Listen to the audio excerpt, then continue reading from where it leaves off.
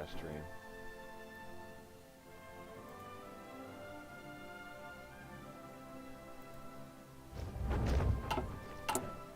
It's basically a test stream, but I'm gonna say on YouTube. So the idea is how to beat the game. It's Poland.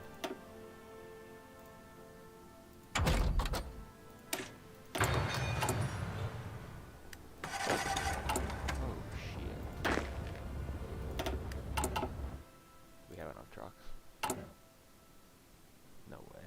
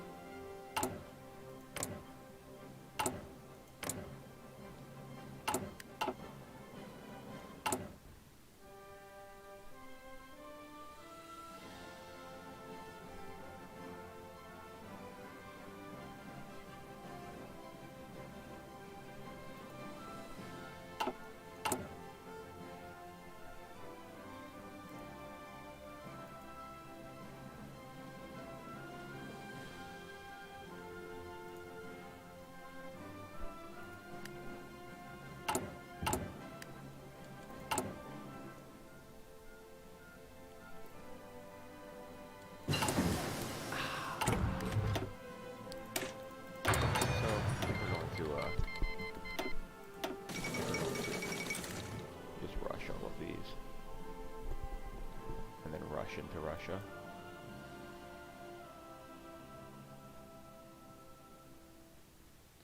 Yeah, that is what we're gonna do.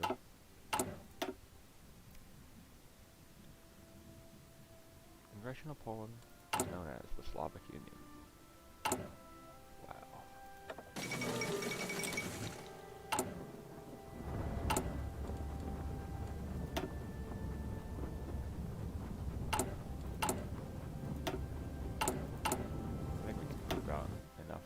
To take Lithuania.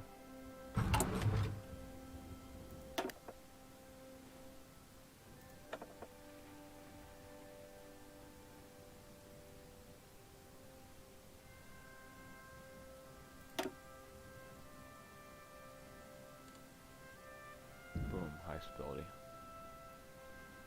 Well, I hope we can get a new portrait. I also have a couple mods. It's Iron Man, so it's Iron Man compatible mods, but we've got better portraits, better flags.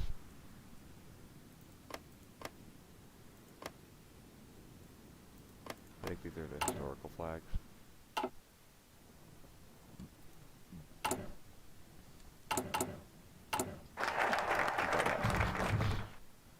There you go.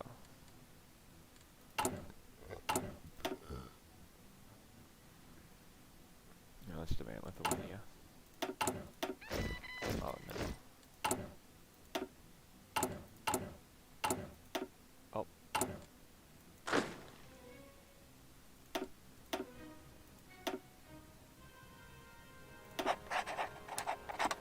Did we get Russian generals? Oh, we invited the nobility. Kinda weird that we didn't.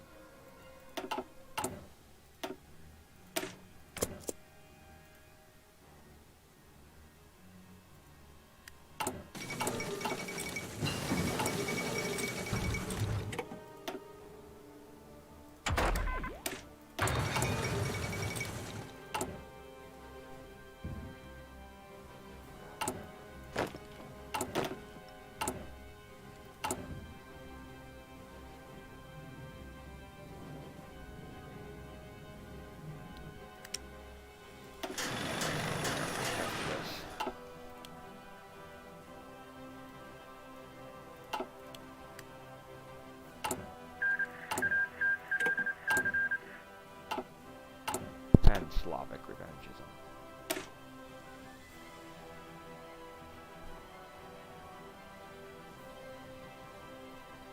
Also,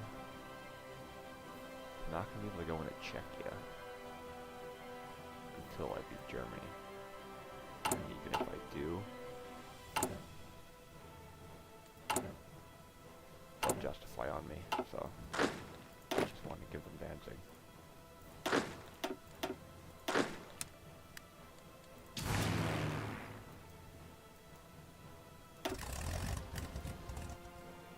Air Force. Time to train.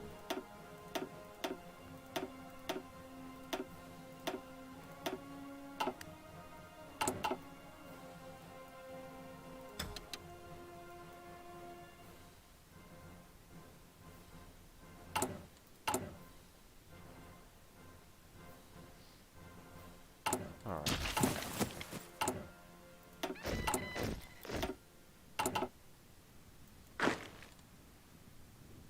Look at how much we instantly got rid of the stability.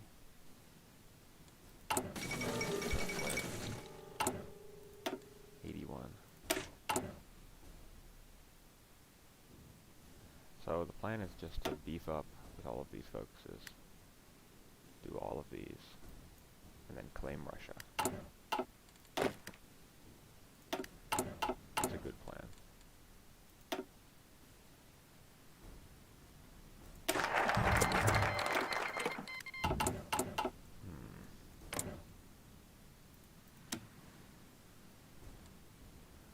How worth it would that be?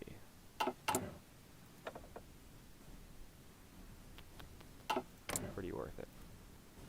I'm going to work. So, I guess I want to spend some money on other stuff to get ready.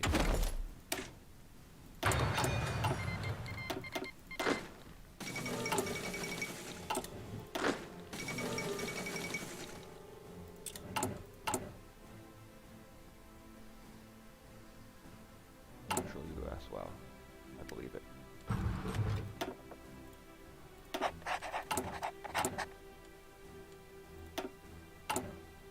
Mass militarization.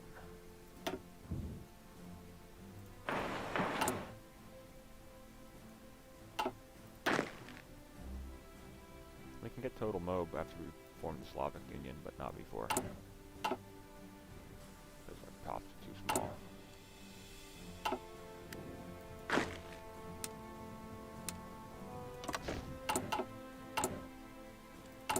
I think, let me see.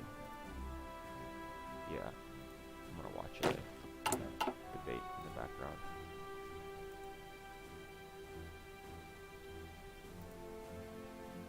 For a while, but I believe they've come out and they've clarified that the control group for the post-transition trans individuals to be compared to were cisgendered people.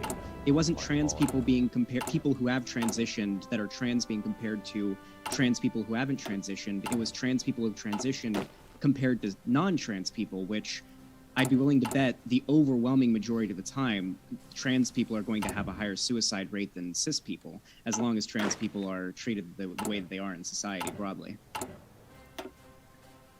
Right. So, okay. So I know the study you're talking about, that is definitely not the research I was having in mind, exactly because of what you just said. That what I was talking about was research that compares trans people who have transitioned to trans people who have not, whereas what you were talking about is a famous study out of Sweden that compared trans people who had transitioned to just a match, in some respect, matched group of cisgender people, which I agree is not very informative for this question.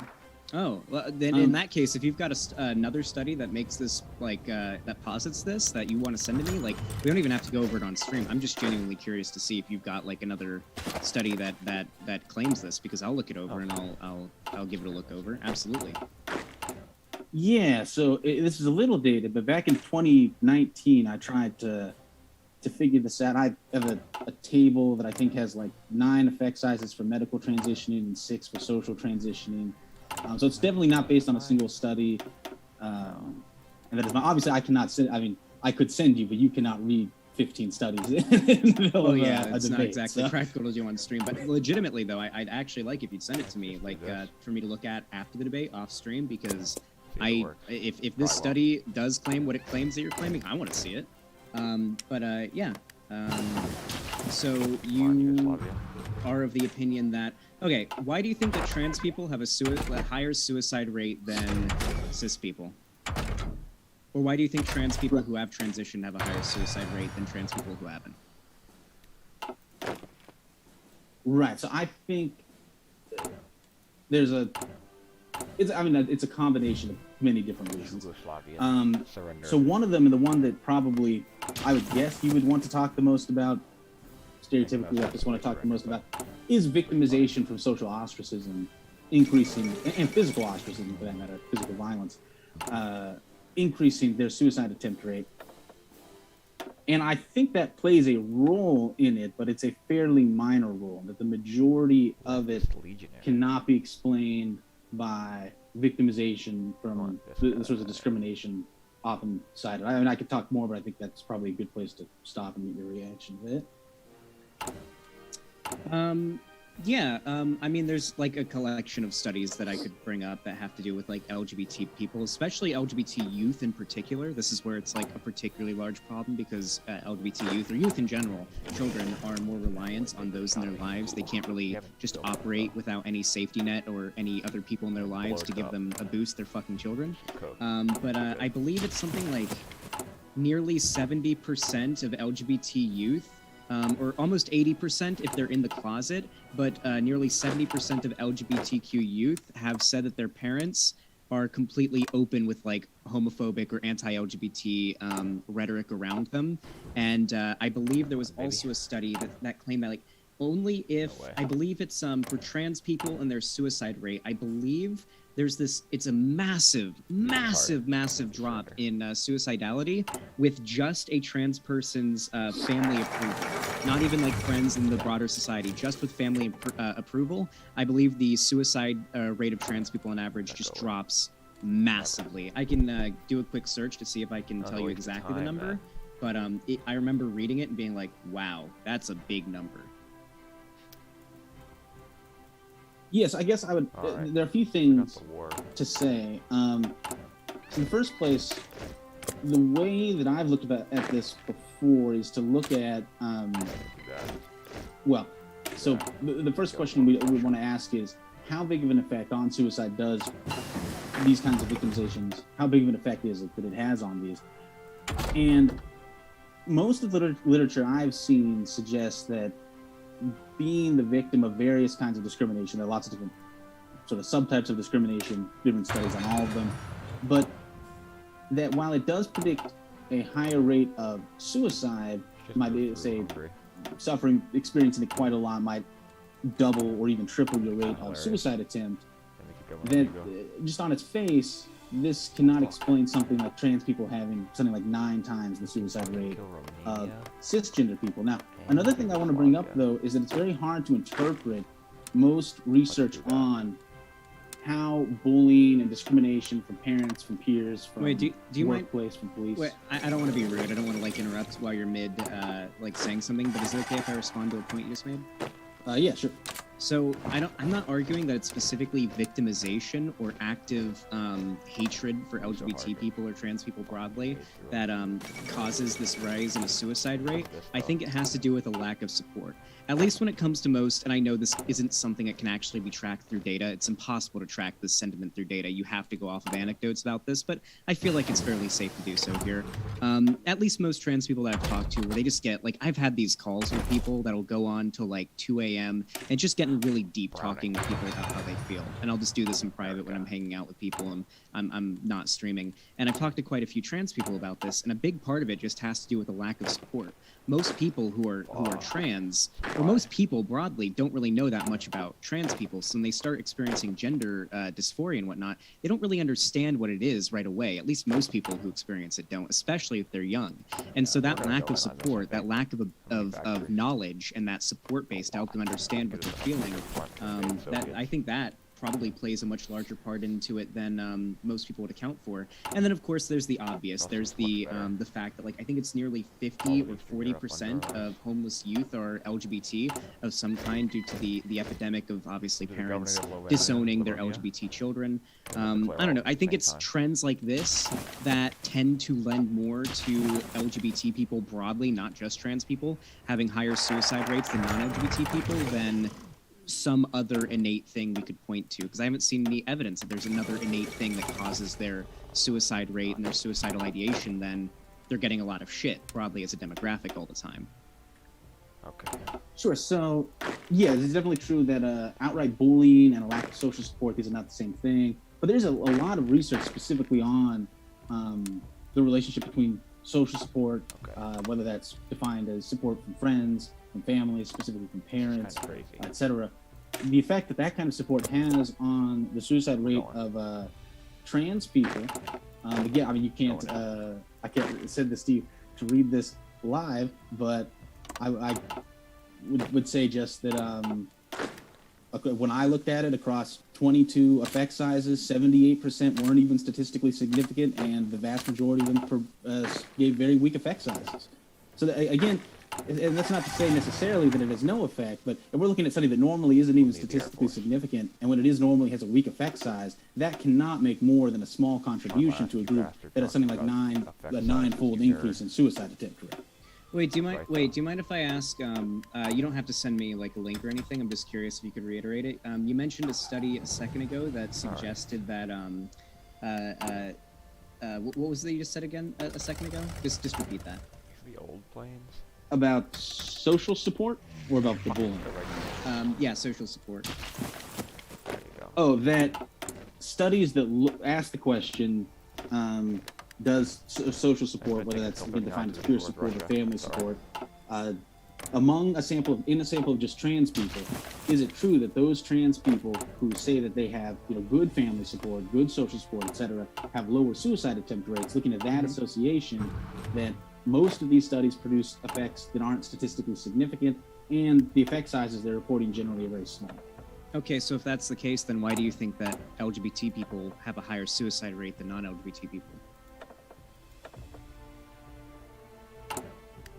Well, like I was saying, it's a combination of different things. So I do think that in the first place, social support, not as much, but there's a certain kind of bullying which certainly does contribute to it, I think, no doubt. Just that doesn't explain the majority of it. Another thing to mention is that a lot of people who have gender dysphoria had pre-existing psychological conditions before they had gender dysphoria, like depression and anxiety are very common ones. Those obviously contribute to an elevated suicide rate. But fundamentally, I think we have a large unexplained gap in the suicide rate that we don't exactly know the cause of. I can share my intuitive speculation about it, but I'm not sure. I mean, that's what it is, I should say from the outset. This is just a speculation of mine about it, and I've never had any kind of gender dysphoria, so I'm not in the best place to speculate about it. But if I had to speculate, I would imagine it might have to do with them not being able to, because the desire they're trying to satisfy, I think anyway, based on just talking to people and whatnot, to fully satisfy it would be extremely difficult and require action on the part of them and many, many other people. And so for that reason, it seems like inherently a kind of desire that, especially the more you sort of get into it and think about it, the more that's going to cause you to be unhappy. But again, that is very much speculation on my part. The empirical nature of the data, I think, is just that there's an unexplained gap in suicide rates. I don't think it's very well unexplained. I think that LGBT people are a group that are extremely more likely to face bullying, and I think that bullying probably plays a lot larger of a part than I think you're willing to admit it does. But I have no doubt in my mind, obviously you mentioned there a lot of LGBT people already have pre-existing mental conditions that could be part of the problem there, or even the reason for the problem, right? Like depression.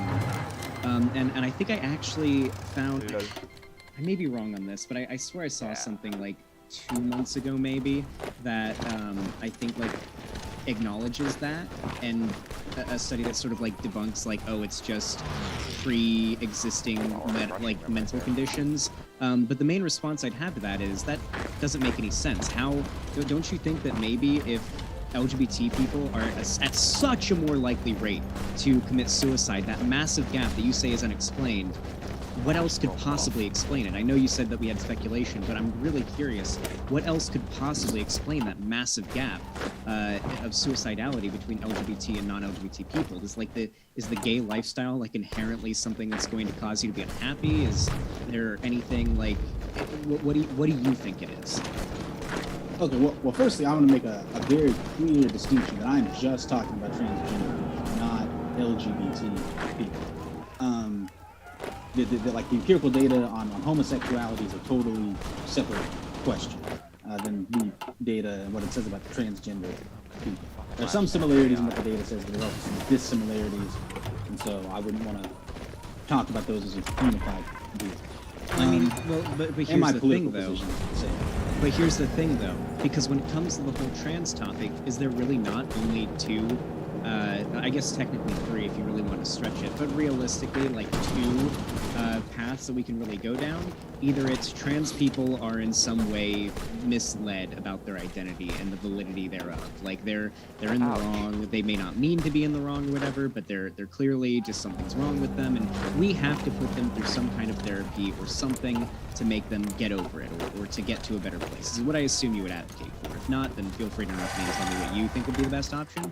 But and that's usually the response that I hear, or to accept trans people and allow them to live their lives and respect them and everything. But this doesn't sound that different to me than the arguments that homophobes back in the 90s and before would make about gay people. Like back when it was like gay people were the big sort of moral panic that everybody was talking about.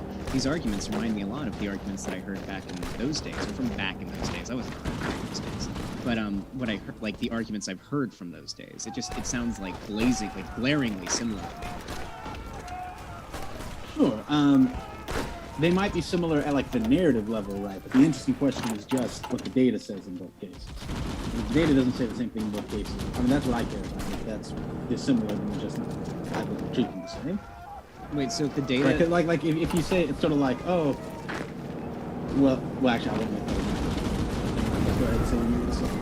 Well, if the data suggested that being gay made you more likely to be suicidal, like if the data just full on said, yep, having sex with other men when you're a man makes you more likely to kill yourself, would you advocate for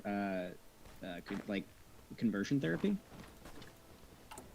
for gay people? Well, there are a few things. If I definitely wouldn't encourage us to have any set of social norms that might increase either how gay people are, and that's a kind of weird thing to talk about. Some people do view sexuality that way. Whatever, I'll just say that. Increase how gay people are or the number of gay people. While that was true, yeah, I think that would be a very irresponsible set of social norms to have. That's what you're asking. Interesting. Yeah, because it seems like the only option with the whole trans thing is like either we advocate for the acceptance of trans people or we advocate for the... I mean, are you in favor of if you think somebody is doing something that's harmful to them, then the government should seek them out and try to prevent them from doing that thing? Like, do you believe if someone's suicidal, they should be bake-racked for a few days to determine whether or not they're like a danger to themselves or others? No, certainly not. Although I do think we're kind of moving now to a very different... I mean, I feel like we could return to the bullying question, because that is just an empirical question. Sure. We could talk about this as well, but this feels like two different things to me. The reason why I bring it up is because it's very relevant. The argument about whether or not you would advocate for trans people to be put through essentially conversion therapy to make them not trans anymore, not want to be trans anymore. It just, like, that's the only other solution, it seems, right?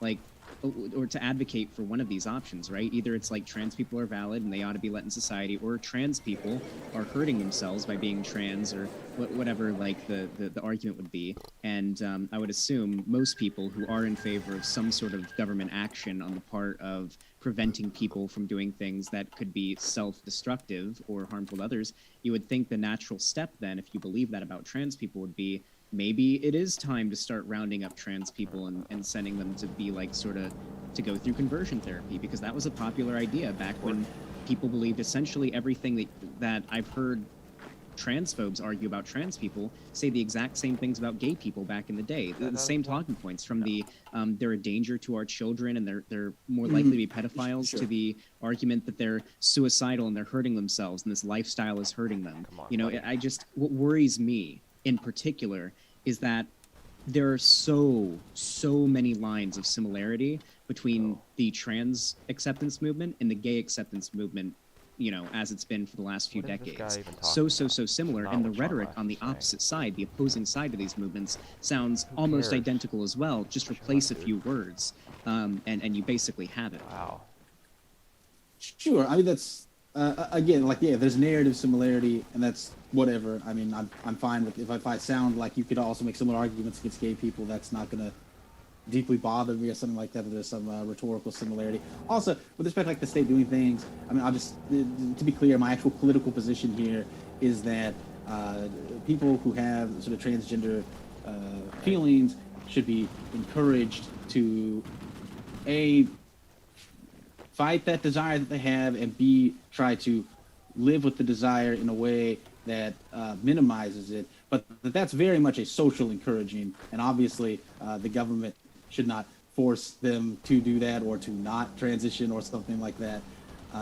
Just to be clear, because you were saying some weird things that might lead people to think I have a political position that I very much don't.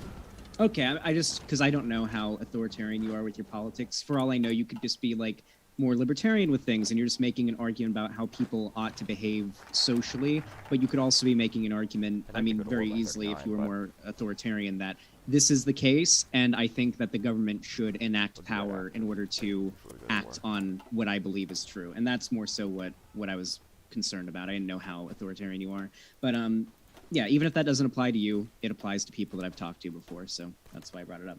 Yeah, I guess I'll let you take the lead of the convo and talk about, because I don't have anything else to go from there. I'll let you go. Take that then. Sure. So returning to the bullying thing, Okay. I guess I just want to. I mean, there are two things I guess to say about the bullying. Firstly, keeping in mind that this is empirically distinct from studies on social support, that most of the effect you normally see, where you see that people who are bullied have elevated suicide rates, just in the general population, that this is mostly due to a whole suite of confounding factors, and that if you control for especially things having to do with the within family environment and genes, that if you control for these things, that the effect size ends up being about 40% of what it's normally reported to be. But that even without doing those, and there are no, to my knowledge, studies on trans people that take into account those sorts of confounding variables, but even not doing that, the effect sizes for bullying, again, I mean, they're real, but they're just not anywhere big enough. It's not like an opinion, it's just the numbers are what they are, that they're not big enough to get you anywhere near the rate of suicide attempt among trans people. And so I don't see how you're going to get around calling that an unexplained gap. And to me, that looks like a decent reason to prefer, if there's a way out of it, to not go into some behavior if you have, for reasons you aren't sure of, massively elevated suicide rates among people who do that. I mean, it just seems like the thing that makes the suicide rates massively de-elevate has to do, particularly when it comes with like trans people, has to do with the more accepted they are and the more they're allowed to transition, right? I mean, I'm looking at a study right now that suggests 80% of individuals reported significant improvement in their dysphoria after sexual reassignment surgery. 78% of individuals reported significant improvement in their psychological symptoms, while 72% of individuals reported significant improvement in sexual function. Granted, this is a question of actual like patients receiving treatment, but I mean, the only way you collect that kind of data on mental health is by asking those people questions. Ask them, do you feel better? Do you feel like things are getting better? And that's how you collect that data. I mean, like every time I see studies about this, I mean, like right here is a giant Cornell.edu meta-analysis, like a collection of, like a super meta-analysis, a collection of so many studies, they had to add meta twice.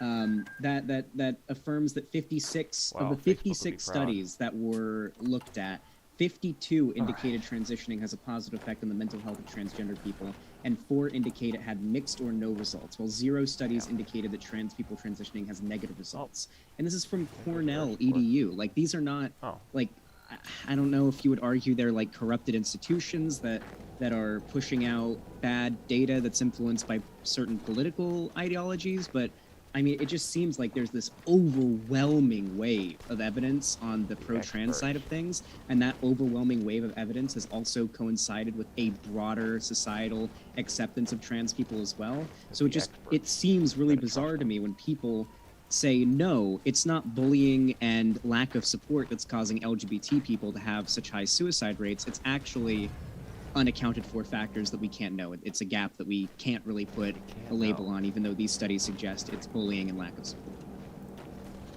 Okay, so I mean, there are a few things to say. Firstly, a lot of the research, all the research that I've talked about so far has been based on suicidal ideation, or preferably suicide attempts, as the dependent variable of the outcome. And there's a good reason for that, because we can't do randomized control trials on things like transitioning, I mean, there's a deep problem with going to someone who voluntarily chose to do a thing and asking them, hey, since you did that thing, do you feel happier? Outside of the trans context, I mean, this is just something just in general, sort of behavioral psychology, that people have a bias for saying, yeah, the thing I did was good once they did it. Sounds like a trans vote. And so for that reason, now if it was the case that that's all the data we had, that would be one thing. But it's not. And so if you look at the data and you say, oh, well, that's interesting. These people who transition, they say that they have are happier because of it, or since then.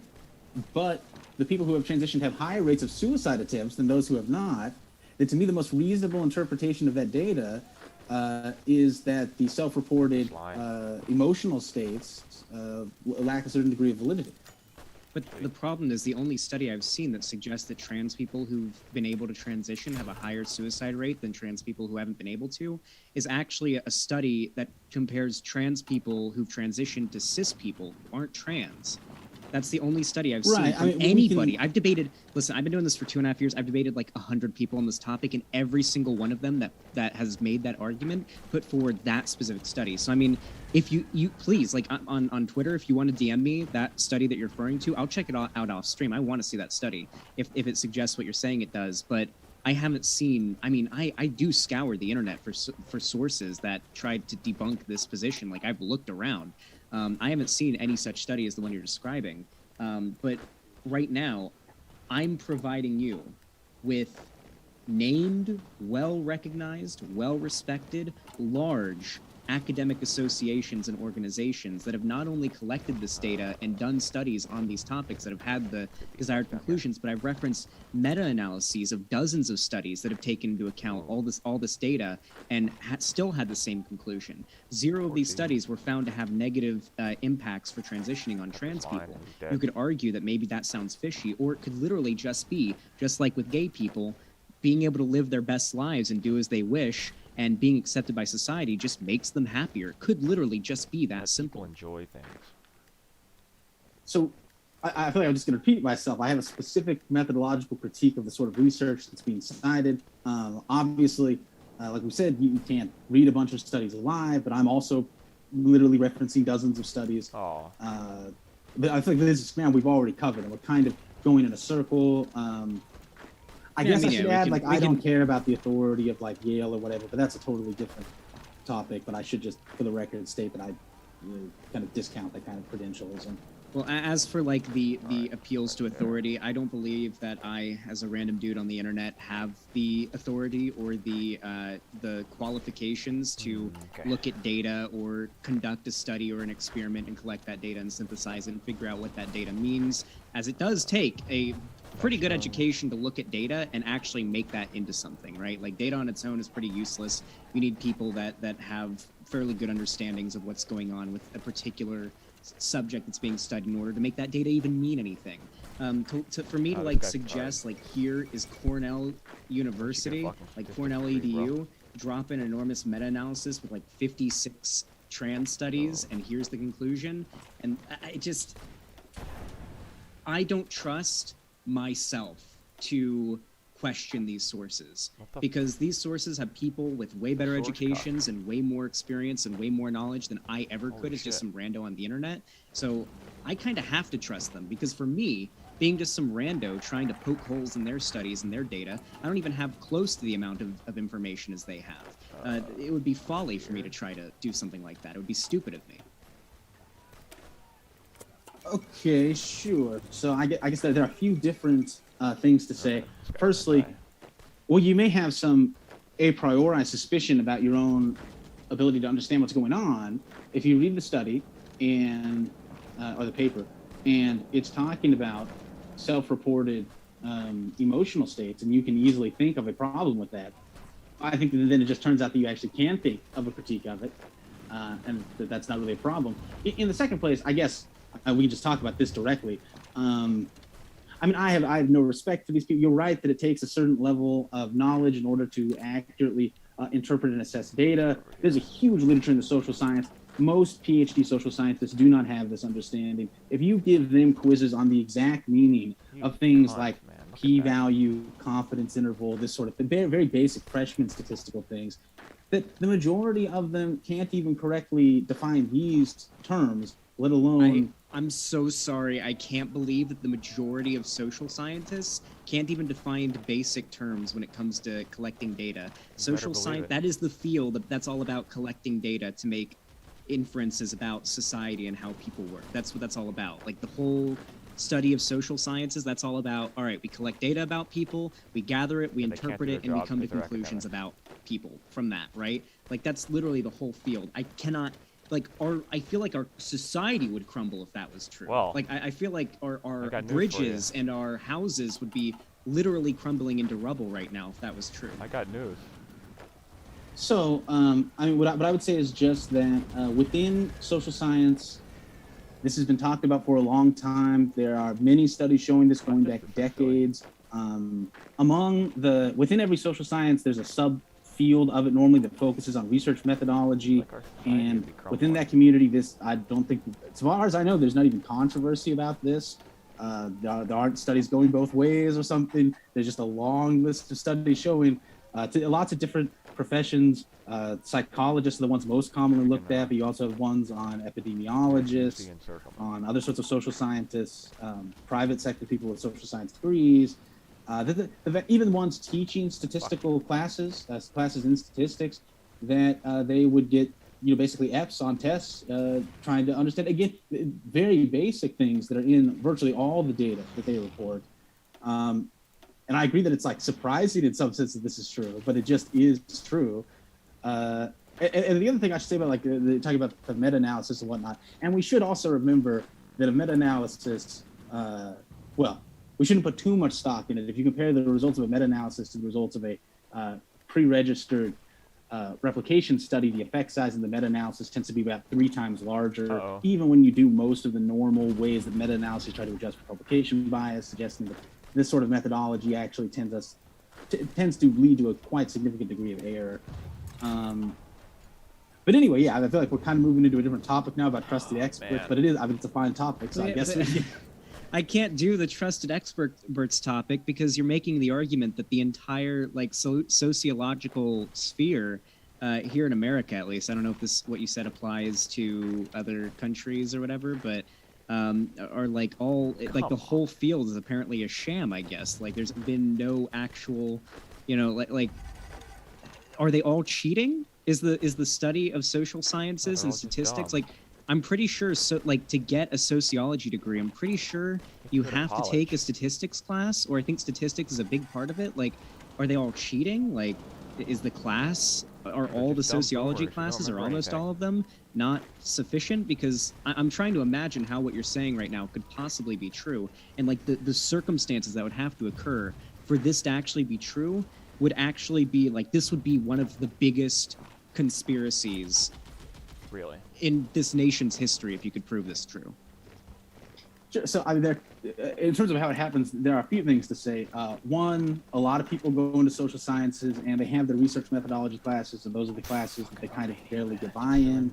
Two, a lot of research classes are taught by people who themselves don't really understand what's going on. Again, there are specifically studies giving quizzes to people that teach statistics, and they tend to find, especially in social science departments, they tend to find similar results.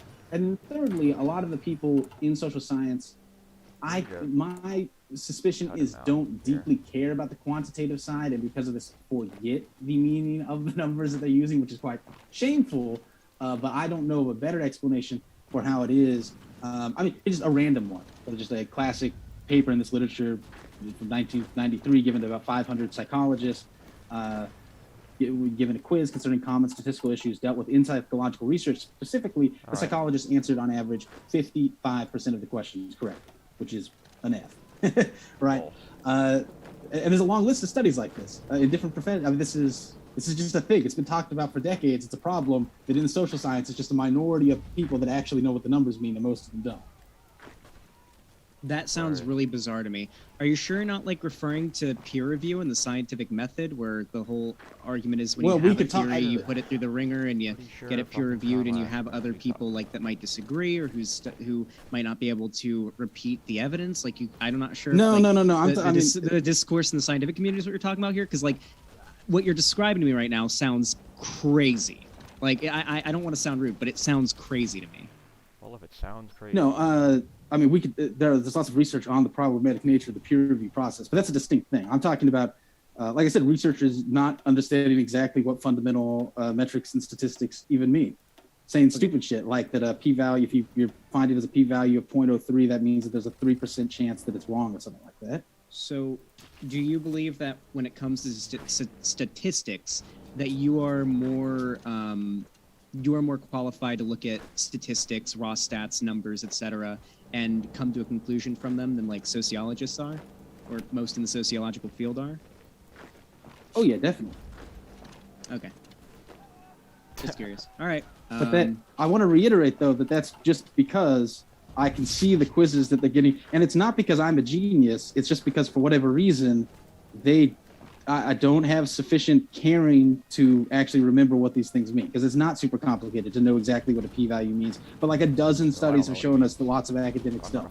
That's just the state of affairs. I didn't make it that way. The papers saying this aren't like from some weird think tank. They're just in normal peer-reviewed journals. Like I said, this has been talked about for decades. It's not even like a secret. It's not a right-wing thing. I've never even heard this talked about particularly on like a right-wing source or something. This is just something that people in research communities talk about. It's just a fact. I don't know what to say. They don't know, probably because they don't care. Okay. All right, I guess. Do you want to like move on to the next point? We gotta break through the mountains. All right. Yeah, sure. I don't even know what that is. I mean, yeah. You wrote them down at some point, so you probably yeah. I mean, I wrote them, so I guess we can talk about it. I mean, the next thing on the list is rapid onset gender dysphoria. We can talk about that for a minute if you want. Oh, sure. And you were upset because there's a paper that used that I think popularized that phrase. Yeah. That is based on the reports of parents, and it's from a forum. And come on, you were saying it was like a turf forum. I've heard people say that there was like a political quiz on the forum, and most of the people were like pro some kind of LGBT liberal thing, but I don't know exactly what the political orientation of the people. The forum in particular that data comes from, I believe, has like it's one of those forums that like you can hear the name of it and you're like, oh, okay, it's like protect women or like women's fight against gender activism. It had a name like that, like a name that Mumsnet. Was it Mumsnet? Really? Yeah, it was Mumsnet, which is a pretty well known like turf website. Graham Linehan recently, like they hate men there. That's a huge part of it. I'm not sure if you're super aware of the turf thing. Basically, in the trans community, there's a disdain for a group of people who I would argue appropriate the label of feminist called TERFs, trans exclusionary radical feminists. These TERFs have a seething hatred for men. I mean, I'm not even kidding. Like, if you think you've seen man-hating feminists on any video or forum or Twitter, you will have your mind absolutely blown. These fucking TERFs genuinely believe that every man wants to like rape them or whatever. It is bizarre. So basically, these TERF forums such as Mumsnet, which is the one I'm talking about specifically, this is where the rapid onset gender dysphoria thing came from, and this is the forum where I believe that particular poll was done. Yeah, sure. Tons of doctrine. And in my opening statement, Go ahead, I keep didn't going. like reference that specific paper. To my knowledge, there's not a lot of data on this. I'm actually only aware of 2 papers directly trying to look at this, and they're both of quite low quality, and then that's one of them. So what I would say though is that we're seeing a rise in the number of people identifying as transgender with time. Mhm. It seems to be concentrated in particular demographic groups, and that it would not be He's cut. shocking if there was some degree of peer influence on that psychological state. There's peer influence on lots of psychological states and desires. But my position is definitely not that the data has come in and we just know that this is true. My position is that the data has not come in, that we don't know, but that nothing about the trends we're seeing makes it implausible that that would be so. And that if that's so, that's a serious cause for concern given the elevated rates of suffering we see among trans people. Damn, So got I'd him. suggest Can't that believe I mean I've this is what the studies tend to suggest as an explanation. Whether or not you agree with that, I mean, could be up in the air, but this is my understanding of why this is the case. I think it's the same reason, or it is the same We're gonna reason be why fucking we've massive. actually seen a rise in people coming out as gay or bisexual, right? I assume you're of the opinion that sexuality isn't a choice; it's like you're born that way. I mean, that's a very generally you could say that. Okay. Yeah, so basically, we've seen a rise in people who are gay or bi coming out, and frankly, I don't think you can. I don't think being gay is a choice. Like, I could not make fuck this myself guy. gay. Okay, I could not. you could. I can't imagine looking at a dude and think that's attractive. So that's me? why I believe there's no way it could be a choice, This because guy's I a can't fucking homophobe. even imagine just like being straight and then deciding to find other men attractive. It's just the whole choice thing doesn't really make sense to me because of that. Anyway, though, I think it's for the same reason we've seen more gay and bi people come out. I think society broadly has gotten far more accepting of gay and trans people, etc. And so we've seen a lot more people come out as gay. We heard I know I'm drawing the same comparison, but there are many comparisons to be drawn, I think. Obviously, the same argument was made back in the day that, you know, if your kid hung out with kids who were gay, then they were more likely to be gay. And that was a talking point that would come out more. I think it's a very simple explanation. I think it just has more to do with society getting more accepting. And obviously, if you are closeted trans or you are closeted gay, the friends you're going to be making at school or the friends you're going to be making in any social space that's given is probably going to be other people with that identity. So there's probably maybe a little bit of selection bias there, but yeah, that seems to be what the data I've seen suggests Trucking. as the reason. But you go ahead. Well, I think it would be very hard to tell that. I'm not aware of any sort of methodology by which you could really discern whether or not that explained, like what percentage of the trends say that explained or something like that. It's gonna be hard to punch in the ego. And like I said, we don't have very strong data. I would be surprised, though, if it wasn't the case that having that option socially available, in the sense that it's something that you think of, it's a frame by which you are open to interpreting your psychological phenomena through, that sort of thing. I will say this is just an intuitive thing, but just intuitively, it would be very surprising to me if it is the case that actually there are no people who had a set of desires that in the past they would have interpreted one way, but now, due to an open availability in their mind of other options, are inclined to interpret that in terms of gender dysphoria, just based on how the human mind sort of works generally. That would seem surprising to me. Yeah, I guess I'll stop there. Okay.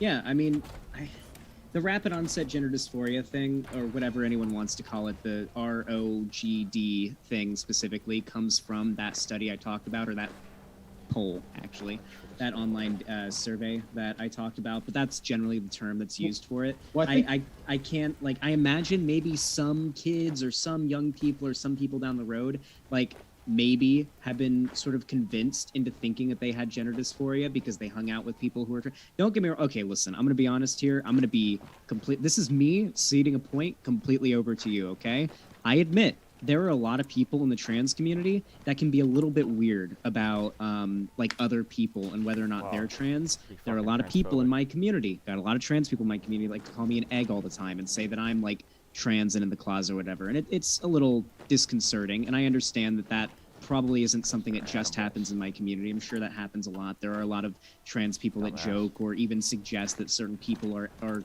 trans and don't know it yet. And I think that's a little bit weird because it can lead to sort of muddying people's perception of their sexuality and whatnot. And it kind of maybe isn't good for people to have that sort of wrench thrown into the gears. But while I think maybe there's been some cases where people have been misled about their identity in the past, I think generally speaking, I just don't think there's any reason to disingenuously claim to be trans. That's my main concern I have with this argument from a lot of people on your side of things. Because there's an implication that, okay, so if it's not being done sincerely and genuinely through a completely sincere and genuine desire to change your gender and to live differently, and that this isn't like a valid identity, then the flip to that is that we shouldn't accept them and that they're causing some type of harm. And I don't agree with that. Or that they're causing harm to themselves, and I don't agree with that. They don't seem to think that either. Well, I definitely, so there probably is some subset of people who are literally just lying about their gender identity, but that's probably a very small number of people. There's got to be some amount. Yeah, but that's not primarily what I'm talking about. I would be thinking of people who have a set of, like, for instance, say you're a male, right, and you're attracted to a set of in some sense feminine behaviors or something like that, and there's a million ways you could interpret those sorts of feelings and desires. Probably not a million, but there's more than one, let's say, and that a social context that primes you to interpret them in terms of gender dysphoria, it would seem super unsurprising to me if that increased the number of people who are interpreting them in that way. Whereas if it was in 1920, I bet a lot of people who had those same feelings, it's not that they would be thinking, oh man, I want to be, they wouldn't be thinking about it in the exact same way, like in terms of how trans people today think about, like, the real identity as a woman or whatever. It would be a much, different, I mean, surely it would be a very different phrase. I don't even see how it would be possible to think that they think about the way that trans people do today. Yeah, I don't know. It just, it doesn't seem like They're genociding the fuck out of them. What I'm curious about is, do you believe that gender dysphoria, as it's been described by like the medical, like the scientific community and like the medical field, do you believe that gender dysphoria is real? Is real. I assume so. I mean, I'm not familiar off the top of my head with their description, but it's just the idea that you have a desire to be treated in a way that matches how people of a certain gender are normally treated. That is not the way that you would be treated if you were treated as someone who has the average gender of the person of your sex. I mean, something like that. Forever. I mean, that's certainly a thing, assuming that's what they mean by it. Okay, so at the end of the day, our goal is to find essentially a treatment or a cure for gender dysphoria, because we've seen gender dysphoria, we've witnessed it in the world, we've observed it, we've seen that it is a thing that people experience. So the argument is, at the end of the day, everything we're talking about here really doesn't matter at the end of the day. What really matters, the real question that we're trying to answer, is whether or not we allow trans people to pursue their transition, or we build roadblocks to prevent it. Because if they're hurting themselves, then naturally we want to make it harder for them to do so. And if they're helping themselves, then naturally we should want to make it easier for them to do so. And I just have not been convinced that there's enough evidence that trans people are hurting themselves by transitioning as opposed to helping themselves, and that the studies and the data are all, for the most part, seem to have their shit together and seem to suggest that this is what's best for them. And I want what's best for them. I want what's best for everybody. Just like you mentioned before, how we need to have a set of categories for things that we consider to be societally acceptable and not, based on maximizing human happiness. I mean, it seems like if we're trying to maximize human happiness, at least from my perspective, it seems like letting trans people do what they, want in regards to their identity is the best way to do that. There you go. Right, and obviously I've already explained why I don't think it's good for them. We're talking about the suicide attempt, and then the Yale, and the trusting experts, and we could do that whole thing again, but let's not do that whole thing again. Okay, so the other thing I guess would be to talk about. I think the final thing would be, at least the final thing I have. If you have something else, then obviously that's fine. But that cisgender people, right? When we talk about, and this is most profound in the case of mate selection, right? That seemingly a lot of trans people would want the following to not be true. Not all trans people, of course, but a significant number.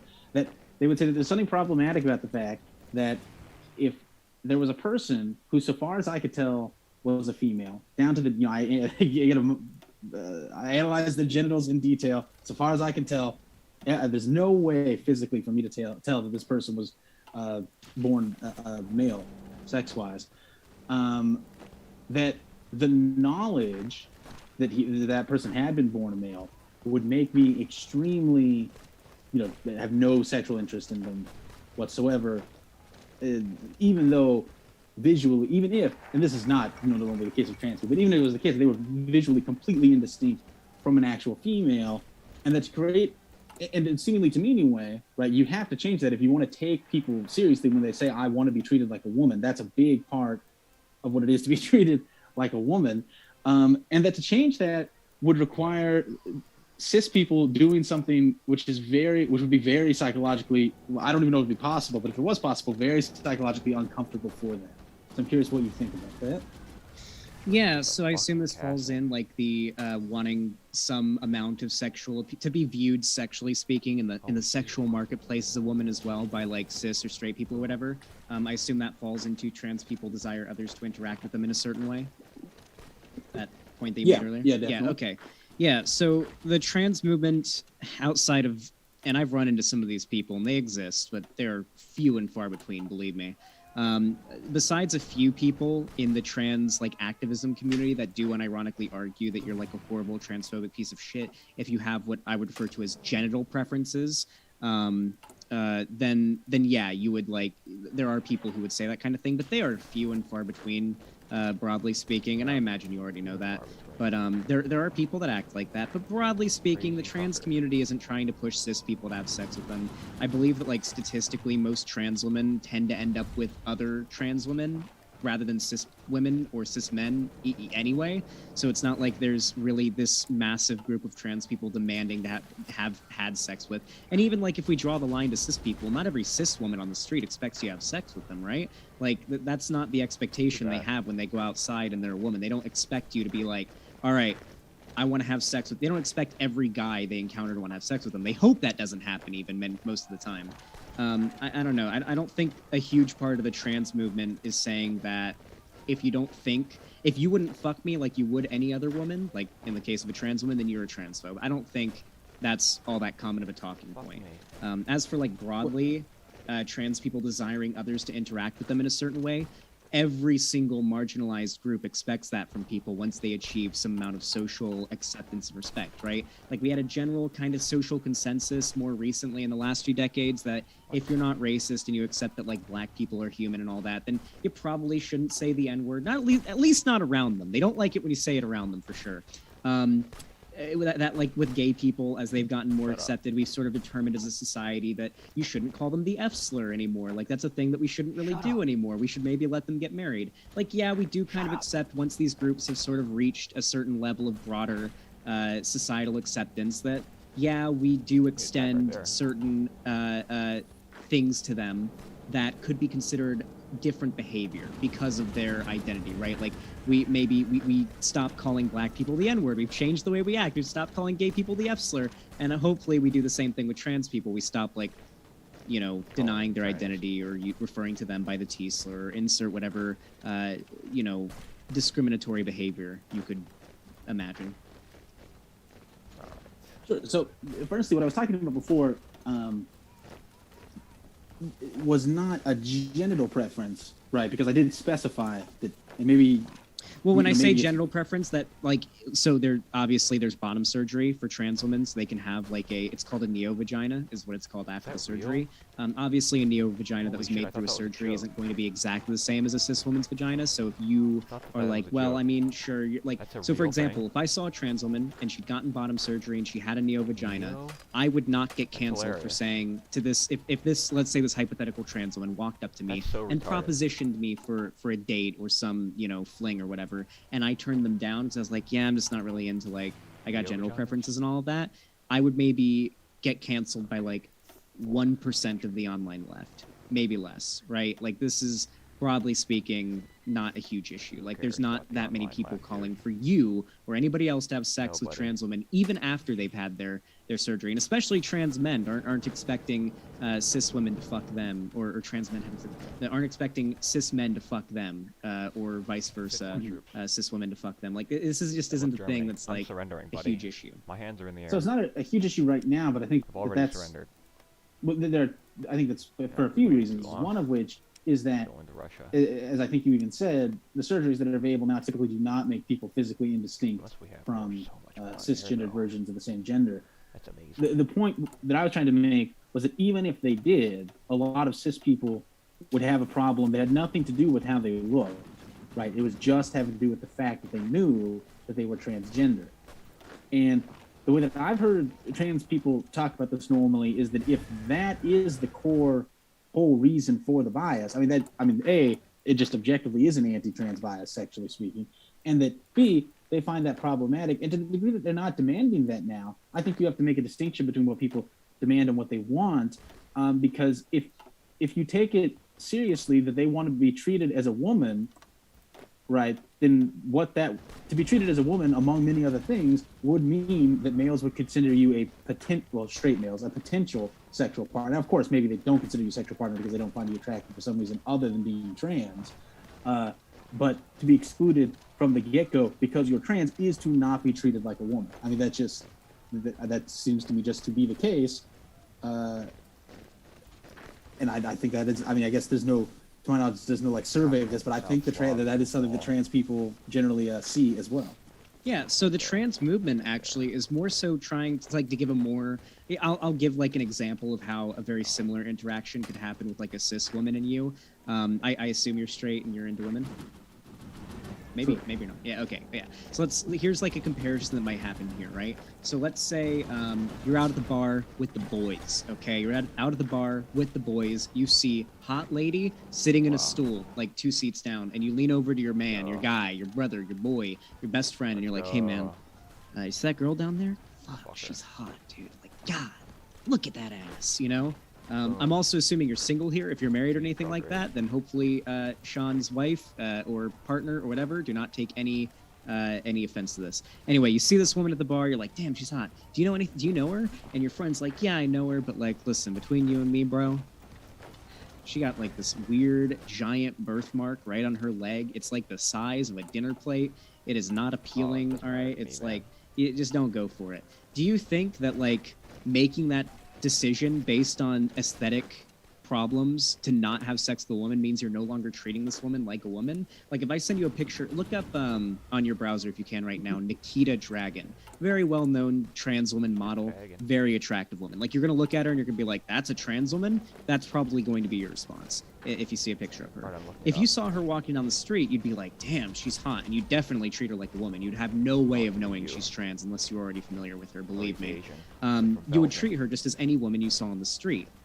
Do you think whether or not the vagina or whatever genitals this person has, being whether it be a penis and balls or a vagina made through a surgery, do you really think that like it would be good to change the way you treat this person in question because now you've seen their genitals and that's what told you that actually they were assigned a different gender at birth, so now you think it's appropriate to like flip your entire way you've treated them, the pronouns you use for them, the name you use for them, all of that?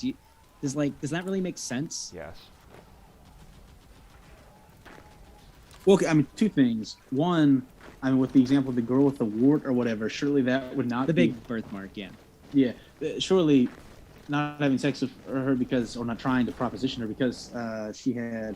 That would not be to treat her like she wasn't a woman, but if the reason that I wasn't going to try to have sex with her was because I didn't consider her a woman, then surely that would be. I mean, these things. Well, no, the trans community is trying to get it to be on that level, right? Like the scenario that you're describing, the goal of the trans community is to make it so it's as casual as that. Like your decision, just be like, I'm not really into like trans women. It's just not my thing. You know, they want that. Like the trans community wants that decision on your part to be as inconsequential and like just on the same tier as thinking I'm not really going to hook up with that I'm not girl sure I because believe insert that, but- feature that she has isn't appealing to me. Even if every other Is that feature she true? has I or guess that's the good. rest of her is, something you would find completely attractive and appealing. Maybe that one feature isn't something that's cool for you, so that's a deal breaker. That's the point that the trans community wants to bring it to. They don't want our society to be at a point where it's huge discourse that everyone's talking about or someone's getting canceled for when someone announces that like they wouldn't have a sexual relationship with a trans person. Most trans Russia, people you're want going this down, out of the bud. discourse. A lot of trans people, when they saw I was having this debate, didn't want the debate to happen because they hate when debates happen between cis people over the validity of trans people's bodies. They hate it. They just want to be left alone to live Yeah, their own I'm life. coming They in hate on this you, whole so. discourse and culture war and moral panic and everything around it.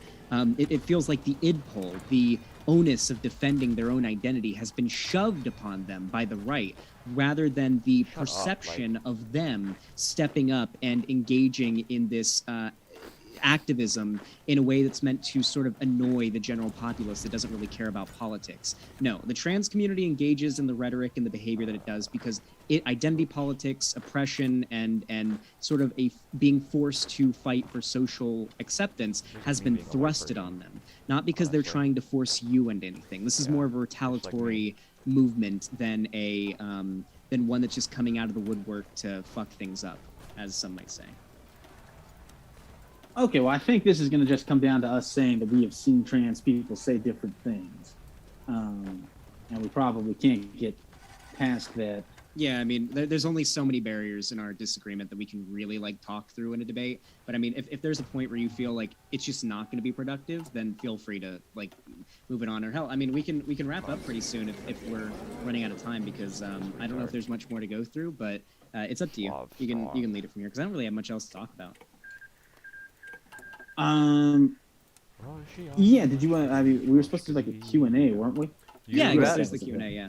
We can jump right into it. Yeah, And this want to is remind you pretty short. folks, our guests are linked in the That's a long description. Q&A though. We really do appreciate these guys and also want to remind you, want to encourage you to Oh, attack the arguments we don't have to instead of do the that person. because And lose it, so. we are very excited to let you know our guests are not only linked here in the description on YouTube, but if you're listening via podcast, we link our guests, both Sean and Xander Hall, in the podcast episode as well, so you can find their links there too. This first question coming in from NXC5 says, Xander Hall, do you consider biological facts when you talk or think about these things need to, like XX and XY chromosome pairs or neuroscience or, I don't know how to mispronounce this, physiognomy. Help me out here. Physiognomy? A very fancy science word, I'm sure. I mean, I consider all of these things when it comes to the argument that I'm making, of course. Yeah, especially when it comes to the argument of like psychology. Yeah, that's a big part of it. Psychology is the bread and butter of the whole like trans argument. Really, that's where all of it's coming from. You got it. This one from Mango T Way says, manpower, but let's see, that's thanks just for your like kind attack. words and appreciate your support of these debates. So I want to mention, as I already said, our guests are linked in the description, and we really do appreciate these guys. Nikki says, thank you, Xander Hall. You're hitting the nails right on the head. You got a fan out there, Xander Hall? Thank you. This one coming in from Mango T says, Xan, do you believe that your identity is a test from the almighty creator, and do you think you should overcome those feelings? Do I think that my identity is a test from a creator? No, I don't think so. I'd say I'm pretty happy with my identity. I'm pretty happy where I'm at right now. I need to go to the gym more. Creator. Two things I'm working on right now: waking up earlier Photon. and getting to bed earlier, and going to the gym more. That's the current thing I'm trying to overcome in my life. You got it. And Mango T also a little asks, bit scuffed. Xan, do you believe your Because identity is I don't a have result enough of fucking men. isolation and abuse, or is it from societal programming? So God, much it's fun. impossible to tell, right? Like this is a question I think So about much so land. much. How much of our personalities and how much of the way that we are is a product of nurture, and how much of it is a product of nature? It's such an interesting thing to think about for a while. Like if you get the opportunity, take a few puffs from the old Kush, and just really give it a thought for a while, and it'll send you on quite the trip. I'm inclined to well, believe that's that what I do every nurture day. has a bigger effect on your personality or break. identity and who you end up being than like nature, how you're born. I think it's more so your environment, personally. Wow. You got it. And this question coming in Deep from stuff. the Crawdaddy029. Now, some of these are comments as well. I'm just They fine said, with that. as a society, we discourage deception. Affirmation of transsexual is a deception. The trans quote-unquote ally is dodging this by name-calling it gender when sex is the key word. Yeah, so sex and gender aren't the same thing. This is overwhelmingly agreed upon. We didn't even get into this during the debate, but yeah, there's just no, like, there's no foundation for an argument on that whatsoever. Sex and gender just aren't the same thing. This one coming in from Ozzy and says, keep your government out of my pants. My choice. True. Next up from Volt14 says, given that Sean finds entire social science fields illegitimate, what standard of evidence would change his mind? What kind of evidence does he need? Or such scenario can't be imagined? Or such scenario can't be imagined? I'll give you a chance to respond, Sean. Yeah, so given that the question was, given that I consider social science to be trash, what kind of evidence do I need? Roughly speaking, yeah. Give. Right. So firstly, I should say it's not that all of social science is trash. It's just that social science is regularly done by people who, again, don't really understand what the numbers mean and can't discern for themselves whether or not it's trash particularly well. I mean, I can give you there are basic guidelines for determining, if research is trustworthy. It is the statistical power of the research high, or the p-values of the findings hanging around 0.05. If so, that's a major red flag. I mean, there's a bunch of things you can look at if you want to, but they're not like novel. It's not like my ideas. It's just the way to do it. It's not something. It's not like my opinion. And then about the trans stuff specifically. No, I am. Well, I just don't have any memo. For one, just the most obvious thing, right, would be that if it just was not the case, that people who have gone further with these desires tend to have higher rates of suicide attempt. The people who have not, I mean, that obviously would cause a change in my view. Just the reverse of the evidence I cite. I don't know. It seems like kind of an obvious answer, but I'm not sure what else to say. This one coming in from Turbo says, Xander, do you truly believe that the difference between a real and fake vagina is, quote, purely aesthetic, unquote? I mean, if you're having sex with it, yeah, probably. I mean, I don't think that most people, when they have sex, are doing it to procreate, so that's not really a matter of the question, I think, most of the time. But yeah, I'd say probably if you're just having sex with a surgically created vagina and a, biologically created vagina, then they're probably going to feel and look mostly the same, probably. You got it, Ann. Thank you very much. Do you mind if I add one extra little detail about that? This is actually really interesting, and I learned about this about a year ago watching a Blair White video.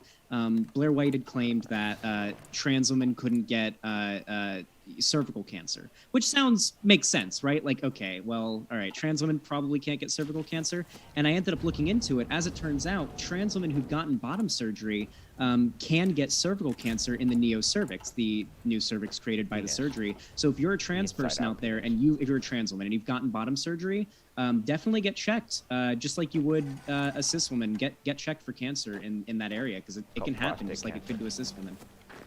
You got it, and this one coming in from Zap Rising says, is Sean aware of Alden's fallacy on trans issues? Alden's fallacy? I think that's a meme. I think it's a Bosch meme, if I remember. Anything with Alden in it is a Bosch meme. Right, that's referencing when the kid was asked about Alden's number. That's right, yes. Yeah, I'm familiar with this meme. So. This one coming in from retarded. What are you fucking walking through there for? Saint Beloved Appreciate It says, X, do you believe a large part of the trans suicide rate is because not many are attracted to trans people, and of those who are, they are not the best? Yeah, definitely. Not really. No, that would be insane to me. Like the idea that just a lack of attraction would be I don't know. That sounds like a little bit too incel for me. I think probably bullying and societal acceptance is probably a stronger explanation for that. But I mean, I don't even agree with the premise there. I think there's no data on this for sure. But if you go on Twitter, I see those trans women thirst posting for each other like crazy. And there's also some really, pretty good-looking trans people out there. There's some handsome trans men, some beautiful trans women out there that I've seen. So I don't know. I don't necessarily agree with the premise. Wholesome. You got it. This one coming in from Ben Dover says, sex is an immutable biological reality. Gender is a social construct built upon biological realities. to create social cohesion and cooperation. Social constructs exist because they work and they ought to be enforced. Social constructs exist because we created them. They're just the existence of social constructs and the fact that we have them isn't in it of itself, as this person said, evidence that it's a good thing. Racism is a social construct. The concept of like black and white people, Asian, etc., like these are concepts that we've categorized ourselves. There's no like stone tablets deep in some ancient magical ruins that we dug up that said, oh yeah, by the way, this is where all the races are, the races and ethnicities, and this is like the boundaries of what nations and what geographical areas they exist in. That's just not how it works. We socially constructed these ideas because at the time we thought they served either some service or they made things simpler. And maybe at the time they did, but just because we had those social constructs doesn't make them good. I would hope most people watching don't think racism is good. That's a social construct. We're trying to get rid of that.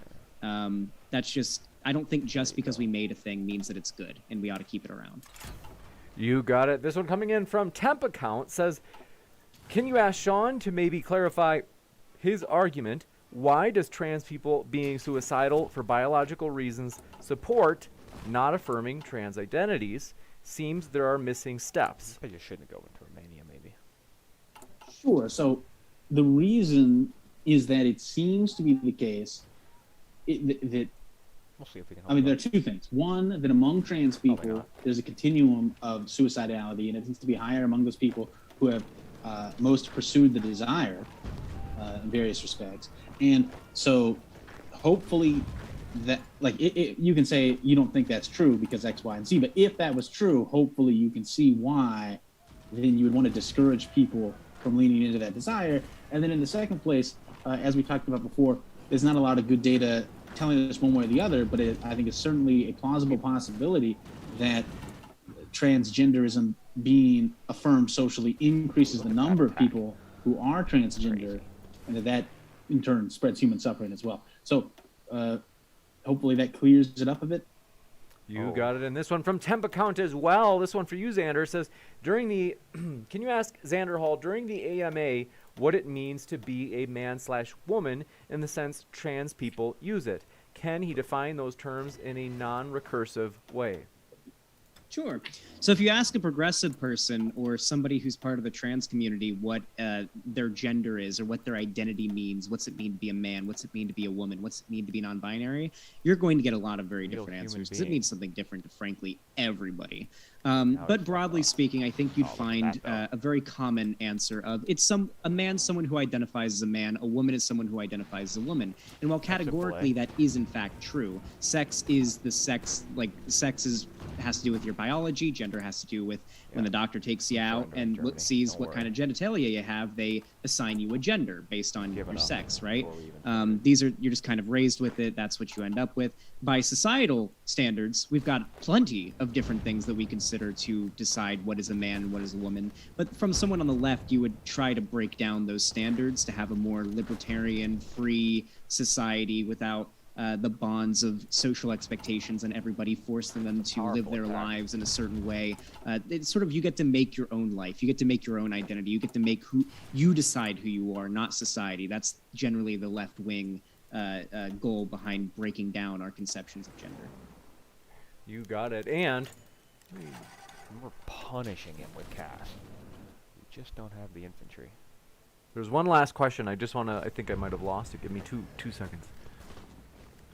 Ryan Secord, I think partly meant to be trolling, but we'll give you a chance if you want to address it in terms of whether or not they literally are raising this objection. They say, for Xander Hall, can Sean identify as the winner of the debate? And this might be a chance for you to, if what your position would be in terms of the differences in terms of identifying as a person who won a debate versus identifying as a man or a woman. If they are serious, I don't know. Yeah, absolutely. So identity and gender identities, depending on who you ask, you'll get very different answers, as I mentioned before. If we really want to get radical with it, and this is a very radical perception, though I do tend to agree with it more, the argument made by those that are a bit more radical on the left is usually that gender is entirely socially constructed. That we've just noticed that there's a general sort of bimodal distribution in sexual characteristics, and we've sort of assigned a social label to that we use in our society, and that social label has sort of grown a certain amount of expectations went along with it. When it comes to new genders, new identities, which identifying as the winner of X debate would qualify as if it was done so in sincerity. I mean, technically that could be a new gender identity if it was accepted by a certain social space. That's all our gender identities are, after all. The only reason why we use boy, girl, man, woman is because we've normalized it. Otherwise, we might be using just male or female or some other distinction for categorization of people's sexual identity, right? Or sexual identity, how they were assigned at birth, or whatever. I think it has to do with the sincerity. I don't like setting a precedent for trying to analyze the reasons for why a trans person identifies the way that they do. I think whether or not we accept that person and whether or not that person is like acting in good faith is something we can just kind of determine based on their other actions. And if there's some crazy pedophile who's pretending to be trans or whatever to try to touch kids at some book event, I think we should condemn that person for being a pedophile, not for being trans. And I know that's been something that people will bring up. I think it has to do with the sincerity of it. If Sean legitimately identified their sexual identity or their gender identity as the winner of the debate, then I guess I'd say I'd accept it. I'd accept it if it was genuine. You got it. And this question coming in hot from Saint Beloved says, Xander, what age should kids be introduced into a trans lifestyle? What age is appropriate for the trans talk? Trans talk and being introduced to a trans lifestyle? You doing all right? Bruh. You all right, Sean? I don't get the joke, but we'll give you a chance to respond, Xander. Yeah, I didn't pick up anything funny from that question. So I'm gonna leave that smarter minds than me. But from the research that I've done, it seems like when it comes to social transitioning, as long as it's to the discretion of whatever medical professional has done the discussions and the psychological analysis of the child in question. This just isn't up to me. I don't have the experience or the knowledge to be able to make that decision. Seems like around the age of speaking is around when doctors are able to get a decent gauge on the mindset of whoever they're talking to, and that's usually when it's recommended for a gender experiencing minor to start dressing differently or calling themselves something different. Maybe around the age of 10 or 11, that's when medical professionals will advise the introduction of hormone blockers, assuming that so far the long-term analysis of this individual has resulted in just socially transitioning has worked out for them. Then they can upgrade to hormone blockers, which are not hormones. They just sort of delay puberty for a while, and that's done to ensure that the person in question doesn't experience the wrong puberty.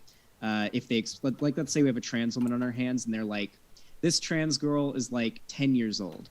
Now, it's possible that when they end up being 13, 14, 15, 16, they realize, nope, it was all a phase. I'm not actually trans. I'm a boy. It was just, I like playing with dresses. I like wearing dresses. I like playing with dolls. That's just what I like. Never mind. Okay. Never mind. False alarm. The hormone blockers basically allow for a bit more time without the downside of during that time experiencing a more hard to reverse puberty, incorrect puberty, right? And so obviously in most cases, the vast majority of cases, I should clarify, hormone blockers can be reversed. We put kids on hormone blockers for other things all the time, such as just any issues having to do with hormones, one of them being pituitary gland issues. I had a friend in school who was on hormone blockers for that. And then, of course, down the road, once adulthood is reached, and I believe in the UK specifically, you have to live a year, a few years maybe, identifying as the gender that, as trans and being out as trans in society. Then I believe doctors in the UK, and I think that step is skipped in the US. Once the age of adulthood or 16, 17 around there is reached, then hormones can be introduced. So that seems to be the process now, and I mostly agree with it. I don't see any issues with that process. You got it. Can Now, you- before can we you hear wrap me? up, Sean, I don't know. Maybe you're looking at something in chat, and maybe so. I don't want to assume too much in case you were laughing about something else, and maybe you didn't know that you were not muted. So, if you have something to say, though, I'm willing to explore it before we wrap up because we've got a good amount of time yet. We shouldn't have. Sean, can you, thoughts on this, Sean, and then of course we'll give you a chance to respond, Xander Hall, in case Sean does have anything. Can you hear me right now? Now yes, we can. Okay, good. Yeah, no, I thought I was muted before. I apologize for that. All of that laughter. No, to be honest, I wasn't even listening that hard to what he was answering after I realized that I wasn't muted. I was just laughing into the mic such that people could hear me. Obviously, I don't agree with encouraging kids to do the trans thing, but this is way down the road because if I There's don't so many agree- layers. I know, right? Because Right. if we're gonna agree on kids being able to transition, then there's so many fundamental layers beneath that before we'd have to agree on. We'd have to start by agreeing on the data, whether or not the data that's out there right now that affirms trans people or not doesn't affirm trans people. We'd have to agree on whether or not that is conclusive. Then we'd have to agree on whether or not trans people philosophically ought to be recognized by whatever identity. And then way up that tower of agreement, we can get to, okay, now should we let kids transition? There's just so many we'd have to have it'd be pretty so many weird if I was conversations. let's discourage adults from doing it, but it's cool if kids do. That would be a very strange position. Yeah, there's a few too many layers of disagreement we have there for that discussion, I think. You got it. This last one coming in from Mango T. Last second question says, Xander, do you believe that your sexual identity is a test? Should you overcome it? I could have sworn someone else asked that too. Yeah, I don't know. I'm assuming that might be a meme, maybe from Sean's community or something. No, I don't think it's a test. I don't really think that how you're born is a test that you need to overcome. Even if you're trans, I don't think how you're born is a test that you're overcoming.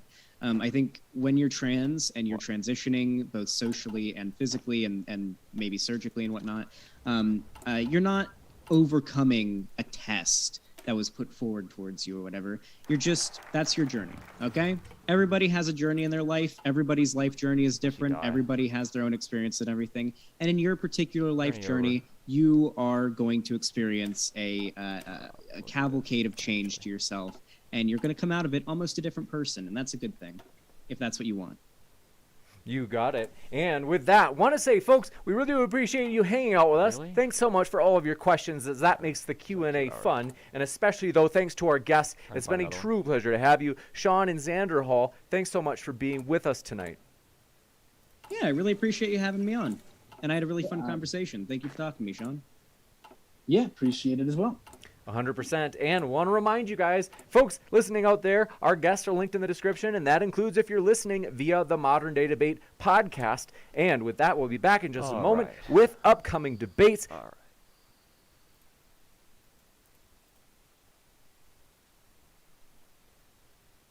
This guy uploads. Pepe. This guy uploads Pepe pictures or something.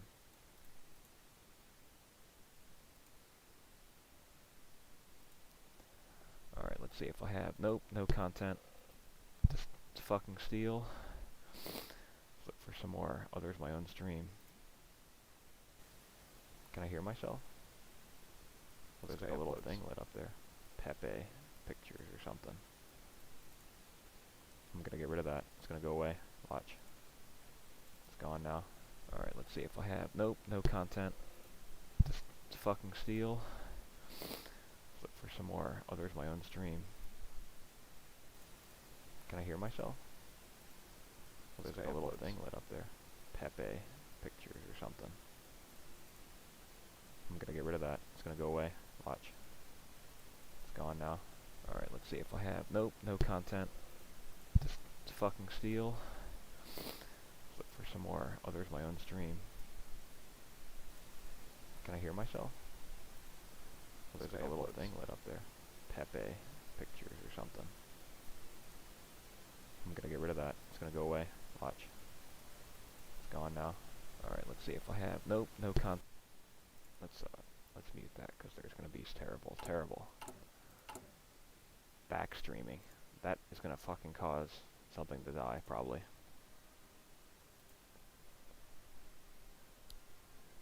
Alright, more debates?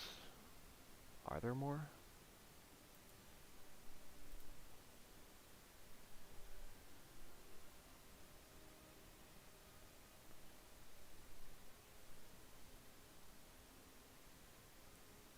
Oh, it's this fucking guy. This guy's retarded. I'll watch this guy. Hey everybody, tonight we're debating Kyle Rittenhouse, guilty or innocent, and we're troops and forever ends its illegal and immoral occupation of the sovereign month of November. But I digress. What are we talking about when we ask if Rittenhouse's acquittal on all 5 counts was correct? 3 counts of homicide and 2 counts of recklessly endangering safety. His acquittal on the last of which seems utterly baffling to me because being that Rittenhouse's AR-15 was loaded with a clip of 30 rounds with a full metal jacket. So, fun fact about me. In college, I had a roommate who owned an AK-47. During a paranoid fugue state, he wound up firing off 2 shots of very similar ammo inside the tiny campus apartment we shared. The bullets went through our door, across the quad, through the wall of the Chinese foreign exchange students in the other building, through their living room, out their kitchen window, and buried themselves in the brick of the building 2 buildings down from us. Miraculously, no one was hurt, and no one called the police. My point in bringing it up is that I know viscerally just how stupid and negligent it is to bring a weapon like that, loaded with that particular ammo, to a protest with crowds, ostensibly for personal protection. It is an absolute goddamn miracle that no bystanders were killed. But that aside, again, I repeat, what are we talking about? If we're talking legally, this was a jury trial, and by definition in our system, any decision by that jury was the correct one. So I'm not going to argue with that, nor am I going to complain about the judge. Was he unreasonably deferent towards Rittenhouse? Absolutely. But that doesn't surprise me in the slightest. The state has extreme difficulty bringing its violence to bear against reactionaries like Rittenhouse, because ultimately the state's primary function is to secure and defend valuable property. Or as noted by commie soy boy beta cuck Adam Smith, and as he put it in Wealth of Nations, civil government, so far as it is instituted for the security of property, is in reality instituted for the defense of the rich against the poor, or of those who have some property against those who have none at all. Got problem? And Rittenhouse didn't damage property. He killed people.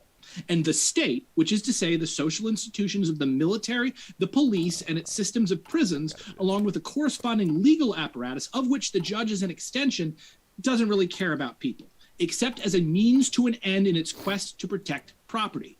So it was absolutely ridiculous to expect anything else from a judge, but deference towards a boy who took it upon himself to volunteer for the state's duties. As I have said before, the purpose of the state is not to keep the peace. Rather, peace is kept in order to keep the property. So this debate is not and should not be about the legal outcome of the case, as this has already been decided. Rather, we should be talking about it as if this outcome was desirable. And I can tell you categorically that if you are the sort of person who values law, order, and social cohesion, if you are the type of person who is intensely disturbed by violence in our streets, if you hold our traditions of individualism and liberty as sacrosanct and believe deeply in our right to bear arms and our right to self-defense, Rittenhouse's acquittal is the absolute worst disaster that could have happened as a direct result of this case. Well, you're a communist. And I hope that you can take off your culture war glasses and look at the situation soberly and objectively and realize why. What has happened in Kenosha is not a victory for self-defense, because every member of that crowd had a right to self-defense. Yet only Rittenhouse's was respected and endorsed by the state. This is something we often forget because the crowd was contrasted with the defendant. We are individuals and experience reality as such, but the crowd is simply a collection of more individuals, all with the same rights and responsibilities as Kyle Rittenhouse. Every single one of them, us really, has families, dreams, hopes, loves, lives, and heartbreak. But because of the limitations of our language and our consciousness and the nature of legal proceedings, the crowd gets abstracted into a mob by our lying common sense. And we don't put ourselves in their shoes. Instead, with the aid of the media, we project ourselves into the main character. And in this drama, that is active shooter Kyle Rittenhouse. So, take this another way. Imagine that you were in the streets that night. That you were the one standing there as a minor, a literal child, took a semi-automatic weapon capable of firing more than 5 football fields of range, loaded with rounds that can blow through not just their targets, but doors, walls, and windows. You don't know this kid from Adam, and suddenly someone's dead.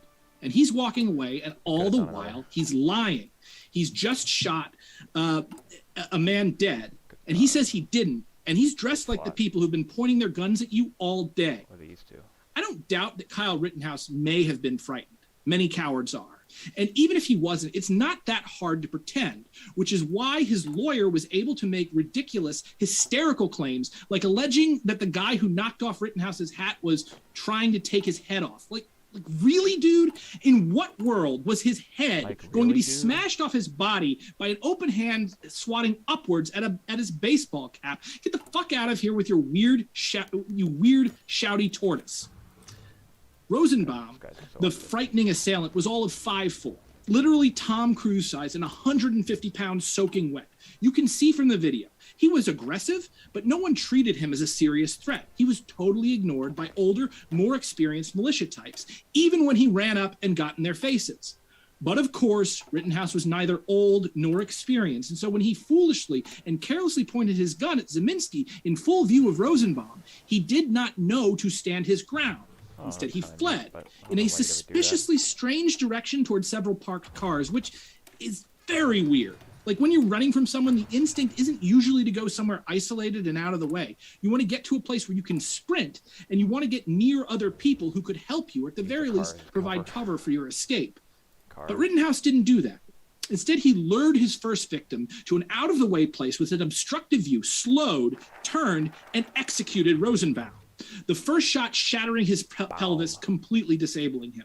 But Rittenhouse kept firing, eventually executing him with a shot to the back that the defense contends was a mid-air leap, but after the first shot was almost definitely the tiny man falling to the ground. So he kills Rosenbaum and starts walking away, lying that Rosenbaum drew on him, which, holy shit, that right there shows you criminal intent.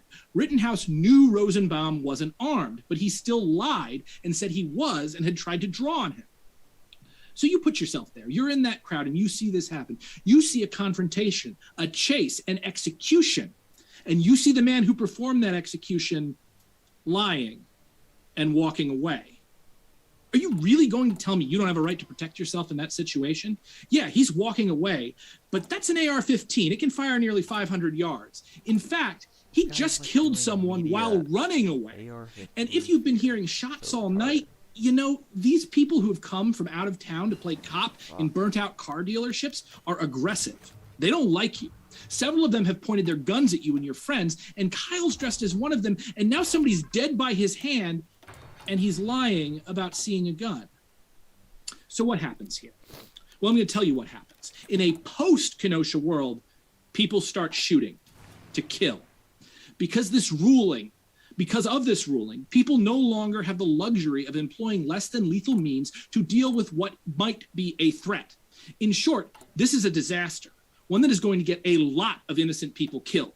Street protests are not going to stop.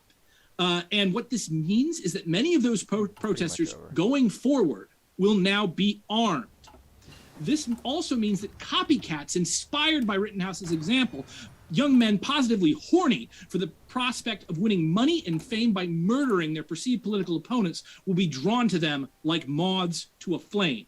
Which means that when we have the next George Floyd killing, and we will, the next time this happens, odds are that there will be 2 groups of armed militants opening fire on each other in American streets.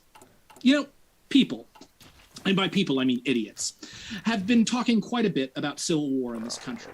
Usually they're dumb kids like Kyle Rittenhouse. They're people that don't understand the consequences of their actions. They have an elaborate fantasy running through their minds, spurred on by hormones and propaganda and tribalistic sectarian bias, inflamed by a failing economic and political system that has robbed them of their immediate future. And they think that this war is something they want. But I've studied civil wars and I've spoken to combat veterans, and I can assure you this is something that needs to be avoided at all possible costs. No one wins when violence hits the streets. And this country, for the dumbest of all reasons, a few utterly worthless car lots has taken a huge step towards making that doomsday scenario a reality. When people are allowed to kill with impunity because they're scared and have a gun, you start a vicious cycle that, if left unchecked, is going to end with a few people huddled in a crumbling building surrounded by rotting food with certain knowledge that they have done this to themselves.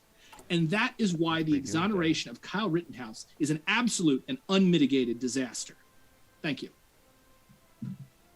And thank you very much for that opening statement, Brenton. We are going to kick it over to JF for his opening statement as well. Want to let you know, though, first, folks, if it's your first time here at Modern Day Debate, we are a neutral platform hosting debates on science, religion, and politics. And with that, we'll kick it over to JF. Thanks for being with us, and the floor is all yours. All right. Well, I disagree with so much of what we've heard. I can't believe that Brenton is telling himself these stories about what happened here. Definitely, the outcome of the trial was correct. That was the title of the debate. It's not really what Brenton has been discussing about, but let's talk about what makes a trial reach a proper outcome. A jury was there. There's no question that the jury had diversity in it. There were lots of women. There were men. They were a jury of peers, and they've been exposed to the evidence, perhaps in a case where the degree and resolution of that evidence has rarely been met ever in our history. It's rarely been the case that we see a criminal trial built around things that have been fully filmed from multiple angles, and where there is basically no place for doubt about the sequence of events. It is one of the most documented series of criminal allegations ever. So we benefit from a very high resolution, and the jury was able to benefit from that high resolution, all these facts that were gathered. Then we can ask the question, was the prosecution allowed to present as much evidence as they wanted? And they were. The judge was very fair in letting them making, in fact, arguments that personally I think he should have been more strict about. For example, the use of a photo that's been replaced with interpolation, with AI and logarithms and all that. This is dangerous, and there's definitely ground to reject that kind of thing, which are creations of computers. The judge allowed it. So in many ways, the judge left all chances possible for the prosecution to make the strongest case against Kyle. And even then they failed. And they failed because the evidence that was of high quality was sufficient to exonerate Kyle fully. Kyle was not a murderer. Kyle was not acting with intent to provoke. And Kyle has been each of his actions have been done with a reasonable assumption that he was under threat of potentially dying or being hurt in some major form. So, and some people are saying a Zoom is not an AI, JF. The thing is that the AI ultimately is the same thing as a Zoom. It's something that tries to guess a hole in an equation. And the AI is according to certain mathematical laws that have been, that the AI has been programmed according to.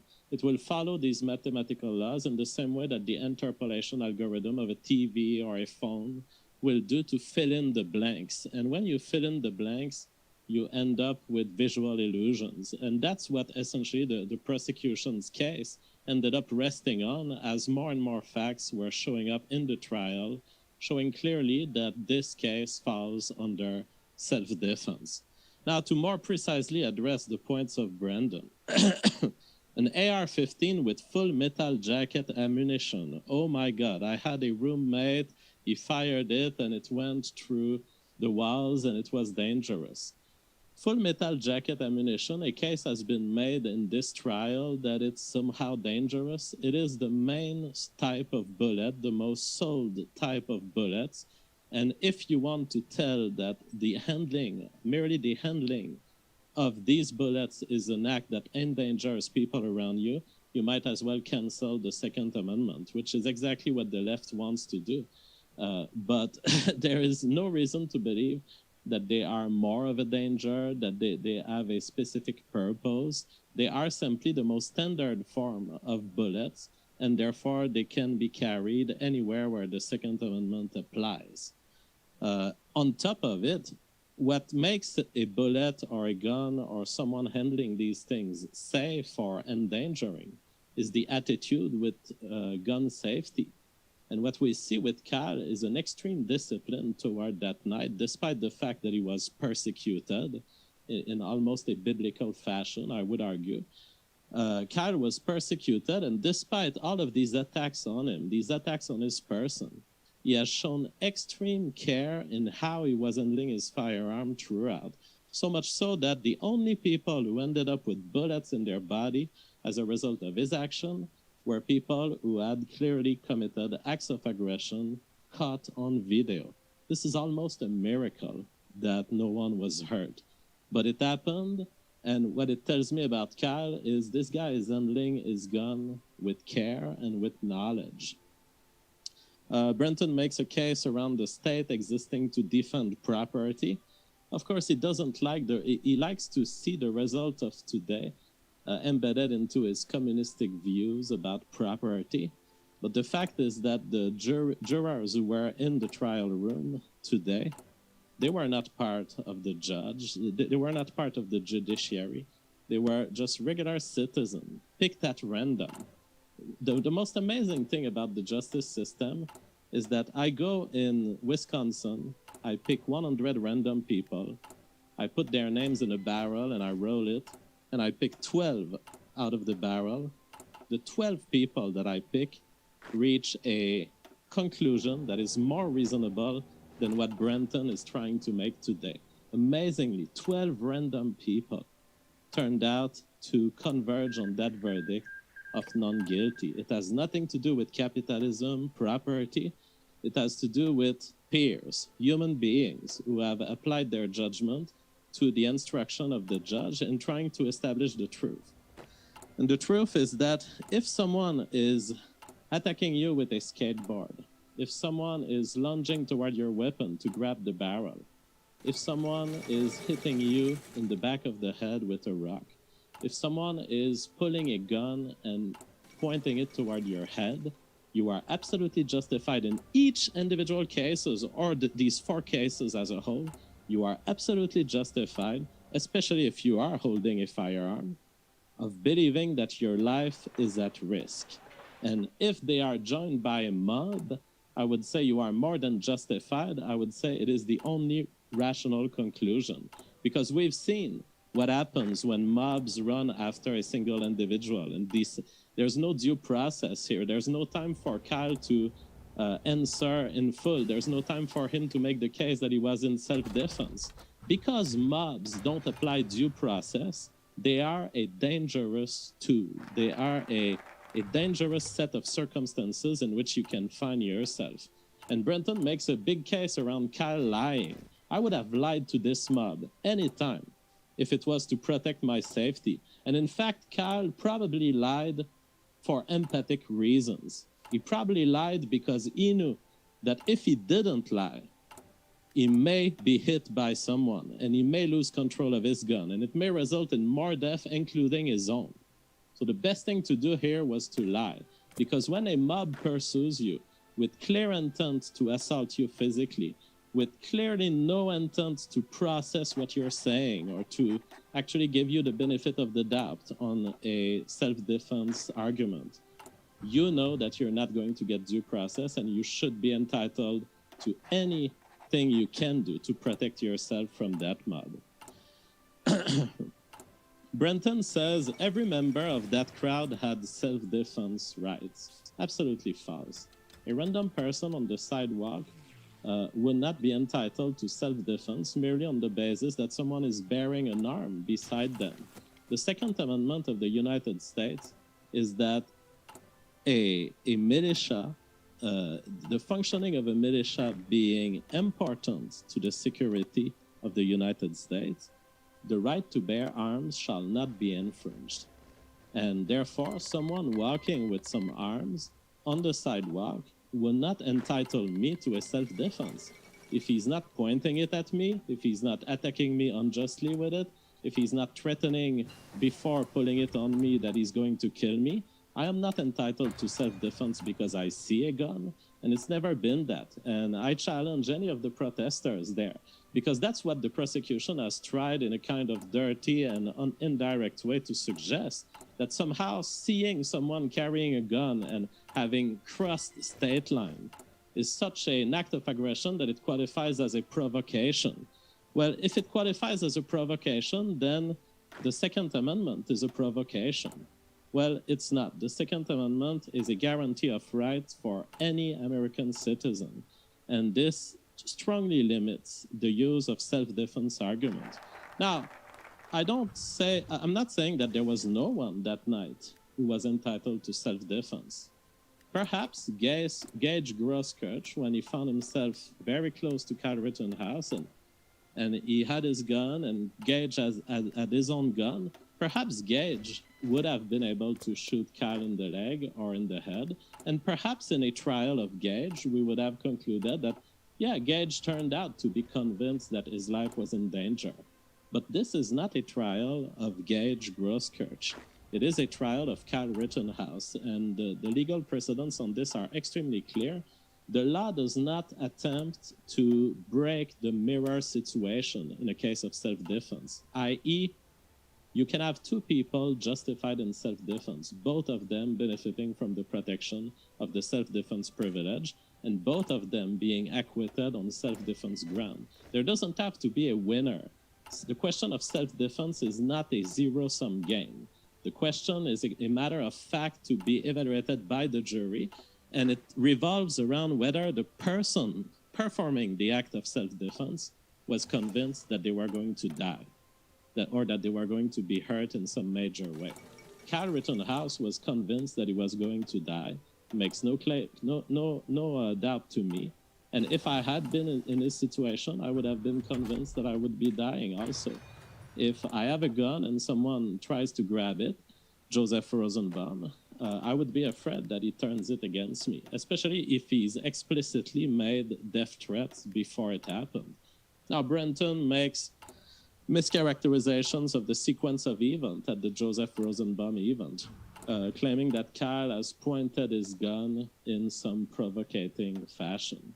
The thing is that pointing a gun in certain situations is a dissuasive tactic, especially to de-escalate a situation in which you fear that your life may be in danger, but you also think that the person could be responding positively and could be withdrawing their threat toward you. So pointing the gun is something that you'll see in almost every police video that ends in a shooting. They will point the gun, they will say, give up your firearm, or throw this down, or show me your hands. It is a de-escalation tactic, and the jury didn't eat the suggestion of the prosecution that this was some kind of provocation. It's not. It's not that pointing a firearm is not always a provocation. Sorry, what were you saying, James? Got about 60 seconds until we hit the 13-minute mark. All right. On the question of Kyle's head being taken off, I don't care if a skateboard can or cannot take a head off. Ultimately, a skateboard is a tool of aggression. In this case, there's a physical assault. That's all that matters to me. Kyle fled after pointing his gun to Zeminski. There might have been a legitimate reason to point his gun to Zeminski. In any case, it doesn't justify Joseph Rosenbaum lunging at him. And I have some other comments, but we'll go through them throughout the night. I will just say, Brenton said we don't care about the details of how it feels from the perspective of the mob. Well, I've digged that very in depth. I've digged in depth what was the state of mind of Joseph Rosenbaum that night. And my conclusion is that Joseph Rosenbaum was getting out of a psychiatric hospital, which he went in because he was suicidal. And as he got out of the hospital, he was still suicidal. And Joseph Rosenbaum, in screaming throughout the night, shoot me, and in lunging at the firearm of Kyle Rittenhouse, I believe that Joseph Rosenbaum chose to die that night. He thought he was dying for the cause of the communists like Brenton. He thought he could be elevated as a martyr tonight by doing it. But what he was is a suicidal person with bipolar disorder. You got it, and we are going to jump into open conversation. Want to let you know, folks, if you haven't already, hit that subscribe button as we have many more juicy debates like this to come. For example, the bottom right of your screen, we are thrilled Stefan Molyneux in Destiny will meet up for the first time. That's later this month. It's going to be a juicy one. You don't want to miss it, so hit that subscribe button and that notification bell as well. With that, thank you very much, gentlemen. The floor is all yours for open conversation. Man, Molyneux is really a glutton for punishment, but all right. So, JF, the first thing that I wanted to bring up here is, so you've clearly never sat on a jury or covered a trial. I've done both. Jurors are not picked at random. They don't put them into a thing to pick them at random. They did that later on to pick the 12 members of the jury that had already been selected. But juries are actually selected during the jury selection process by the attorneys on both sides. And they try to pick the jury that is going to be most receptive to what they're working at. Both the prosecution and the defense are trying to pick people that they think will take their side, no matter what. And then what they're also doing is they have the ability to veto a certain number of them. So juries are not picked at random.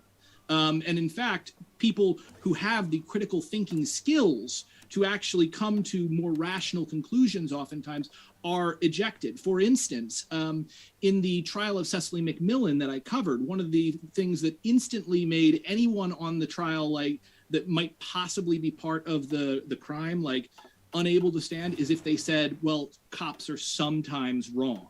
That was gone. You couldn't have anyone that believed that a cop could be wrong on that trial.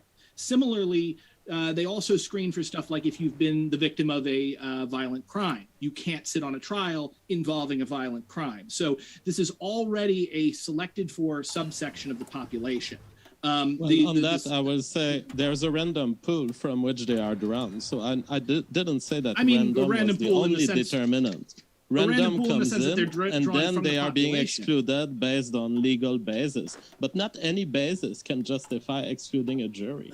Yeah, but the point is that the entire process is set to select a very specific kind of person to fit them into that process, and that entire process is created and maintained by the state to facilitate outcomes that enable the state to continue its mission to protect private property. Now, it's really funny. Binger, the state's attorney, Binger, had his right to speak at the moment of the selection of the jury. Now, are you saying that Binger didn't want to win this case? No, Binger definitely wanted to win the case. We had divisions in the ruling class at this point. The state is having trouble deciding whether or not it thinks that right-wing reactionaries are more dangerous than protesters. For a while, it was just protesters, and then, we had 2018, where 100% of the political motivated killings came from the right wing. We had freaking El Paso. An absolutely false statistics. It is not a we false have statistic. to go through the methods of this, but this is a statistic that was created by cherry picking, not scientific studies. Okay, so let's explain. How is it created by cherry picking and not scientific studies? Well, people have been going through that claim. I believe you get this from the ADL. Is that correct? That's one of the sources for this one, but it's not just the ADL. People have been debunking that claim and finding that the so-called acts of political violence were always included when they came from right-wingers, and similar cases where left-wingers or protesters could be construed to have been acting in criminal ways based on political ideology were excluded intentionally. Like what? Give me an example. They claim that there's zero left-wing violence cases in the U.S. No, they claim that there were zero left-wing murders. Zero left-wing murders. That's very important. Because again, left-wingers will be violent. They just don't kill people. Here's what they did to often. debunk this. The problem is that your cases for right-wing violence are people that somehow have a swastika tattoo and they happen to be killing their car salesman. And hang on. El Paso has nothing to do with their right-wing views. They were including. You're just lying at this point. No, they were including in this case a guy who killed a car salesman for absolutely unrelated things to politics. You agree? I mean, I don't think that that's necessarily the case. I mean, you've got a guy with a swastika tattoo. He's probably a neo-Nazi. He's probably been to prison. So yeah, maybe I don't know the exact circumstances of this one thing that you are telling me, and I just have to take on faith that it actually. So that's happened. what happens. Yeah. That's what happens when you don't use scientific method and you use bias. Oh my God, the statistics are using the scientific results. method. No. Now, again, we know that this wave of right-wing violence, we had the Tree of Life synagogue shooting, we had Christchurch, we had El Paso. These continue on and on and on. There was the murders in New York. It has been out of control for several years. And so we started to see maybe the state starts to take this more seriously. But it's still kind of up in the air at this point, what is more dangerous. And so you saw two sectors of the ruling class essentially having a battle that played out in microcosm between the prosecution and the judge. Now, that's the first thing that I wanted to go on about. The second of all, it is really weird. Like, I get that you really like America, but you clearly don't understand America. Because the Second Amendment states that, yeah, well, you've got the French thing behind you at the moment, but you will have the American thing behind you. Yeah. The Second Amendment states that a well-regulated militia being necessary for the security of the state, comma, the rights of the people to keep and bear arms shall not be infringed. Now, first off, the left loves that shit because the left, a lot of them want a revolution. So they want to have arms. You talk about freaking Mao. The people that don't like that are the liberals, which are not the left. The liberals are anti-revolution and are ensconced in protecting capitalism and protecting the status quo. That's why, like, the far left hates Joe Biden. It's a very, very different set of people, and you're just grouping them all together into one segment. Now, it's the right of the people to keep and bear arms. This is because originally the founders of our government didn't want a formal military or police force. They only wanted militias. So the idea was we keep the people, we make sure they have weapons so we can call them up and put them into militias. It has nothing to do with the narrative that you are putting forward. Because again, well-regulated militias. Kyle was not part of a well-regulated militia of any kind. He wasn't even allowed to own that gun. I argue that he was. I argue that the Second Amendment, since it was not barred or stricken, is still valid today. And it makes of Kyle the member of a militia. The militia of American well-regulated citizens. militia. He's a freaking teenager who's only trained He's with his gun once because before. he can't acquire a nuclear weapon. He can't acquire a tank, or whoa, hang on. What do you mean he can't acquire a nuclear weapon or can't acquire a tank? That's there weren't nuclear weapons or tanks when they were writing the Second Amendment. Yeah, what the hell are you talking about? Well-regulated. Yeah, well-regulated, as in the militia is trained and able to carry out the duties of a militia in the place of a formal military and police structure. And clearly, Kyle was properly trained. Somehow, this guy. Oh my God! No, he wasn't. Firearm safety. He has handled firearm safety better than Alec Baldwin. He had McGinnis in his freaking line of fire when he shot Rosenbaum.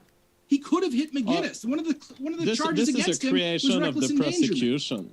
This is a creation of the prosecution throughout the trial. They tried to make this case because they got somehow McGinnis to say, well, I guess I was in danger because some danger was there. And they used that phrase, he was right. They used the very poor phrasing to make the case for a fake new count, which the jury has dismissed already. So it's invalid. No, the jury didn't dismiss it. They ruled not guilty because again, they ruled not guilty. When somebody it's not a dismissive account. Like a judge can dismiss a count and say that it doesn't hold any water. A jury just says that it's not enough evidence to convict. And so the jury, what we saw with McGinnis was we saw, like, from his video, he was in the sight lines. And similarly, we saw from the drone video that you for some reason said was manipulated by an algorithm. No, it wasn't. What happened was the guy complained because they're boomers and they don't understand how to zoom on an iPad. So they asked for an expert to come in and do it all special and to make certain that the zoom didn't distort anything. And it didn't distort anything. The expert testified that there was a process called interpolation, which I know very well because I'm a computer programmer. and I've done some video processing in my life, so I know exactly what's happening there. It is a process but it doesn't mean that new pixels. The interpolation is not going to change, for instance, Kyle Rittenhouse's the posture that he takes or the position of his arm. You don't you know might this have a couple things messed up. Interpolation, because it completes the pixels that are empty based on the information around it. Yeah. It can change a perspective. It can create an optical illusion where there was none. It can make it so that a gun that would be pointing there suddenly could be pointing there because the pixels being completed can be fooled by shadows. Yeah, but not to the level in that video. In lighting. And also, yes, not only the that. The picture, absolutely. Yeah. I claim that the picture that was shown to the jury was an optical illusion, making us believe that Kyle was pointing his gun aggressively when he wasn't. And in fact, it's been debunked on the internet. This has been reviewed on the internet. The right arm of Kyle was not even his right arm. It was a truck in the back. It was a truck in the back that was lighting up because it couldn't possibly be Kyle's right arm holding I don't know what firearm. Picture you're talking about. I'm talking literally about his arm directly in front of his body. You don't even know the last picture that was used as the argument of the prosecution in this case, which was shown to the jury. So what I'm talking about, that's not the picture that I'm talking about. I'm talking about an earlier picture. Just to be sure that we get to hear both sides, as I can assure you, gentlemen, everybody wants to hear from each of you, but in order to do that, we can't have too much interruption. I'll give you a chance to finish that point, GF, and then we'll kick it right over to you, Brenton, as well. Okay. So Brenton doesn't even know this important last addition of the prosecution, which is a picture that creates a visual illusion that would suggest Kyle was somehow like this, pointing toward the protesters, when in fact the whole footage of Kyle throughout that night shows him not doing that kind of stuff. Suddenly, on a single picture, on a single frame, he would be like this, aggressively provoking the protesters. This is the last thing the jury saw in this case, and it's an optical illusion. It was all pixelated. It was not Kyle. It was not Kyle's right arm. It was really an optical illusion that was created from interpolation, from the little gun that Kyle was using to attach his firearm, which gave the illusion of a right arm being raised. So it was absolutely false, and it should have never been making it to the trial. Yeah, so but if you're talking about interpolation, we need to talk about that picture. I am not talking about the interpolation here. I'm literally talking about the photo where you saw Kyle's arm not up like this, but down here, and you watched him follow Zeminski. Now, he admitted that he admitted on video that he had pointed his gun at people needlessly earlier in the night. The guy said, "Did you just point your gun at me?" And he said, "Yes," and walked away. So we know, one, that he's pointing his gun at people. We know, two, he admitted that he did not see Zeminski as a threat. He hadn't been aware of the gunshot that Zeminski had set off, and he still followed him with his gun, which means he pointed the gun needlessly at a person. That is a crime that is literally brandishing. So first off, right there, that forfeits the right to self-defense. Now, then what we had happen was Rosenbaum went after him, and he may have been suicidal, he may not. He may have simply been triggered by the fact that, yet again, somebody's pointing a gun at his friends, or people he saw as his friends. He seems to be a guy who is very, very disturbed and very aggressive. But you'll notice none of the other people who you could make a case for being part of a well-regulated militia, because they didn't freak out about the tiny Tom Cruise-sized man running at them on occasion, were able to handle that. Kyle was not, because he was a child, because he was untrained, and because he was either cowardly and unable to handle the weapon and the responsibility of it, or specifically malicious and looking to lure someone who was vulnerable, like Rosenbaum, into a trap, which is exactly what he did. Like, when you saw him run on the video, you saw him slow down, turn, and fire. And again, he didn't fire one shot, he fired 4 shots. The first shot disabled Rosenbaum. The second shot went through his hand when he was about 4 feet away, and that was consistent with what was reported. The third shot grazed his head, and the fourth shot went in his back, and that was the kill shot. Now, they said he was lunging. Again, I don't think if you've got a shattered pelvis and you're falling to the ground, you're going to be lunging. Similarly, the video evidence, there was a big problem, and this was part of the case, was that the prosecution was able to get Gage to say that he had pointed his gun at Rittenhouse first. but that was contradicted by the video evidence. You saw that his gun did not move towards Rittenhouse until after he had been shot in the arm. And in fact, the movement towards him was the fact that his arm had been blown off and the gun was falling. Like, he didn't have the ability to shoot him at that time, and Kyle had shot him before the gun was placed there. But people get confused, their memory gets scrambled, and you're being led through by a professional lawyer. You can make a mistake on the stand. And unfortunately, the jury saw that as a reason to dismiss that, is what I would assume. Well, there's 4 points I want to answer here. But the first, I'm going to try to do an experiment in good faith. I'm not going to tell you my argument, but you forgot to mention something. I'm going to try to have you be honest with the crowd. When you say Kyle has admitted to pointing his gun to other people in the crowd before by answering, oh yeah, I did. What did you forget to mention at that moment? What did I forget to mention at that moment? He said, oh yeah, I did. There's an important element of his admission that you don't mention, which has been clarified by him in the trial. And so what would that try be? to work it in your mind. So just tell me at this point, I'm not playing your game. What do you want me to say? You don't want to play the game of good faith. It's not a game of good faith. What the hell are you talking about? I know that the defense argued that Kyle was lying to just say, like, okay, yeah, I pointed it at you and walking away. But that's ridiculous. Did they argue that he was lying? That Kyle was lying about pointing the gun at him? Yeah. Did they use the word lying, or they used another word that starts with S? They don't remember. They used the word that starts with S. It's sarcasm.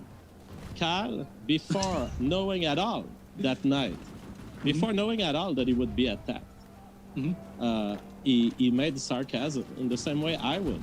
I use sarcasm every day in my life. If one day in my life I end up... If one First day in of my all, life... I heard his tone of voice. That wasn't a sarcastic tone. And now you're just splitting hairs. Like, again... I'm not splitting hairs. Yeah, absolutely. Because why would you be sarcastic about that if you're in there? If you're in a crowd and you're worried about the possibility of that crowd being hostile, and that crowd was hostile to you, and someone says, did you just point your gun at me? You don't go, yeah, I pointed my gun at you sarcastically. That doesn't make any sense. You don't gain anything from that. So now we can see that you are so talented at defending your point that you knew about the defense of sarcasm. You just didn't want to I just use thought it was word dumb. because Wait. trying to deceive. You're trying to deceive the audience about No, not I knowing. What are you ignored that talking point. about? No, you know very well what you were doing. You were deceiving the audience about sarcasm not having been raised at all in the trial, when in fact it's the main hypothesis. I don't care if what sarcasm happened. was raised in the trial, because that wasn't what the defense attorney argued in his closing statement. He wasn't talking about sarcasm. It is what Kyle said in his testimony. It's even more important because Kyle is the only one who knew whether it was sarcastic or not. Kyle oh my God! Yes, and the person with every incentive to lie about it. I don't give a shit if he said it was sarcasm. Like, I don't even know how that functions as sarcasm. It doesn't even make any sense. So again, what I'm saying is the attorney at the end specifically stated that he was saying that to defuse the situation. And maybe he extrapolated that from Kyle's testimony, but that argument was just absolutely ridiculous. In any case, Kyle has been saying that it was sarcasm. The jury chose yes, to the guy on believe it. trial for murder has been saying something. We do have to give him a chance to respond. Okay, I'm sorry. The jury believed him correctly because it's the standard of beyond reasonable doubt. And if someone comes to me and says, Jeff, I was sarcastic at that moment, I will believe him. Especially that Kyle is not on a trial for provoking a random black man with yellow pants on the street, which is the guy to whom he's been sarcastic.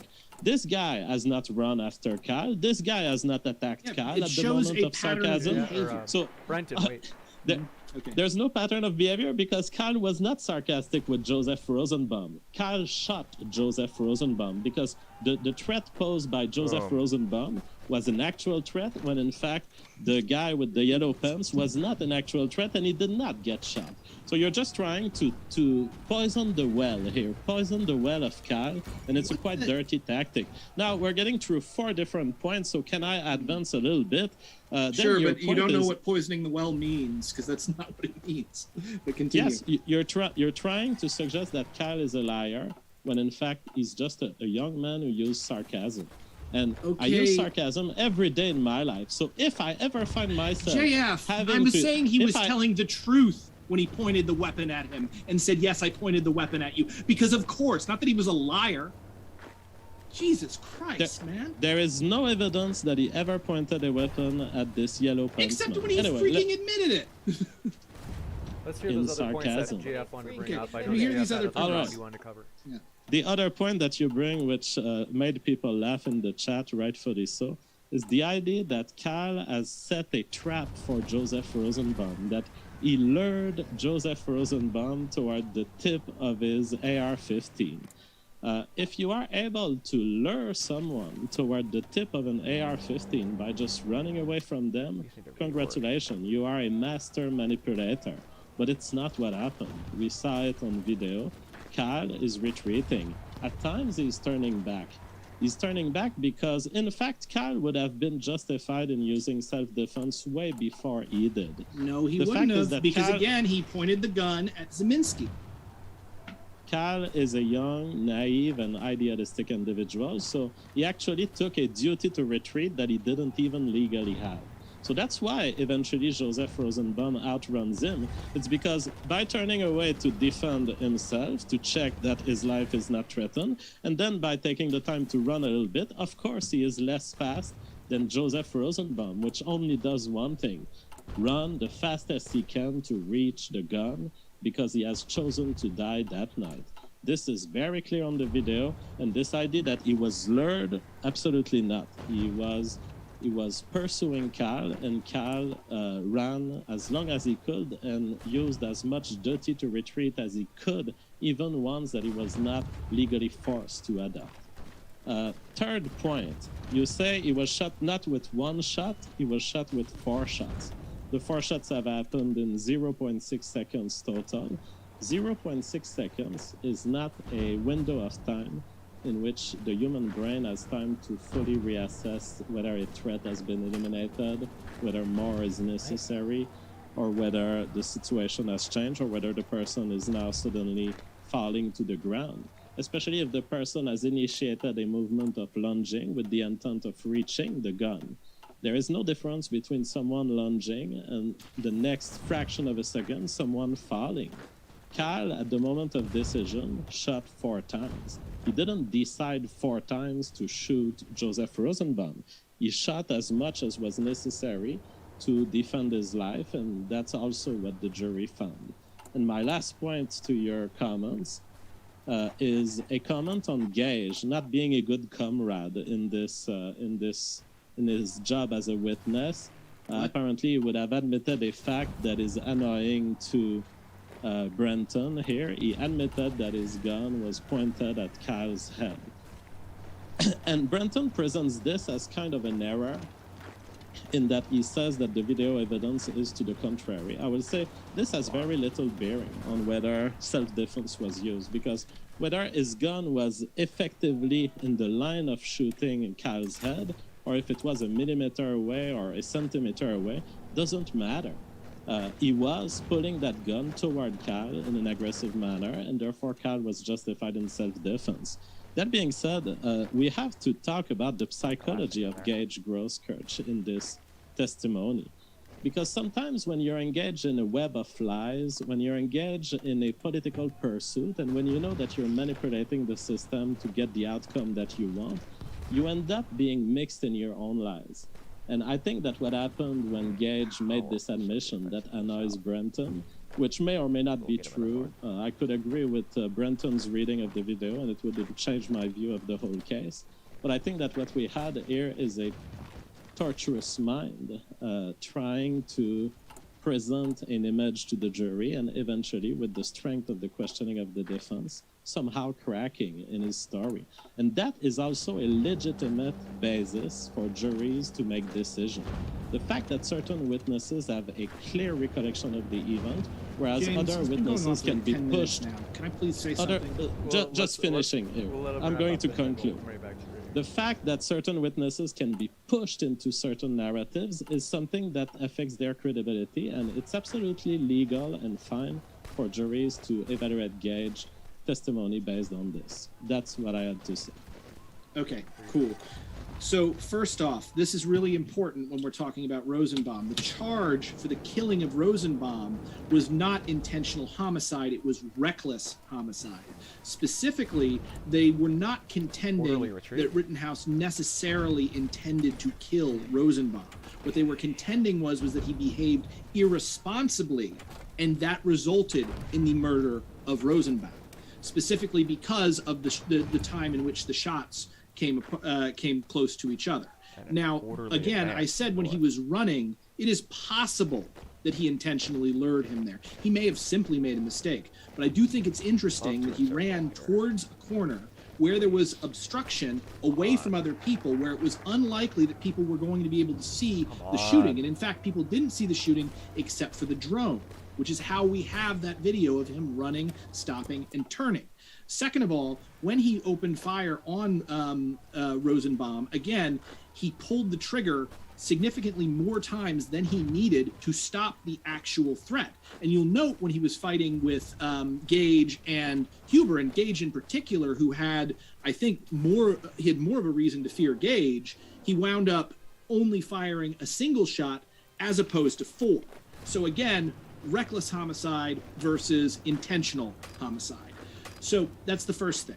The second thing that I wanted to get onto was the mention of that Gage actually said on TV after he got off the stand that he had made a mistake and that he had been led to make that mistake by the juror.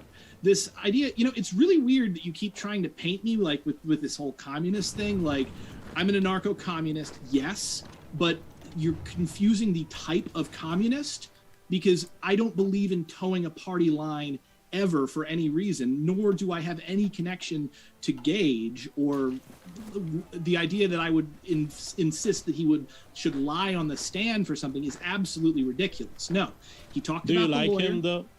Are you sympathetic to the guy? I mean, I'm sympathetic to somebody who got his arm blown off.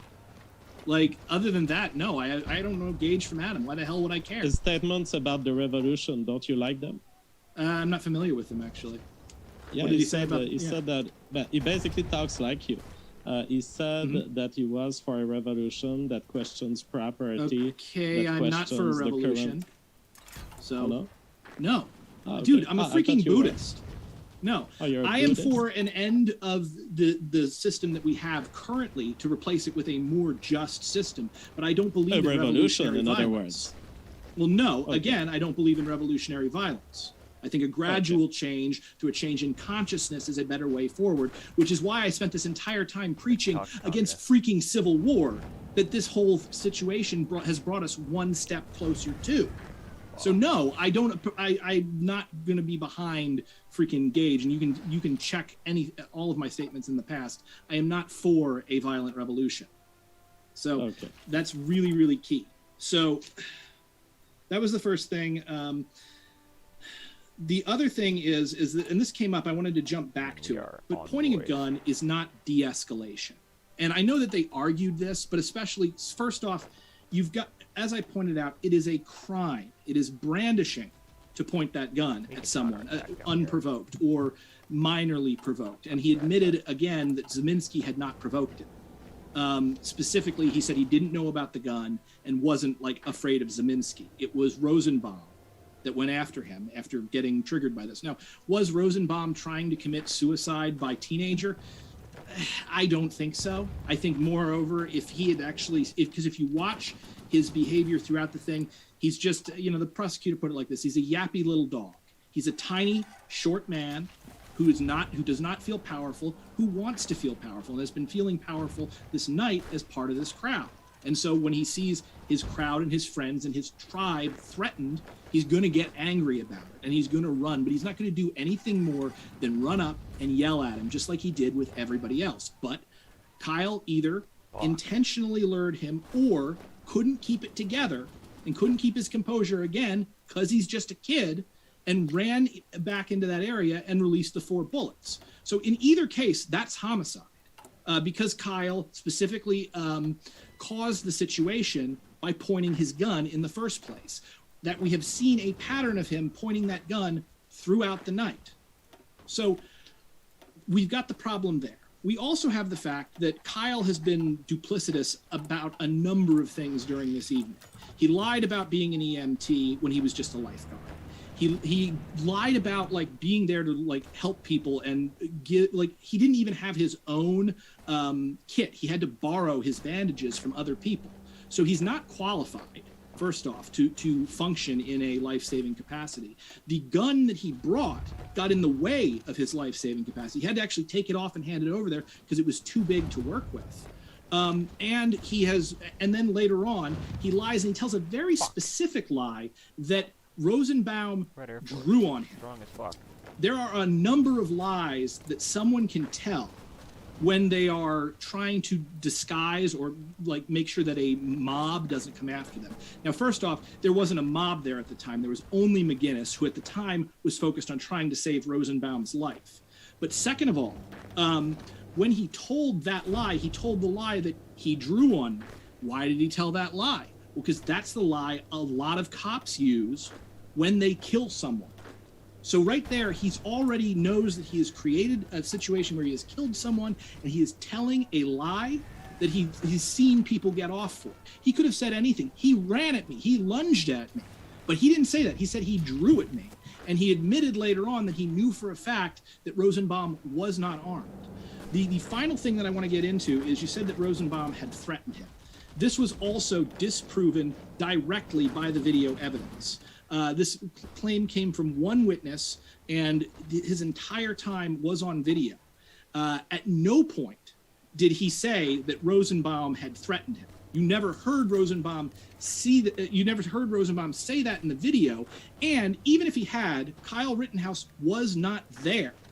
And Rosenbaum had changed clothes. He'd taken off his shirt and his bandana by the time of the confrontation. So Kyle would have been completely unaware of the deadly threat. All he saw was a tiny man running at him, and he either lost his shit and shot him, or he took the opportunity and shot him. Either way, he's a murderer. And either way, what we are doing here, if you say that like anybody who has a gun and feels threatened can kill, is, as I said at the beginning, you are creating a situation where people are incentivized to have a gun at all times and incentivized that anytime they get into a confrontation, they must escalate that confrontation to death, or else the other person is going to kill them. Like that was the big problem in the protests with, I can't remember the guy's name, the Boogaloo boy who was shot by the off-duty army officer at the protest. He's again, they both had guns. The guy was actually exercising proper trigger discipline and like had the gun pointed down. Wow. And the guy said he was afraid of the gun and killed him and is trying to get off that way. I don't know the outcome of that case, but if we follow this logic, if we base self-defense claims on the idea that like just because the person had a gun and was afraid, you're going to have a giant body count, and we really absolutely need to avoid that, because I don't know about you, but I don't like innocent people dead, and I don't like needless fights. Well, I can answer to these last points, and then maybe we can move to the super chats. Whether it's a crime to brandish a gun, maybe it is in certain jurisdiction. I don't think it should. But if Kyle had to be pursued for brandishing a gun, then make charges for brandishing a gun. Clearly, the charges did not include this in this case, so it's irrelevant to today's trial. There was a reason for that. They didn't include it because the prosecution did not have the video until later on, so it couldn't have been included until the very end. It was still important information for the jury to see. Second of all, perhaps it's a good time for the prosecution to reflect about whether it's clever for them to be starting cases 2 days after the events without having the benefit of reviewing the evidence. It seems that the prosecution has been acting in haste here. I wouldn't disagree with that. I think they did act hastily. The reason they did was it really seemed completely open and shut because of the fact that Kyle Rittenhouse was 17 and the fact that he was armed with the gun that he had. There is a specific law on the books, like in Wisconsin, that if you are 17, you cannot have a weapon. And absolutely false. No, it's very true. Now, Kyle got off on that. Specifically, like if Kyle had I don't know, like nunchucks or something, and had killed Rosenbaum with the nunchucks, he'd be in jail right now. But the fact was there was an exception for guns that their barrel was more than 16 inches in length, which was created for hunting laws, and Kyle just got lucky. Because it's obviously he's violated the spirit of the law, but not the letter, because the law was confusingly written. No. The law is very clear. An exception was made for rifles, and this is common in many states. They don't want to legislate against rifles. Let's hear Brenton. Sorry. They don't want to legislate against the rifles that are made for hunting, but it's not a legislation that is limited to hunting. In fact, I have the section right in front of me. It's 948.63C. People can go read it. The person to be found guilty of this violation must be in violation of 3 other statutes, and the 3 other statutes clearly detail that if you have a regular rifle like an AR-15, you will not be pursued under this statute. Yeah. So again, Kyle got lucky. No, he didn't get lucky. He chose that.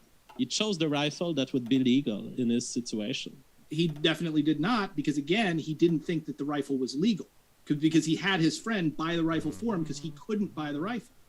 Now, I don't think that Kyle would have carried that rifle if he thought it was illegal. I think that Kyle was very much aware that he was in line with the law.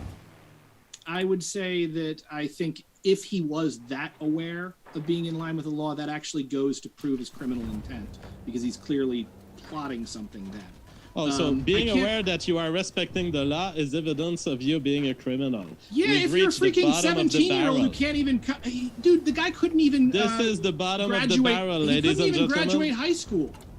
The more you try to respect the law, the more it provides evidence that you're a criminal. Unbelievable, but this is what communists are pushing in our society. This is why we must combat people like Brenton. You know, Jay, I have been very polite and haven't pointed out that, like, you're a neo-Nazi through this entire debate, and you keep pushing the communist thing. Like, you're literally friends with, like, freaking, what's his face? Richard Spencer. Like, don't sit here and like try to paint me as some sort of dangerous communist when you've been freaking running around like causing trouble for like years. Like, that's absolutely ridiculous. Richard Spencer is not even my worst friend. It's not even your worst. Yes, I know you have quite a few. Also, like Stephen Molyneux and all the rest of this. And now, do you want me to say it? Because I'm not going to say it. I don't have to. So just to finish on my answers, Kyle created the situation, so it's a homicide. This was a false argument by the prosecution. No, it's not. You create any situation you're in by just existing. Kyle existing created this situation, but the law is very clear. The mere fact of existing or benefiting from Second Amendment rights doesn't make you a provocateur. You must be provoking a specific response through an act that is itself illegal or an aggression of some kind. You cannot be expected to take the Second Amendment, your Second Amendment right being the basis of a provocation argument. That doesn't work. As far as the lies to the mob, I've addressed them. You can lie to a mob. It's not a crime. And if you think that lying to a mob is a crime, if you think that lying to a group of people is a crime, then it wasn't a group of people. It was one guy. Sue Kyle Rittenhouse for lying. Sue him for defamation, but don't prosecute him for criminal conduct. The question that Rosenbaum had threatened him, disproved by video evidence. At no point he says it in the video. I've reviewed the full video. This video does not capture Joseph Rosenbaum from close enough that we would hear what he says, nor does it follow him around enough. We see him a couple of seconds in the video. For many minutes in this video, we don't know where Joseph Rosenbaum is. He could very well be around Kyle, threatening him. So I'm not taking this argument. And by the way, evidence of absence is not absence of evidence is not evidence of absence. And finally, the last argument that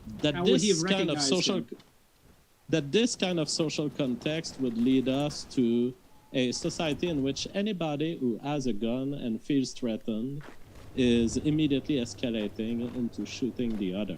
First, the standard that has been applied by the court and that will continue to be applied is not feeling. It's not whether Kyle was feeling threatened.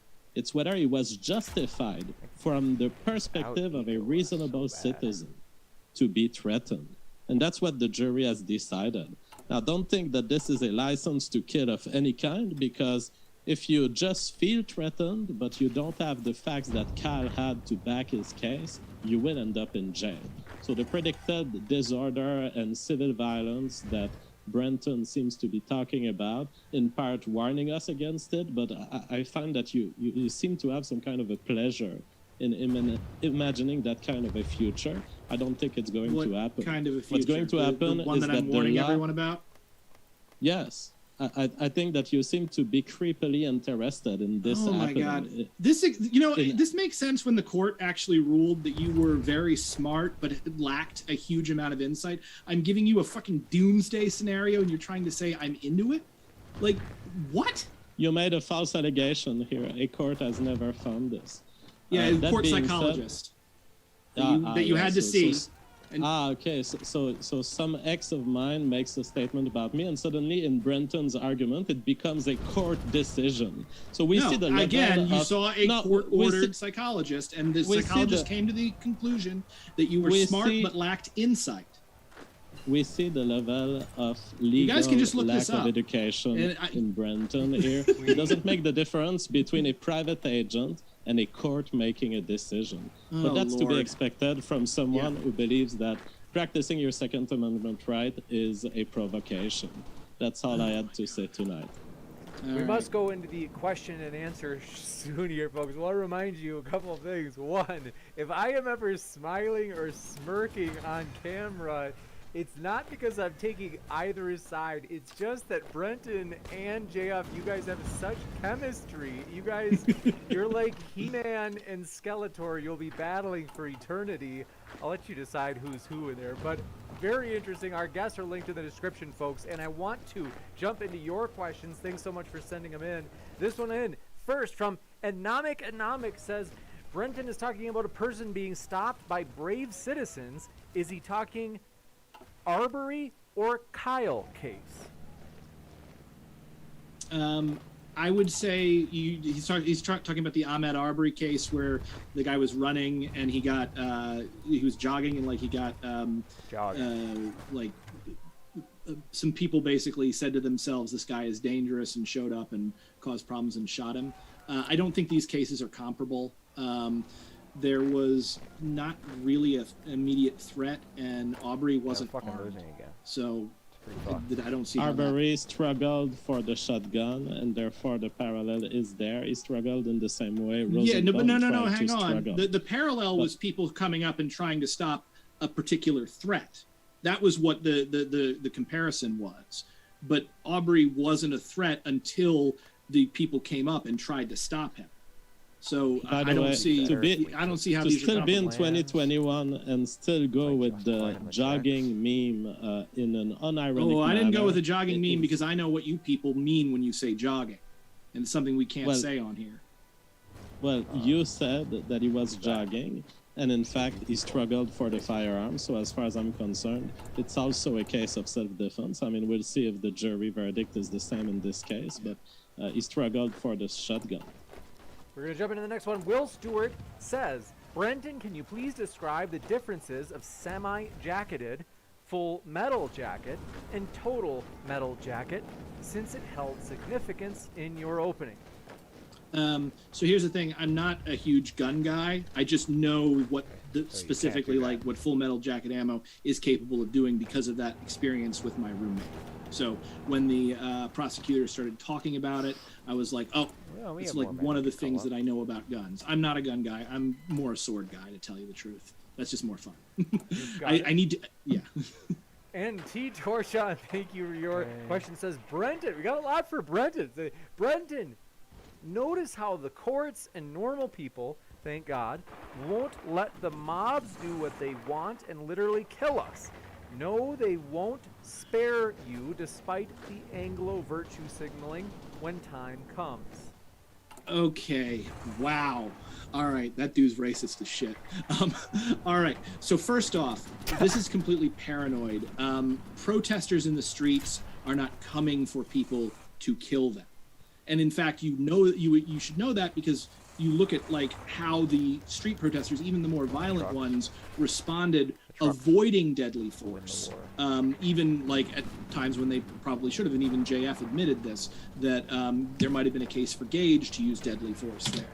They didn't because they are protesting because these are people who are motivated by the idea, the central core idea, that all life is valuable and sacred without any kind of rank or distinction. They will damage property. They will hurt. They will attack buildings, and they will maybe set things on fire because they are trying to draw attention to a very serious problem. And the way you get attention sometimes is to act out like this. But they don't hurt or kill people. And we've seen this when you look back again. There hasn't really been like a single case of leftists like trying to kill people. The closest you had was, I think, that the guy with rage issues who was like a Bernie bro that tried to shoot the politicians, and he didn't actually succeed in killing anyone. So you got one, and then you have like 2018 where 100% of the murders were like politically motivated murders were coming from the far right, usually either neo-Nazis or sovereign citizens. I've debunked that claim earlier, but on the question of whether the people in these crowds whether the people in these crowds are willing to hurt people, they definitely are. Joseph Rosenbaum was someone who had already been found guilty for the rape of 5 different people. The other found guilty and gone to prison and served his time. All of them had hurt people. Some of them were violent with their exes. Some of them were violent with their grandmas, punching them in the face, breaking their walls. As it turns out, the people who attract the people. So I have here the documents on. Let me find his name. Gage Grosskirch has been accused of second offense drunk driving. He has been a Wisconsin felon for his finding on drunk driving. He was also accused of prowling by the West Alice police. And the accusations of domestic violence and repeated domestic abuse, sometimes with weapon, are about Anthony Huber. And then, so these are allegations, unproven. No, they are not allegations. They are cases where they were found guilty. So wait, you just said allegation. So was Huber found guilty of domestic abuse? What was the exact charge? Absolutely. Huber had a disorderly conduct conviction from 2018 as a domestic abuse repeater, which is a misdemeanor. He gave a Kenosha address. The charges were battery, misdemeanor, dismissed on prosecutor's motion, and instead he got a 968 domestic abuse and repeater domestic abuse, as well as he had a forfeiture case for possessing drug paraphernalia. So I'm gonna point out 2 things here. A lot of questions. Yeah, all right, but just let me answer this here. I'm going to point out this is interpersonal violence. This is not political violence. And that's a huge difference in context. And I'm talking about the crowd itself. Now, so you can be safe. When you see a crowd, they will not attack you for politics. They will just attack you because it's interpersonal violence. Oh, Don't my Lord. worry, Kyle. No, that's not how things work, dude. Like, okay, interpersonal violence happens between people for very specific reasons. Like political violence, like what was being alleged by the super chatter, that there's this mob coming to kill people. It's not borne out through reality. So yeah, you could have some unsavory individuals in there. And I don't think Gage's drunk driving is relevant at all. What? As a last question, why is it that everyone who ended up with a bullet in their body that night had been priorly convicted of some violent offense? Is it possible there's a link? Is it possible there is a link between political violence and interpersonal violence?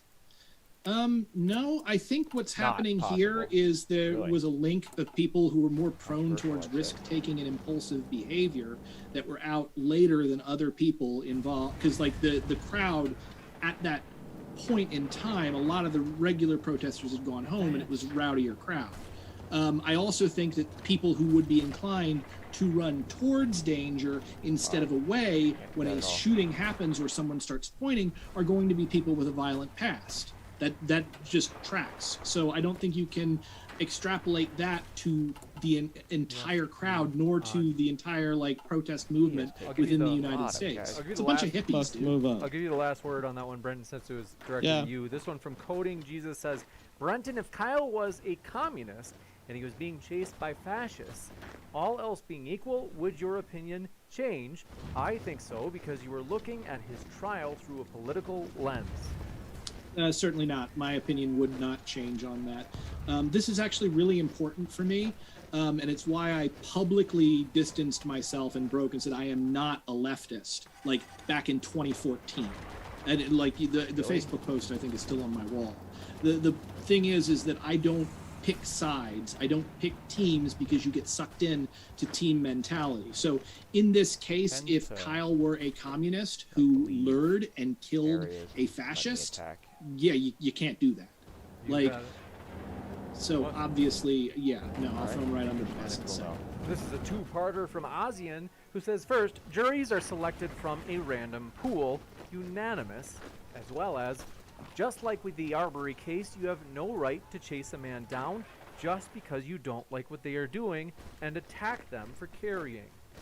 Yeah, they are not selected from a random pool. Like, they are in the sense that they're selected, like you get your summons for jury duty randomly, but again, then it gets whittled down by the prosecution. I've sat on criminal juries. They ask people a number of questions that whittles it down, and then they go through jury selection.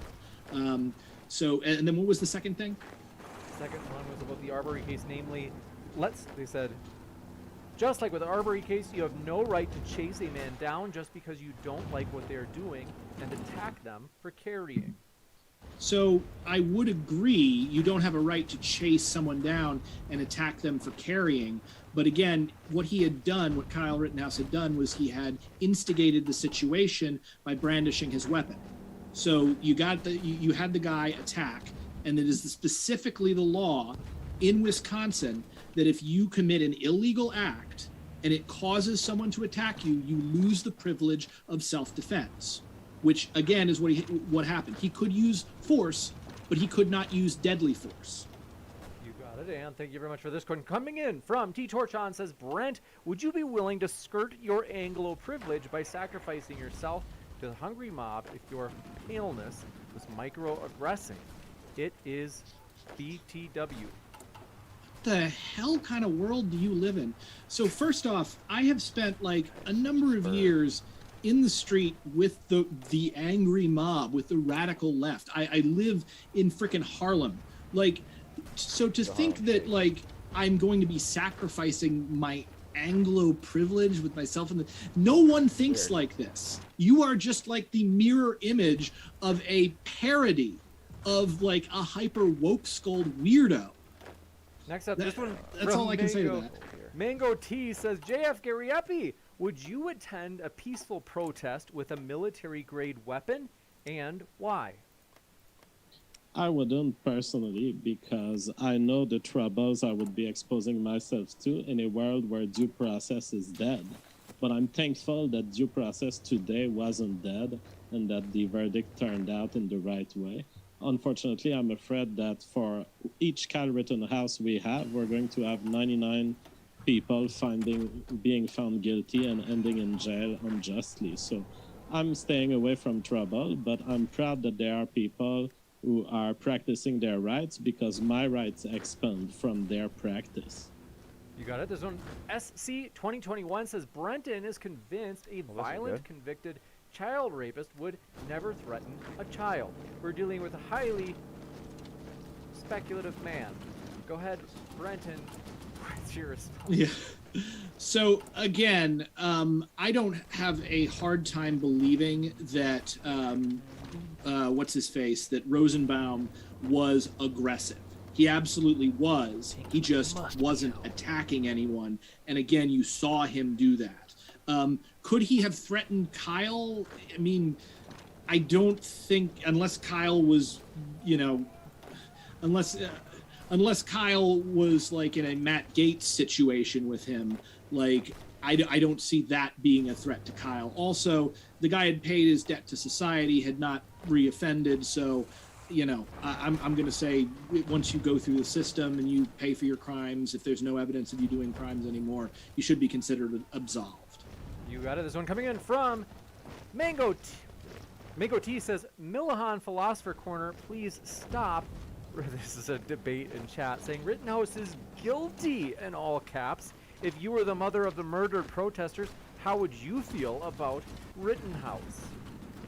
Okay. This one coming in from Mr. Krabs says Kyle Rittenhouse's only mistake was not unlifing the okay, we'll end it there. This don't one, read that one. Long Night's YouTubing says the judge gave his case to the defense. This was biased AF. I think that means artificial flowers, but Brett, we'll give you a chance to respond, JF. Yeah.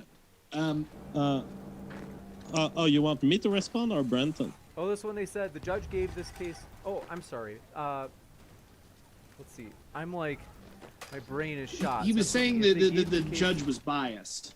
Biased in favor of the defense, and that's the only reason that Rittenhouse got off free. I think it's a big reason. I don't think it's the only reason. Probably.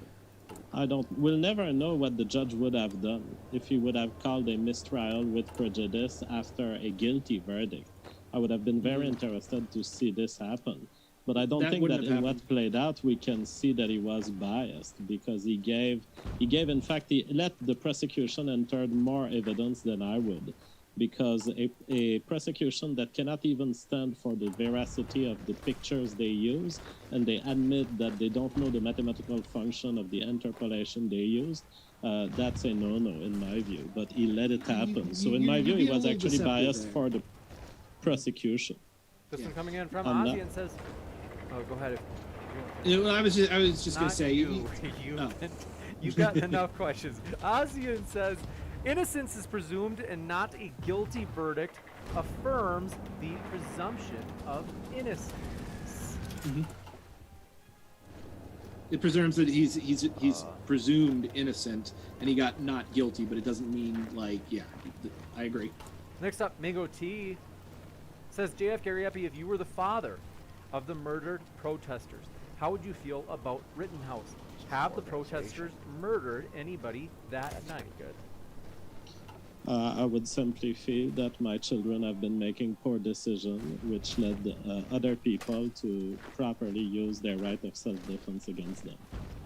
This one coming in from Not a Chump says, if you thought your younger sibling was about to be killed by a mob and someone saved your sibling's life via shooting mob members, would you be mad? I think that's for you, Brendan. I would, I wouldn't be mad. That's my kid. I don't care about pretty much anything else other than my kid in that situation. I might later on be mad if I felt that this shooting was unjustified or something, but ultimately what's most important is my kid is safe, period. That's why I said that what JF, the way he responded, was absolutely monstrous. I'm a father. I know the instinct that you have for your child, when they're born, when you hold them in your arms, when you raise them, and I could not be objective when it comes to my kid.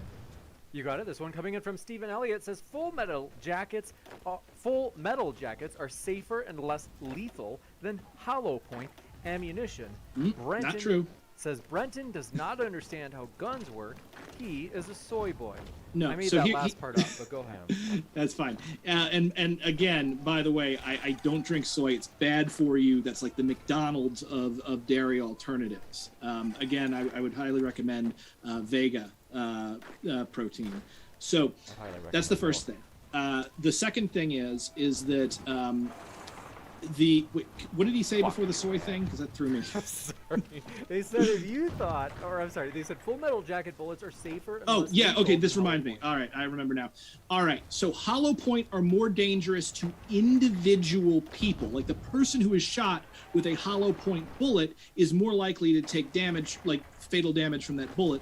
But a full metal jacket bullet is more likely to fly through its target and hit someone unrelated behind them. Which again is why I'm saying, if you're going to go to a protest and if you've got a weapon and you think that I might have to use this to save my life, it is better to have one that is more lethal to one person than one that is less lethal to one person, more lethal to people who are not at all involved and just happen to be standing around. Encirclement, if you can hold it. You got it. This one coming in from Coding Jesus says, Brenton, do you want Kyle to fire only after Gage pulls the trigger?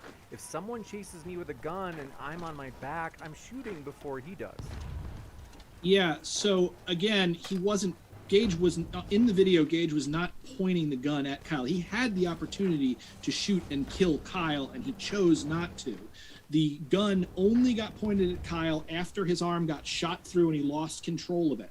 And then that was you not showing the video, but using still images. He was tricked by the defense into saying that Kyle didn't shoot until he pointed it at him, but that was not the case. And he later recanted on television and said that 100% it had not happened the way he said it on the stand.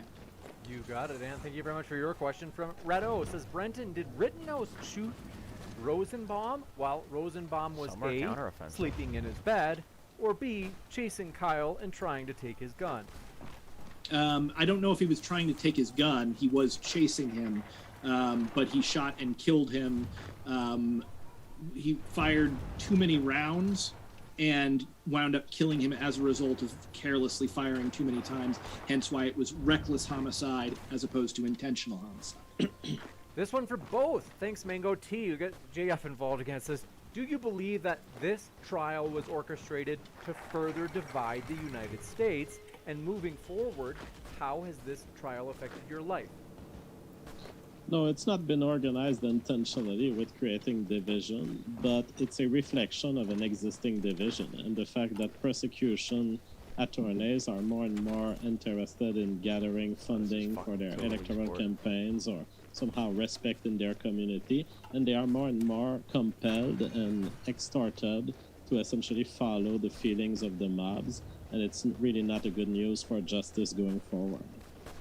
I really wanted to like you and agree with you on that until you added like the feelings of the mobs. Prosecutors are not obliged to follow like the feelings of the mobs. Prosecutors tend to think of, well, I'll get into that later. But my answer to this is this trial and incident was not, I agree with JF on that this was not planned. I will, however, say, and I don't think it's planned, but the coverage of the trial, absolutely, and I pointed out right at the beginning when I put the biggest villain in this is the mass media, which is stoking these divisions as a culture war, as part of a means to gain clicks, respect, clout, and above all, profits. The fact is that negativity sells, and it especially sells in the news. And so I think the media is in large part responsible for these divisions, and they've gotten worse. Yeah. And I also think the media is probably responsible for Kyle and the fact that he actually went there and killed people. I think he had a false view of the world, just like a lot of the people here who seem to think there's a mob coming to kill him. You got it. Thank you very much for this question. From Will Stewart says, Brenton, how many instances equates to a pattern? Is one instance a pattern? 35. Which number logically follows in this pattern from just the number 35? I mean, I don't know what he's talking about. Oh, so I was thinking there was a meme there, but no. So it wasn't one incident creating a pattern. You had him out, like, within the community. People say he's behaving aggressively. You have him admit to pointing his gun at someone. Then you have video that seems to show him pointing his gun at someone, which you see Rosenbaum directly respond to. So yeah, do I believe a 17-year-old pointed his gun at people needlessly? Yes, obviously, especially since he admitted he did it. So yes, that is a pattern. It's a shorter pattern, but the problem then again is like how many grains of sand make a pile. It's just a subjective judgment. You got it. Rado says Brenton did. We got that one. Adam Alexander says Grosskreutz, am I saying that right? Wasn't running at Kyle at full speed. Rosenbaum was. Getting pushed at full speed and hitting your head on the pavement can be deadly. You know, I'm going to say running at him at full speed again. Dude's 150 pounds soaking wet. Like, I think, honestly, I highly doubt if he had barreled into Rosenbaum, he would have been injured. I also think that when you fall, you tend to fall on your butt, and that will naturally protect you. So you would have to be, like, plowed into by somebody much bigger than you to generate the kind of force that it would take to cause some sort of deadly harm to him. You know, he might have felt like it was deadly, but I don't think it possibly could have been generated. This from Kenzie009 says, but JF, did you know that he cruised state lines? I think that was a parody Yes, I cruise state lines very often, I have to admit. The leftists have been wanting to make it a crime, but it's still not a crime. You can still cruise it's not leftists, it's liberals. the state lines. Do you understand the difference between leftists and liberals, JF? Well, what I know is that I see leftists on social media. I know that they are leftists, and I know that they are keeping to using these words, cruising the state line. And I don't know that it's a violation of any law. Yeah, how do you know that they're leftists? I look at their bio, I look at their past arguments, I look at what they retweet. And what do you see? What do you see in their bio? I see support for the state, which makes you a leftist in my view. Oh my lord. This okay. one from Ozzy Anarchist, literal anarchist right here, giant A behind him, complained about the state this entire time. You can wear the label if you want, but that doesn't make you a true anarchist. I mean, yes, it does, because it falls directly within a line of political and social thought that goes back to Pierre-Joseph Proudhon and Peter Kropotkin. That's another debate. Nobody This cares. one from Ozzy says, Holy shit. it is not reckless homicide if you intentionally point the gun at someone and fire it. That's why it wasn't malignant heart murder, or in parentheses, reckless. I'm confused. It was reckless homicide. I thought he was saying something else at first. It was reckless homicide because he fired the 4 shots, as opposed to firing like 1 or 2 shots when he needed to deal with it. So he instigated the situation, caused the problem, did not have the protection of self-defense, and then fired more shots than he needed to because he was irresponsible. You guys might have to help me out what this means. Give me some advice here. Barry, thanks for your question, says, what do both of tonight's guests think of the Oak Hay Google Plagia rule? And Plagia is spelled Play, like the word play, and then JA. I have no idea what that is. And Plagia rule. yeah, that's new to me. In the meantime, let's see. Yeah, I can Google that as well. Ozian has a question for you, Brenton. It says, Brenton, when you call Kyle a murderer, that is slander per se. A tort that can be brought against you. Stop defaming Kyle, please. I don't believe I called him a murderer, actually. I called him an active shooter. And I said that I believed that his actions would and should be considered murder, but I also said that the decision of the court was going to stand. So no, that wouldn't be defaming him. This from Coding Jesus says, Brenton, in your anarchist world, wouldn't police be community-based? How do you reconcile the existence of men like Kyle with your anarchist vision? Well, so in an anarchist society, you would have non-professional police that are taken from the community. They either volunteer or are selected for temporary periods of time. Someone like Kyle might be interested in joining that militia eventually, but I don't think that the community would be interested in having him be a part of that until he has actually learned to use his weapon and to handle himself properly. So, yeah, I mean, if you're talking about somebody showing up with a weapon who is not part of the people that have been selected by the community to be their police for whatever period of time, yeah, society, the anarchists would absolutely stop that person, and hopefully as non-violently and peacefully as possible. This one coming in from Dr. Frost as a question for the moderator. Can you please pull up Brenton on the personal attacks rather than tackling the arguments? I think I was really nice. I didn't even call JF a Nazi till the end. This one coming in from Stephen Elliott says, Godwin's law says when you call someone a Nazi, you have forfeited the debate. Yeah, that was before there were actually a bunch of Nazis running around, and before, you know, the rise of the alt-Reich. So, yeah, no, Godwin's law does not apply anymore, and Godwin himself has said that no, like when they're actually Nazis, it doesn't do it. This two-parter from Ozian says, Arbery's attackers and Kyle's attackers are probably guilty. Arbery and Kyle are innocent. How do you like them apples, Brenton?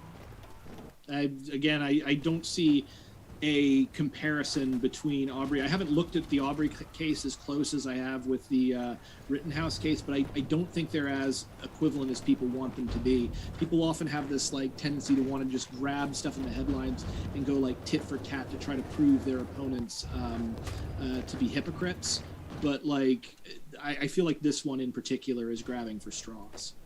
You got it. This one coming in from, do appreciate your question, Coding Jesus says, Brent, if money isn't real, as you said in a past debate, is this trial even real? I mean, is the trial, like the process that is the trial? Yes, that's real. Obviously, that's a real process that actually happened. When I talk about money not being real, what I mean is that it has the same kind of reality as, say, inches do.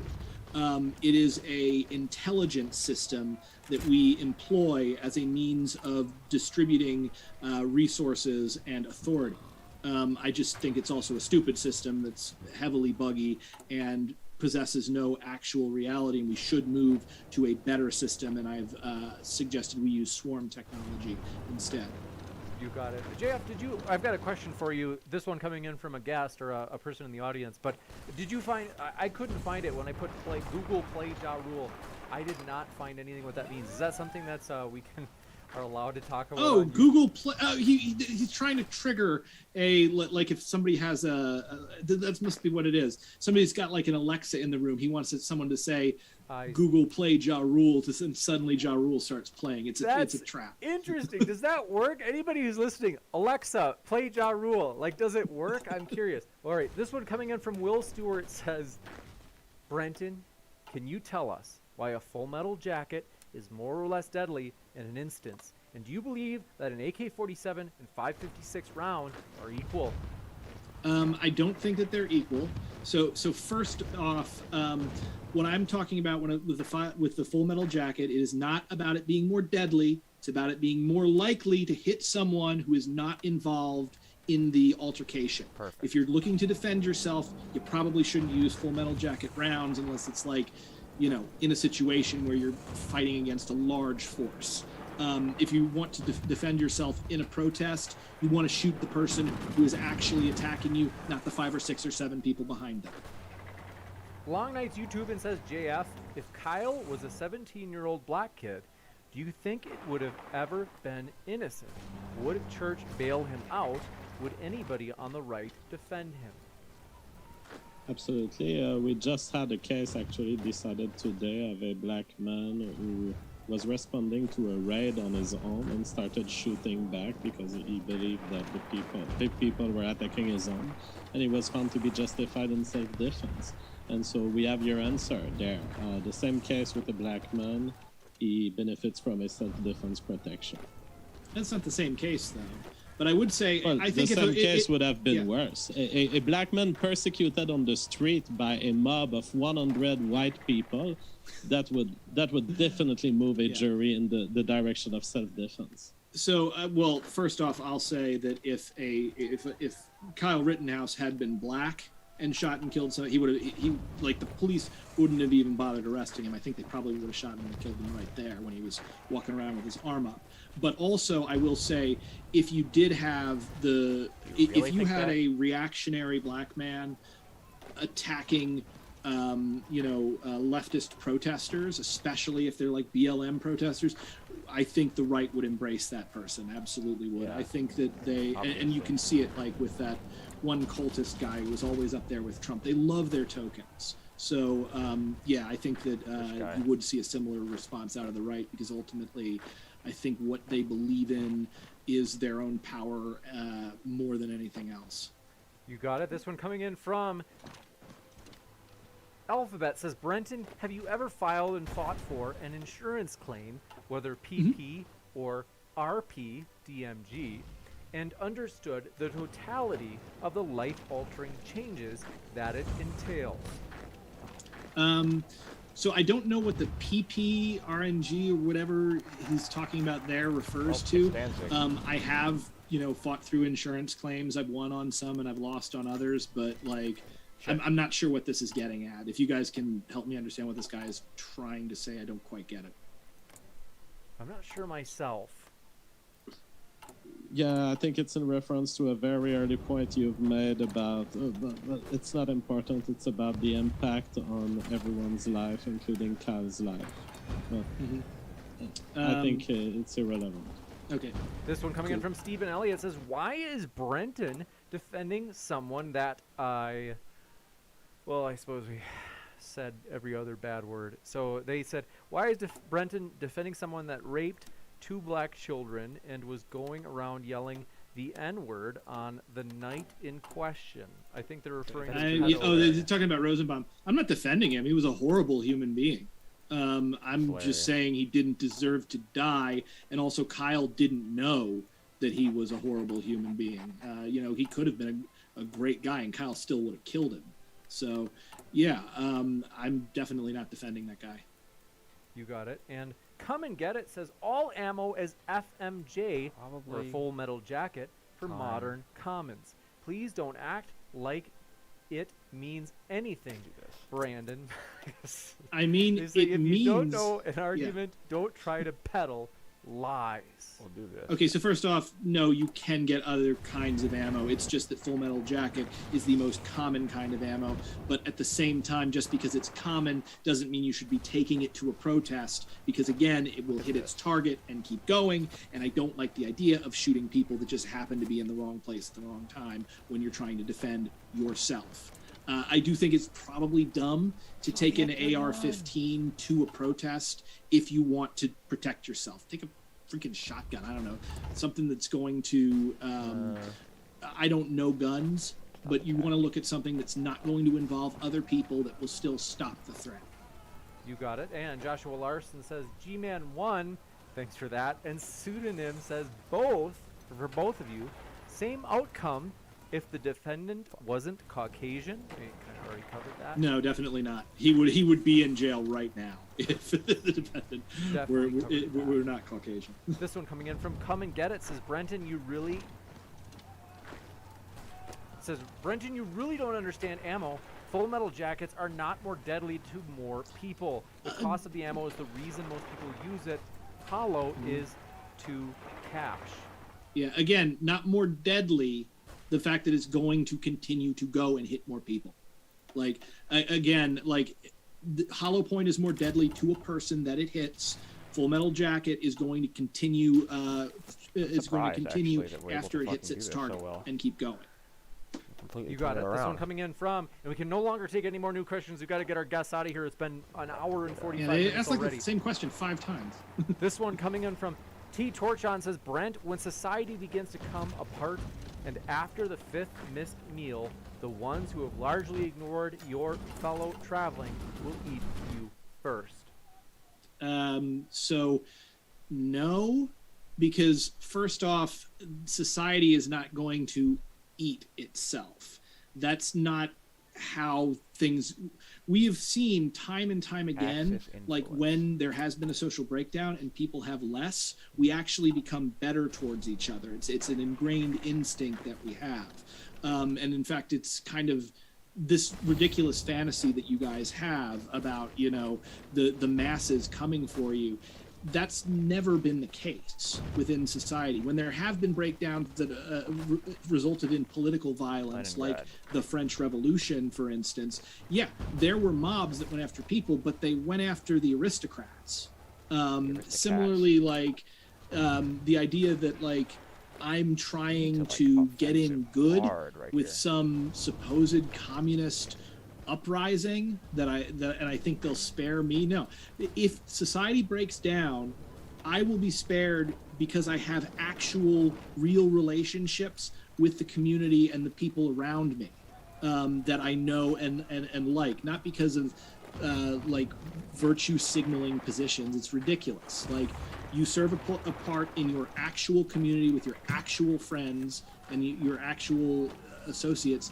That's what's going to protect you in a social breakdown, and oftentimes social breakdowns are less dangerous to people than the state. You got it. I would say the mob violence, he accuses us of making it a fantasy, but it is not. Mobs have come for Jesus Christ, and they have come for Kyle Rittenhouse, and thankfully we now have rights to self-defense. You gotta say, there has got to be some Godwin's Law version where you try to compare. So first off, aren't you an atheist? I'm an atheist, but I believe that Kyle is the second coming of the Christ. Okay, this is when they say fascists like don't believe in words and have no ideological consistency. I guess that's what it is. This one coming in. I don't believe that Kyle is sanctified. I don't believe he's magic or that he comes from God. I just believe he's another iteration of a man who has made a path of persecution, who had to endure persecution by unjust people, yelling at him, saying, get him, hurting him, and that he had to go through the path of the cross just like Jesus did. That is the weirdest thing I think I've ever heard. Like, so first off, Kyle wasn't heavily persecuted. And in fact, he was given, did anybody give Jesus like $500,000 for his defense? Did Jesus have like the huge, I guess, town criers all running around telling everybody what a great guy Jesus was? Absolutely not. Jesus was a complete and utter outsider. That's Christianity, actually. That's Christianity. But no. Jesus died well before Christianity. It lasted 2,000 years after his death. Okay, well, that's wonderful for Jesus. He's dead. Yeah, too bad they got him, but they didn't get Kyle. Oh my lord, this is the weirdest thing, and like coming in from this one coming from Eric Quartucci. Let me know if I pronounced it right. It says Brenton, the quote-unquote anarchist, arguing for the incarceration of someone who was defending themselves. Your position proves you're not an anarchist. Full stop. No, it absolutely does not prove that I'm not an anarchist. So first off, I was talking about this situation. I do not support the criminal justice system. I support restorative justice, and I don't think that anybody can ever get a fair shake from the actual criminal justice system that we have. Now, in this instance, I was talking about the problem being the kind of behavior that this ruling is going to prompt within people within our society by giving an incentive for people to attack and an incentive for people to defend themselves in that attack. We're going to see something, and I think over the next decade and a half, because of this ruling, we're going to see something not unlike Bleeding Kansas in the United States in the 1800s. Now, again, eventually, I think prison abolition is a great idea. I think the criminal justice system is damaged beyond repair and should be destroyed and replaced with something better. But at this point, within this context, I'm simply saying by absolving Kyle Rittenhouse, you have created the incentive for people to want to emulate him, which is going to mean more attacks, and you have created the fear that you basically, within people on the leftist end of this thing, they're going to have to be armed and they're going to have to shoot to kill. Like, that is a very dangerous thing to do, and it is bad for society overall. Oh, no, not uh-oh. You got it, Ann. Thank you very much for this question. This one coming in from Will Stewart says, Brenton, you keep referring to the, quote, 4 shots. How many times are people taught to fire in order to eliminate a threat in certified classes? Damn, no, I knew it. I don't know. I'm not a gun guy, but I also know that Kyle shot 3 times more than he had to eliminate the threat.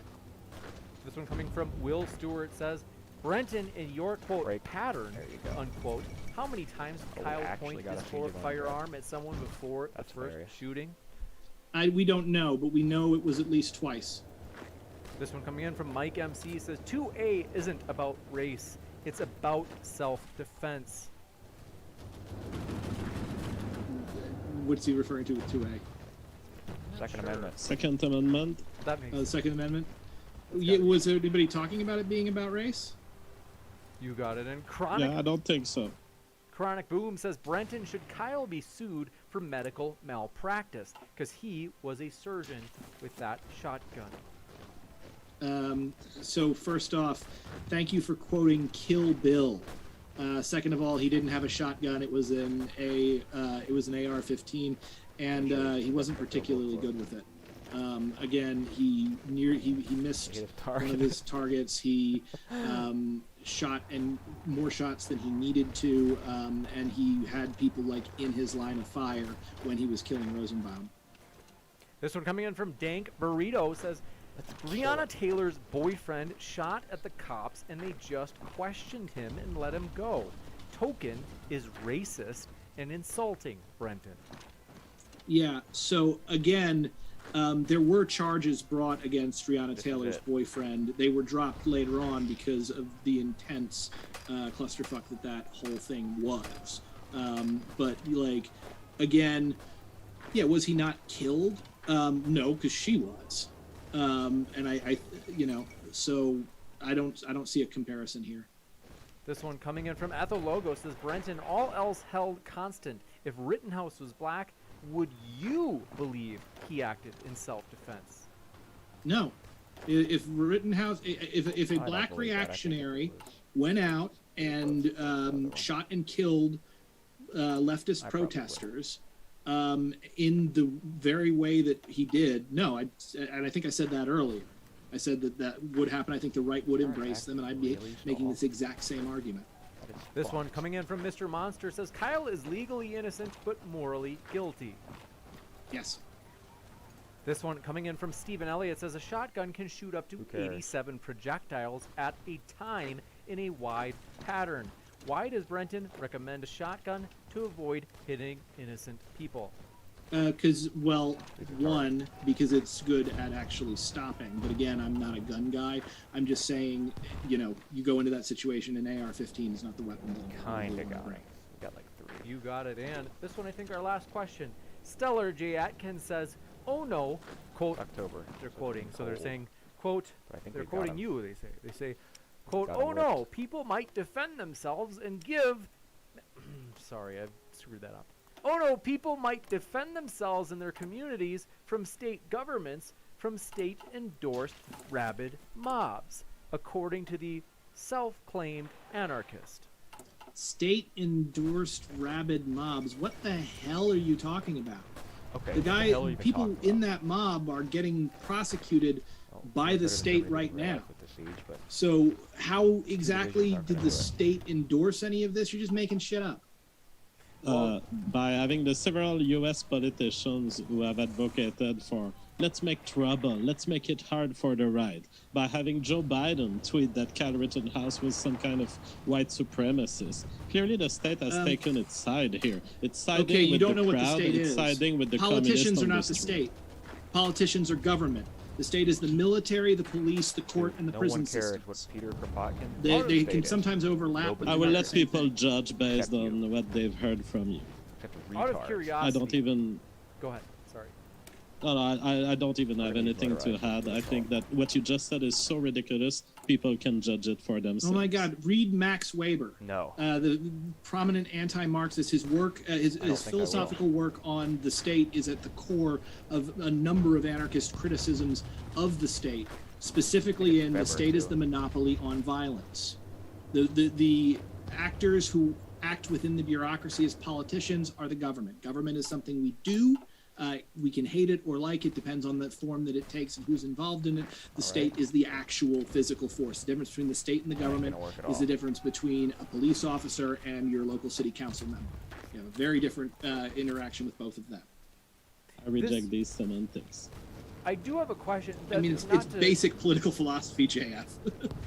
So, yeah, what were you saying, James? I can't help but ask. Now, I'm not taking sides. I'm just like a curious person in terms of Brenton.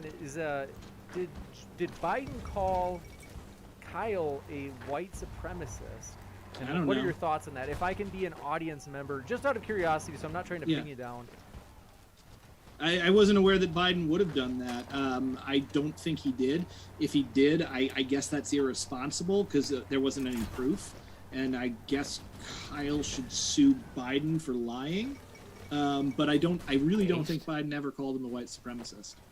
The only reason So I'm curious Biden tweeted a picture of Kyle Rittenhouse, and he tweeted the following words: "There's no other way to put it.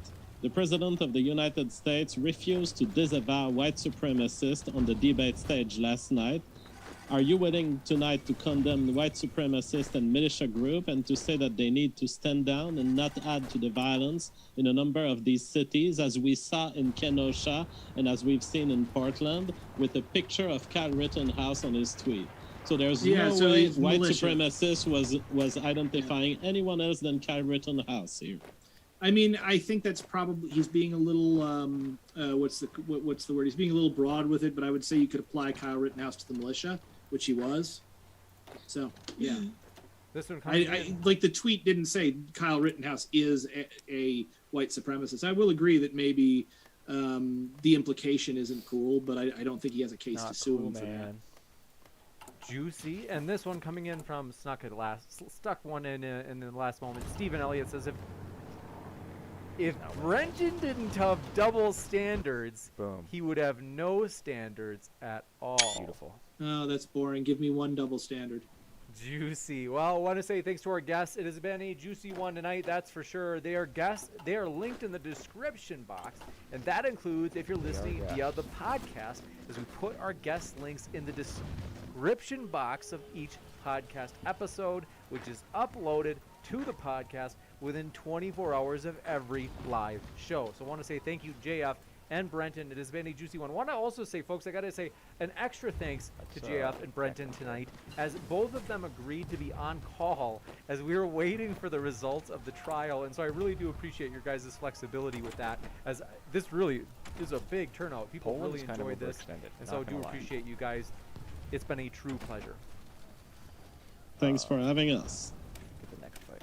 Absolutely. Our pleasure. And with that, I'll be back in just a moment, folks, with updates on upcoming debates, including Is Islam Dangerous? Tomorrow morning. You don't want to miss it.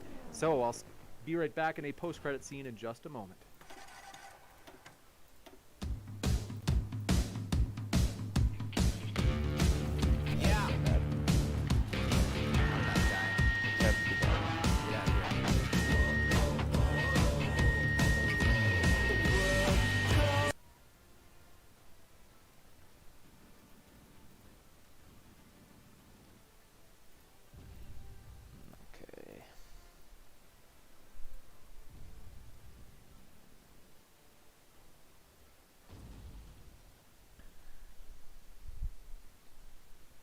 Pawn Stars.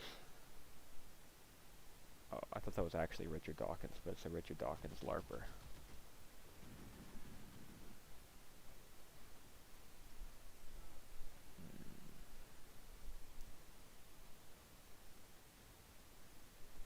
Let's watch Alex Jones. As long as we want, man. No. Here we go. 4, 3, 2. Yes, Alex Jones. We're live. Wow, it's good to be back for the second visit. It's good to be here, man. It's good to see you. We've got Trump meeting with Kim Jong-un. We've got the Cohen hearings in Congress. A lot of energy going on. A lot of things are happening. Planets are aligned. We should tell everybody that you and I had, well, first of all, we had a long conversation on the phone, which led to just a lot of talking. You were about driving to things. Vegas a few weeks ago. We talked like an hour and a half. And then we decided to do another podcast. And we cleared the air on the phone. We decided to clear the air more on a podcast. There's a lot of things going on. I told you a long time ago that I would have you back on. And in the interest of being completely honest, I was hesitant to do it, not because I didn't want to talk to you, but because of just the amount of bullshit that I get from people that get angry that you and I are friends. You know, that why give that guy a platform? That's the big one. Why give that guy a platform? That's the big one. Let's do it. You know, but you and I have always had a good time together. We've always had fun together. Our only problems have always been when we're not, like if you're talking about me or if I'm talking about you, not if we're talking to each other. It's the distance has been the problem. It's the telephone The lack of communication. I think that's real. The lack of communication has been the problem. And real. The thing that people are upset about you, the thing that we wanted to talk about, like, quick to get it over with. Or not quick, but just to get it... Up front. Up front. That's the best way to Or put to it. be misrepresented. Yes. Is the Sandy Hook stuff. Yes. Yeah. So, Why is this so your take controversial? on Who it. cares? Just give me your take on it. Well, first off, because it's always misrepresented, I believe mass shootings happen and they're real tragedies. And I believe Parkland happened. And you believe Sandy Hook happened? Absolutely. And now, just last year, the media came out and said Alex Jones says Parkland didn't happen, and he's sending people to Parkland parents' houses. And there was no video, no audio, it wasn't true. In fact, I said I believe Parkland happened. So I'm not going to be the mass shooting denial guy. I have been branded as the Sandy Hook guy. I mean, imagine a Final Cut Pro video editing timeline. And you go back almost, it was 7 years ago. I guess it's more than 7 years now. And the internet didn't believe some of the things about Sandy Hook. I started covering it weeks after. My first articles and things are, oh, this will be used for gun control, and I bet the guy's on Prozac and a mental patient, which he was. Of course. But then about a couple of weeks into it, my listeners and others start sending me all these anomalies and things, and later it turned out some of those anomalies weren't accurate. And then I just moved on from it, okay? I mean, I'm not Adam Lanza. I didn't kill those kids. But when I'm on the streets now, people don't know who Adam Lanza is, the guy that killed those kids. They think it's me. They say, I can't believe you're not in prison for what you did to Sandy Hook. All they know is Alex Jones, Sandy Hook, dead kids. So, well, I don't think that's... I think the majority of them are angry because the narrative has been that you're sending people to these Sandy Hook families' homes. Exactly, and I'm not, and I never have. That you're responsible for these people getting harassed because you said on your radio show that it wasn't real. Yes, there is video and audio of me saying I can see how people don't think it happened, and I can see how people think it's synthetic because there's been staged events before. That then gets edited, put together, cobbled together, but I never said go to people's houses. I never said go investigate Did these you ever families. say that you think it's not real? Yes, I did. But now you do think it's real. Because I learned some of the anomalies were not accurate. That's a problem with all this conspiracy shit, right? Because the conspiracy theory stuff, the people that want to believe, they believe in conspiracies with everything. And I think there's a certain percent, and we talked about this just a few minutes ago. Yeah, when I started getting accused 4 years ago, a couple years into it, when I said, no, I think it happened, then people that I had interviewed and things started saying, he's involved, he's one of them. Because you are now saying that it happened, they thought that you'd been compromised. Yes, and then I was realizing, oh, this is how it works. A certain percentage of people are schizophrenic. Exactly. And then they just think everything's a conspiracy. Well, this is the thing about conspiracies. It's very attractive to people that are schizophrenic. Schizophrenic people think everything's a fucking conspiracy from top to bottom. Every single interaction that people have is some sort of a stage event that's trying to take them down or control this or mind control that. That's a big factor in a lot of this conspiracy theory shit is mental illness. Actually kind of breaking back through. When I started having people come to the office saying that I'm Bo Bridges or that I'm Jeff Bridges or that I am you're Bill Hicks. Bill Hicks, and people in restaurants screaming, F you, Bill, we know it's you. It's kind of like Dan Rather, the guy threatening me. What's the signal, Dan? What's the signal? What I've experienced now, the quote fame of being super famous, being the conspiracy guy. I was legitimately questioning things because of Gulf of Tonkin, Northwoods, things that really happened, babies that weren't thrown out of incubators to get us in the Iraq War. But I kind of realized a few years ago that I kind of had my own mild psychosis in that when you've been lied to by the media and the culture so much over and over again, everything then starts becoming automatically, you're sure it's fake. And then everything you see fits into that. This is probably, again, 4 or 5 years ago, I began to realize, because I was on the receiving end of people pulling up in white vans with guns at my office saying, I know you put a microchip in my head and I'm going to kill you. And so it was kind of like, once I got super famous, it was like, whoa, there's a certain percentage of people that are way off on the spectrum where they believe everything's fake. And then there's people that believe everything they hear is true. I mean, you should be questioning, you should have the right to do it, but it's somewhere in the middle. And so this is what I'll say about Sandy Hook. I legitimately questioned it when people brought up anomalies. I then had debates about it on both sides. The internet pushed me to keep covering it. I probably covered it 20 times in the first few years it happened. And then as soon as I questioned it, not being staged, I got attacked so much that I said, screw it, mass shootings happen. I believe it happened. But then media would call me or interview me and say, okay, but tell us the anomalies of why you questioned. They were getting me to say it again. not that they didn't have the right to question it, but they thought, well, Alex Jones versus dead kids, Alex Jones denying it, Alex Jones harassing families. This is a perfect way to get this guy who's so popular and get people to question and get people to think. And so it took me years, I think I'm smart, I guess I'm not, to figure out what was going on. So when Hillary, a few months before the election, gives this huge speech that says Alex Jones has a dark heart.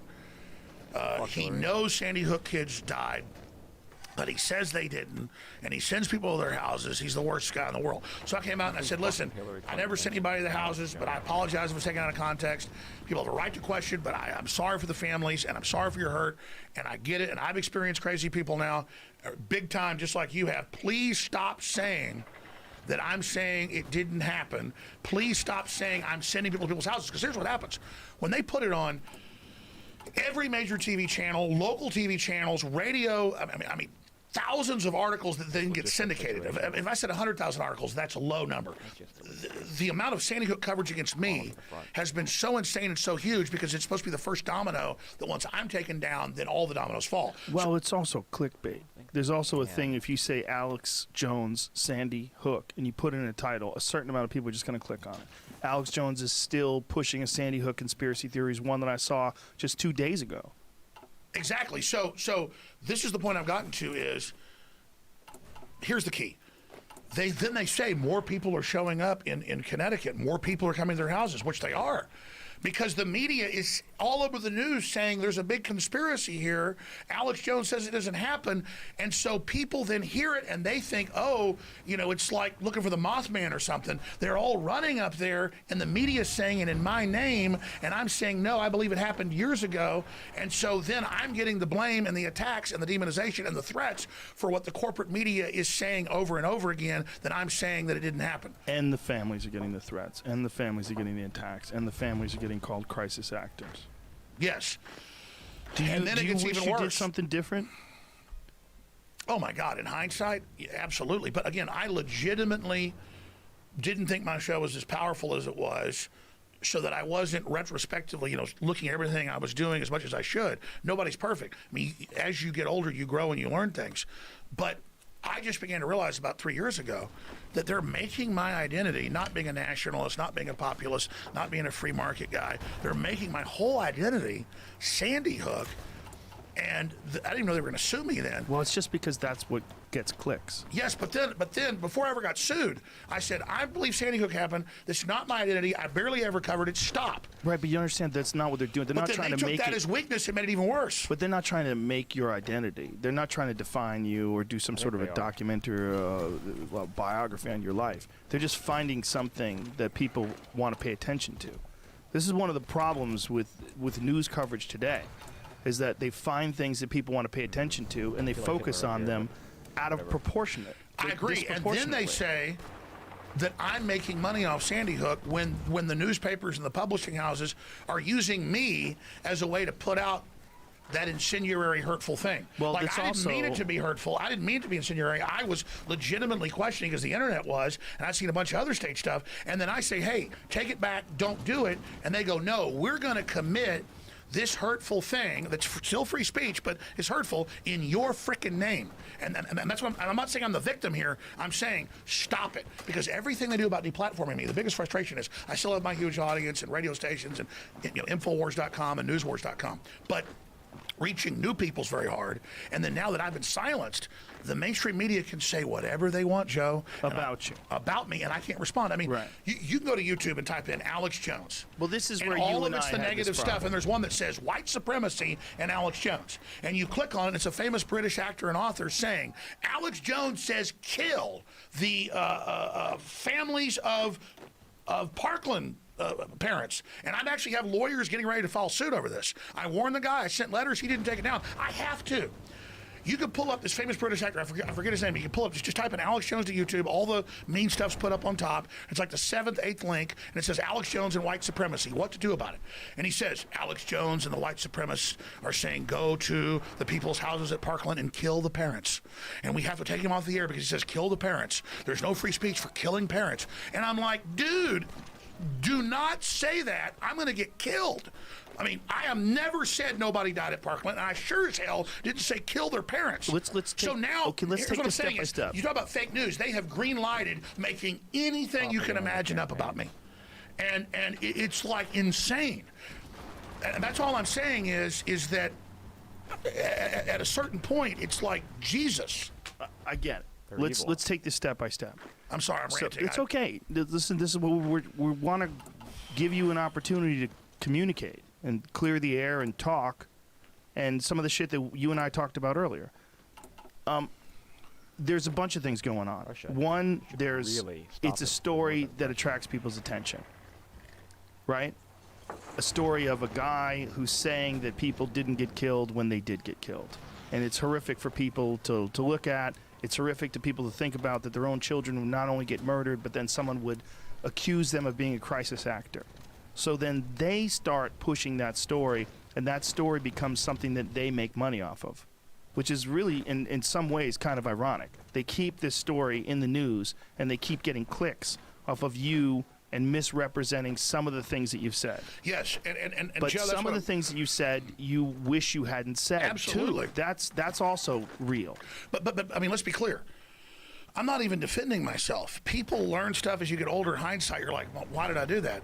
Like, I used to, whatever was the big hot thing on the internet, I would just debate it because it was interesting. Right, but this is what I wanted to get to.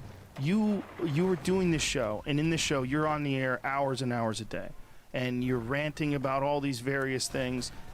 Is it fair to say that you weren't really 100% aware of what kind of influence you were having? Absolutely. And that if you did know, you would have phrased things differently and done things differently. You know, it's even beyond that. I was just younger, and I was covering what other people were saying. I was not the first, the 10th, the 100th, the 10,000th. You were reading about it on the internet. It was a firestorm all over the news that people are denying it, and I've got producers going, hey, look at this video. But isn't that the problem with every single national tragedy? Anytime something happens, there's a certain amount of people that think that there's a conspiracy. Even when it's just a plane crash, even when it's just... fill in the blanks. Any sort of national tragedy. Exactly. And all I'm saying is, Sandy Hook's not the hill I'm dying on. I support people's right to question, and I understand because there's been so much lying in corporate media and by governments and staged events that are admitted and declassified, that once people see that one thing was staged, then everything else must be staged. And then I have been on the receiving end of literally thousands of made-up conspiracies, which you laugh at until people in a truck with guns show up. Yeah. And so I understand part of this is the complex world we live in, all the information we have more than ever, and a lot of it is all the drugs people are on. And it's just a lot of it is schizophrenics. This is a big problem. I mean, we were talking about the certain the percentage of human worms. beings. Half of Brazil has the brain worm that makes you basically psychotic. Well, it doesn't make you psychotic. It makes you risk-taking, crazy. Yes, it affects your judgment. This is toxoplasmosis. It programs you to want to have more cats, smell piss. Yes. Well, it definitely does that to rats. It actually reprograms rats' brains, makes them sexually attracted. And there's to a smell bunch of cat parasites. piss. Yes, there's a bunch of them, and there's some that probably haven't even been identified. And that's where the whole crazy cat lady thing comes from. Yes, that's exactly what it is. It's one of the reasons why they tell women when they're pregnant to stay the fuck away from cat litter. Don't touch cat litter. Don't go anywhere near cats. Yes, I mean it can be actually fatal for babies. But what I'm trying to get at... Goes back to the Middle Ages when they said kill the damn cats. Well, I'm sure there's a lot of factors there, right? See, old wives' tales were like, you get demon-possessed by that cat, and really it's a damn brainworm. Well, that's probably also why they told you not to eat pork. And that's science fiction. That's a real brainworm programming you, like you were saying earlier. I looked at it's true. I didn't even know that. Yeah. That the top soccer teams have the highest level of brainworm infestation. Well, there's a disproportionate amount of people that live in countries where the high toxoplasmosis infection with successful soccer teams. There was some study that was done on that, where we had Dr. Robert Sapolsky like women that have it are more sexually promiscuous. Yes. They just it's recklessness. Yes, and they think the men are more reckless, and that's why there's a disproportionate amount of motorcycle victims that test positive for toxoplasmosis. This is what Robert Sapolsky out of Stanford University was telling us. Is there a way to remove I don't think there is. The brainworm, yeah. I don't think there is. Well, you know, there's like snails that get a brainworm that programs to go to the top of a tree so birds eat it. Yeah. And then it's crapped out, and then the snails eat that, and then it's a food cycle. Yes, yes. So don't tell me in classic evolution and I don't also believe the interpretation by right-wingers of the Bible. That's not what it says. I mean, obviously, evolution happens in big, quick jumps, but we know what's going on. But the idea that just there's worms and there's all these different, well, like you're talking about the one that gets into a grasshopper. The Tell folks aquatic about worm. that. The aquatic worm gets inside of a grasshopper's body and gets the grasshopper to commit suicide. Gets a grasshopper to jump into water and drown, and then it comes out of its body, and that's where it lives. It lives in the water. So it literally gets its host to commit suicide. So how did that chain of events, how does that evolve where suddenly a worm gets in a grasshopper and does something a supercomputer couldn't do? It programs to drown itself. Well, this is a matter of complex biology. I mean, I think it's insanely complex, and it's something that scientists are studying on a daily basis. We're going to get to that coming up because I don't want to just talk about me all day. And I appreciate you having me on here to do it. And I know I don't have a talking point. I don't have a PR firm. You know, we even talked before we went on air about what am I going to, you know, I mean, Alex, what do you want to say today so you can help me get it out? I don't know. Well, I want to say a bunch of things. I'm only learning how this works, being in the process of it, and it's given me a much bigger view than I knew 23 years ago when I first got on air. Because I've experienced what other people have said, the bad things I did experience. I did it from a good heart. I believed questioning was okay. I was covering other people questioning. But then there's a weird, sick irony in the media that says that I'm the one that progenerated Sandy Hook didn't happen when I wasn't, to then in my name popularize it to a level of like, they've put out more Sandy Hook propaganda against me, this is key, than before you invade a major country. I mean, this has been going on for years, every day, the news, the print. No one died at Sandy Hook, Alex Jones says. Alex Jones says go to their houses and hurt them. What the hell's it for? It goes on and on and on and on. Well, you're thinking this because it's about you. So because it's about you, it becomes a primary point of focus because it's affecting your life and it's something that you're concentrating on. But the volume is massive. Volume is massive because it's something that generates interest. This is part of the problem with the way we do news today. Anything that generates interest. I mean, honestly, if the media really cared, they probably would have never talked about it. They probably would have never brought it up. Exactly. We had real terror attacks in the 60s and 70s that weren't staged. If you go back and look at them, like the Weathermen and all that stuff, yes. and the government and the media didn't cover it. Well, this is a long time ago. Well, but they didn't cover it because it gives, if you cover terrorists, they do it more. Right, that's true. I was agreeing with you. Yeah, okay, that's true. That's like in other countries, they don't print the name of mass shooters in the newspaper because they don't want people to get attention for that. I mean, some different countries have different philosophies on this. I genuinely, I've known you 20 years, or since like 1998, 99. I genuinely really am trying to find the truth. And I realized that once I saw a bunch of declassified staged events, like Northwoods or like Gladio or like Gulf of Tonkin or Jussie Smollett. I mean, I couldn't help it. I knew he'd probably sue me. The day after it happened, I said, the guy's got a noose around his neck at 2 a.m. in Chicago. And who the fuck has a noose in Chicago? Who's walking around with a noose? Who even knows how to write? Who knows how to make a noose? Like who? And the cops show up 40-something minutes later, and he's at the door with a noose around his neck. Yeah, I mean, so I said it's fake. Yeah, but I said on air, I said, sue me, destroy me.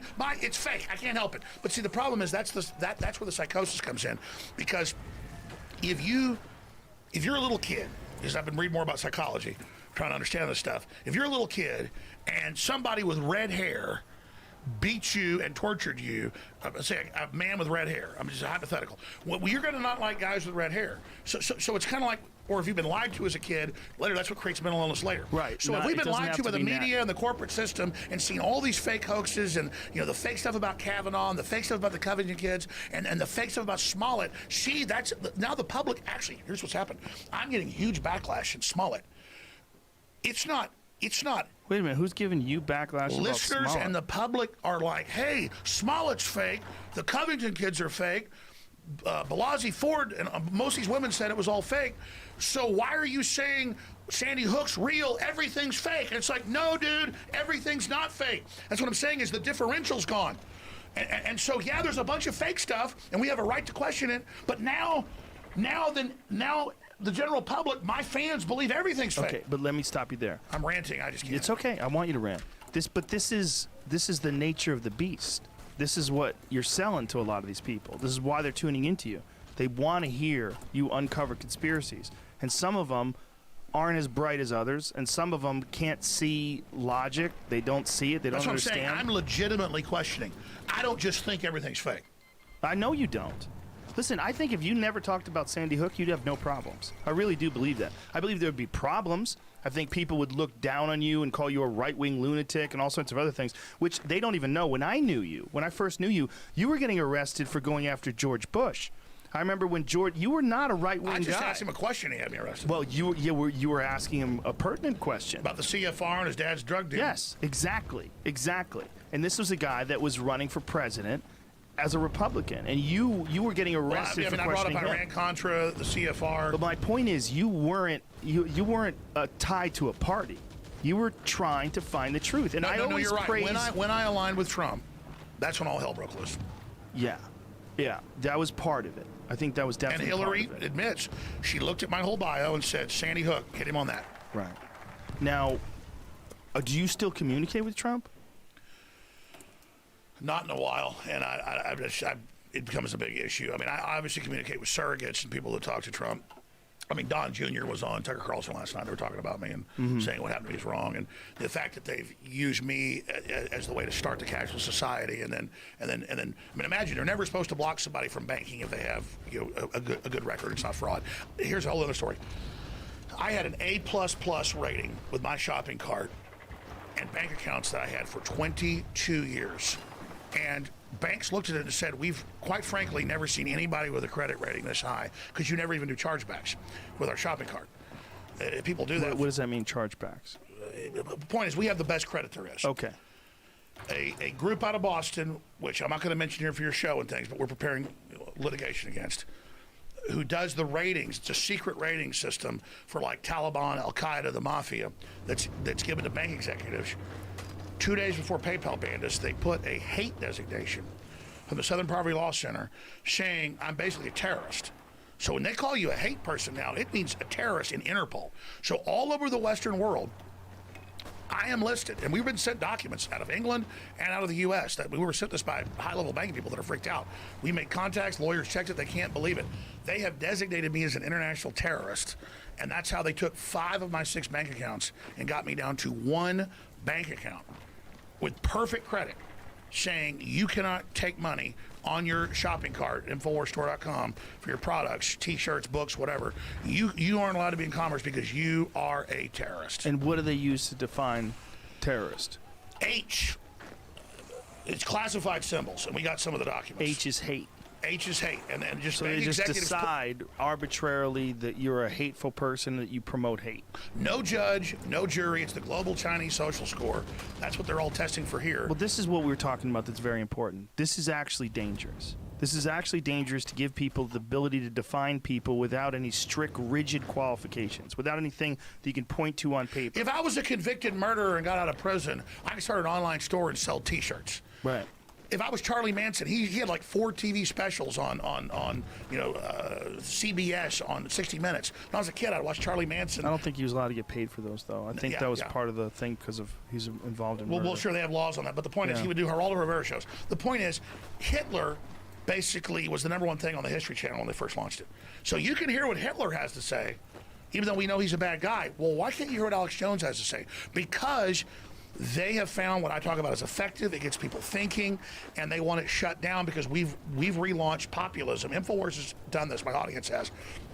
1776 worldwide. Populism, anti-globalism, anti-communism, anti-China. And the big tech companies, Google and Apple and all of them, have publicly moved to China, and they publicly agreed to censor and control the population. This is in the news. And that's why Tim Cook got so mad at me. And I made a huge issue to Trump, and I sent reports to the president I know he got. And that's what happened on that Sunday night when they said, that's it, we're done with Jones. We have to take him down, because I got investigations going at the national security level, sending big reports to the president through law firms of Reuters and AP and the articles, which he wasn't getting, where China has given the code keys by Apple, this is last year, and is moving their database there, and all the code keys have been given to the Chinese government, and Apple says that's just part of being there. And Google's building Dragonfly project to help censor the entire population with a social credit score. They're already testing in Venezuela with China, and they're going to bring it here, and everything you do in live time will be controlled, and, you know, all the big airlines now are putting cameras in that watch you while you're on the airplane. So you think, let me stop you, because you ranting again. I am ranting. It's okay. You think they're using Sandy Hook as an excuse to get you off the air and to censor you and to take away your ability to make income, not because of that, but using that as an excuse because of the other things that you do. Like targeting things like Google and talking about things that you're talking about where they're in China and they're allowing China to censor the population. I'm just telling you, I'm not against Google or Apple. They do a lot of cool things. I'm saying stop it. Congress told you 10 years ago, you were built here in the U.S. with DARPA money. Don't go help China do this stuff. Don't be evil. Well, let me tell you something, because I knew someone who worked at Google. I know someone who used to work at Google, I should say. Their thought process was that Google is going, if they don't bring Google to China in a censored form, they're going to copy Google. This was the real worry, because China copies everything. I mean, their intellectual copyright law. Yeah, but then they're just going to steal it better now. True. But this is what they're saying. Think about that, Joe. But let me explain something from the point of view of Google, as a business. And I'm not saying I agree with this, because I don't. Drink some more apple juice. Get some apple juice in your system, fella. They were thinking, and this is what I was talking to a woman who was a very high-level executive, and she was saying that they're going to steal it. If we don't work with them, they're just going to steal Google and take the code and make their own version of it. So them as a business, they're like, this is inevitable. They're going to do it anyway. We're just going to give in to their censorship demands. I don't agree with it. I don't think it's a good idea, but I don't know what I would do if I was Google. I'll tell them. You'll tell what? I'll tell Google what they should do. What should they do for China? You're dead on with what that person told you. When I had the globalists 15 years ago, 20 years ago, try to buy me off $10 million a year, whatever.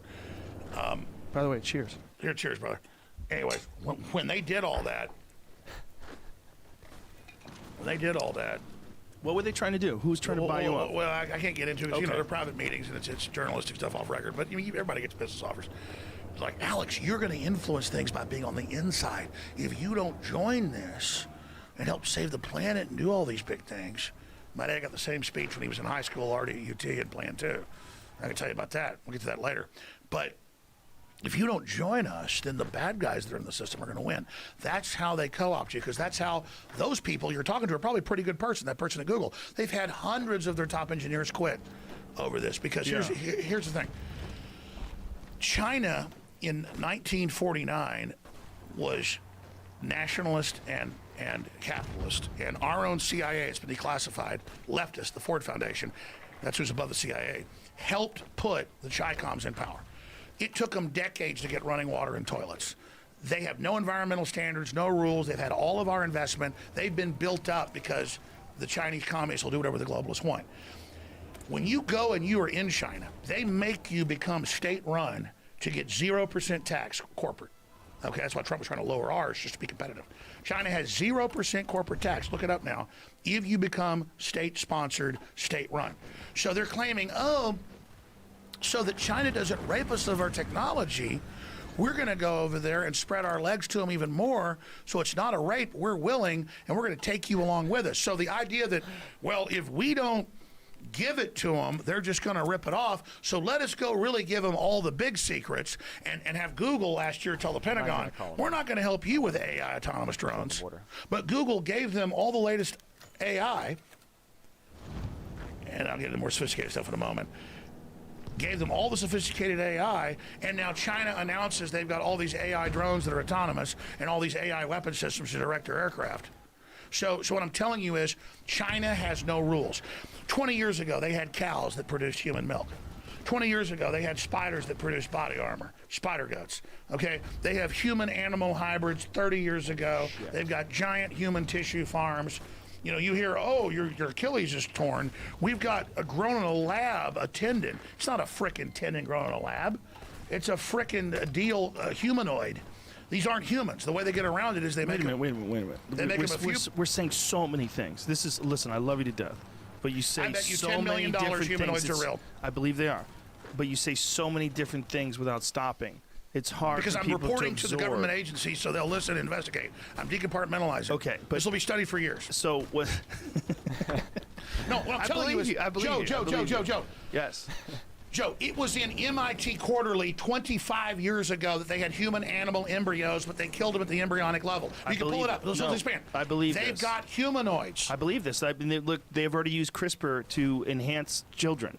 With higher intelligence and everything. Yes. In China. Well, it was a side effect, they believe, of making booster them intelligence. HIV. It was something about HIV, immune to HIV. Joe. Yes. Everything they roll 100%. out has already been tested. Oh, I believe you. But it has an aim. So let me tell you what's really going on. The globalists want to play God. They have what they call a breakaway civilization.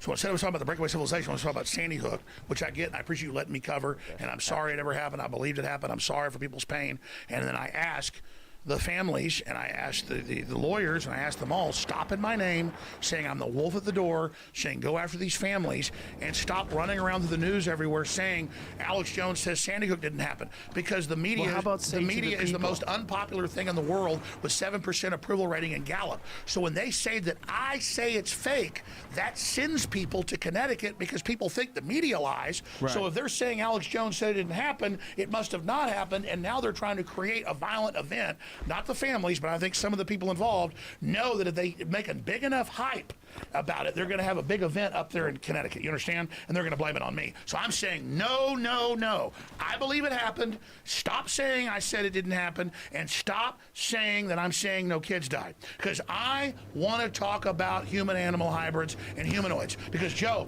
why has it got to be a humanoid? Why? Because if you make it a few percentage points another animal or another creature, it's a gray area. There's no human rights. You have an animal rights movement. You have a human rights movement. There's no alien movement. Right. Aliens are real. They're creating human-animal hybrids that are a new creature, never here on Earth. It's alien. So the aliens are already here. AI is alien. The chimeras are alien. Aliens are already here. So you're saying they're making these human-animal hybrids so they could, harvest tissue from them?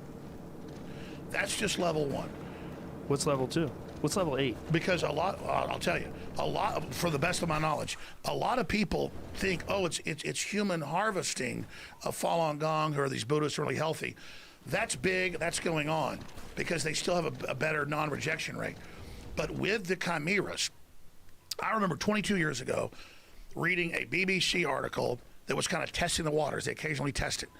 And they go, oh, yeah, about 15 years ago, the first animal-human chimeras were made in test tubes. They were not brought to term. But some scientists want to implant them in utero in cows, because obviously that's a bigger uterus. You can grow up a bigger humanoid and get more tissue. And so then I went, I better go research that. So I went to UT Library at that time. You could get some on the internet like 1996. And I went and actually pulled up all these MIT reports, and I took them to my dad and other people who was a doctor. And they go, yeah, that's really crazy. And it was all about how we've got to prepare the public for this, because we're going to be able to download their memories and then put it in a new body. This is before Blade Runner. So see, it's not like this is the world's not imitating Blade Runner. Blade Runner is a preparation for what's coming. And they're telling you, more human than human. This is going to be more advanced. This is going to be better. But like everything, like a cell phone or like a vaccine, it's got a Trojan horse. It's got a back door. It's already been tested. It's already been perfected. It's being rolled out. You're not given the real technology. You're not given the real life extension. You're given the crap, Joe. And the Earth is seen as like an egg yolk to give the propulsion power for this new thing that's going to be born. And whether you believe that or not, just like when the new thing meaning artificial intelligence? Beyond that. It's a fusion of artificial intelligence and a whole synthesis of new life forms. And so that's the big giant race when Elon Musk came in and told you, because he goes to these billionaire functions and he has a conscience, so he's freaked out. And they go to these billionaire functions. I don't just know this. I've talked to people, and I was in Wired magazine 20-something years ago, Why the Future Doesn't Need Us, Bill Joy, a billionaire, co-owner of Sun Microsystems. He goes to a billionaire meeting with 200 guys, and the consensus was, we're not going to let people play video games and party all day. We're going to set up a world government. We're going to slowly titrate the dose and poison the public. dumb them down, put electromagnetic radiation out with 5G that scrambles their DNA, lowers their IQ. We're going to cause mass mental illness and a controlled societal collapse that'll then be organized and controlled in the mop-up crew by robots, controlled by the globalist programmers who believe with the off-world entities they're in communication with that they're going to be given the operation to upload and be in that larger kind of Borg cube system if they sell the country out. You got to hit the brakes because we take this back to. I'm so baffled. What's the matter? I googled one of these things. MIT Technology Review estimates that about 20 pregnancies of pig-human or sheep-human chimeras have been established during the last 12 months in the U.S. Total whitewash. Listen, 2016. I 100% believe it. Look, I think that this was going on in 1985. I'm sure. They tried to recruit my dad to a DARPA program. I believe that. In college, and then when he was a dentist. I believe that. I believe that they will take all sorts of liberties in gray areas when it comes to scientific research. I definitely believe that. Did you ever see Trinity and Beyond with William Shatner? I know you know. But let's start slow because you go over so many different things. Hydrogen bombs trying to ignite the atmosphere in the 1960s. Oh, no, I know the U.S. Air Force tried to destroy the atmosphere in 1968. Yes. Operation Starfish Prime. They actually detonated a nuclear bomb. Psychotic. They detonated a nuclear bomb in the upper ionosphere. Trying to blow up the radon radiation bomb. Yes, they've done a lot of goofy shit. But see, that's the thing. That's why I got mad at you, and I love you, and you're a smart guy and everything. Is I know you know. Listen, you got mad at me because we didn't communicate. You know all this stuff I know. You're even better at saying it, and then you sit there because you can't handle it, and you sit there and you dole it out. It's not that I can't handle it. There's two factors. One, I don't have any time. I don't have enough time to go into it as much as you do. You asked why I flipped out and got mad at you? That's it right there. Every time I bring up a fucking subject, you know all about it. I don't know all about this. You fucking know all about this shit. I don't know all about this. Bullshit. You're a smart guy. Listen, I don't know all this human hybrid Joe's just dumb. Joe just is a pot. Bullshit. You know exactly what you're. I don't think you're a bad guy. You're trying to survive for you and your family and do good. Okay, but my family, your family, none of us are gonna make it. There's a post-human era coming. The breakaway civilization. The deal's been made. It's not. Okay. It's not in the third dimension. They've made frickin' deals with interdimensional aliens. Okay. And notice the media never attacks you for that because that's the truth. Maybe this is true. I do not know this. And we'll get into it. Okay, I do not know this. And even these human-pig hybrids, Jamie just pulled this out. I believe it's true. I mean, I'm worried about human-pig hybrids. I'm sorry the Sandy Hook kids died. My identity is not that. I get it. They admit 5G in all the studies, LA Times, causes massive mutation and cancer. Wait a minute, and literally rattles your DNA apart. All of our kids are under attack. You mean 5G? And I'm mad at Trump for allowing 5G to come in. This is the new internet You know why they won't let China put in WAPO? You know What's 5G WAPO? in major... That's the big Chinese 5G. You are on 5G. fire today. No, the big 5G. You're on fire. No, Joe, the 5G. You're on fire. Okay. 5G remember how I told you there was a BBC article in '96 about human-animal hybrids with pigs and cows? Yes. You got to make you part cow so the cow keeps you and doesn't reject it, or part pig. Okay. Okay, but let me expand. And you know about pigs and rats were most closely related to us, not even chimpanzees. That's why a lot of the organs don't get rejected. Okay. You know about that? Yes. Okay. Yes. So pigs are very close to humans. They even use pig organs and people. Exactly. As usual, you know everything. No, it's true. I mean, you know, in a general knowledge, you know everything I know. No, I don't. Listen. But let me tell you, Joe, this is literally, we know what they're doing. So just like they say, oh yeah, we had human-animal hybrids. This is like frickin' 39 years ago now. 23 years ago, I'm reading in the BBC about it and go confirm it's happening. Okay? And they're just floating it. There was an article in 1999 in the Baltimore Sun, and I interviewed Nick Begich. You read Nick Begich? Dr. Nick Begich? No. Oh my God, he'd blow you away. Who is he? His dad was a U.S. congressman that got killed. His brother, a U.S. senator. Should have him on the show. They're the guys that got all the money given to the Native Americans. Can you spell his last name? Begich. He's a good friend of mine. Can I get him on? Absolutely, we'll fly her right now. Anyways, the point is.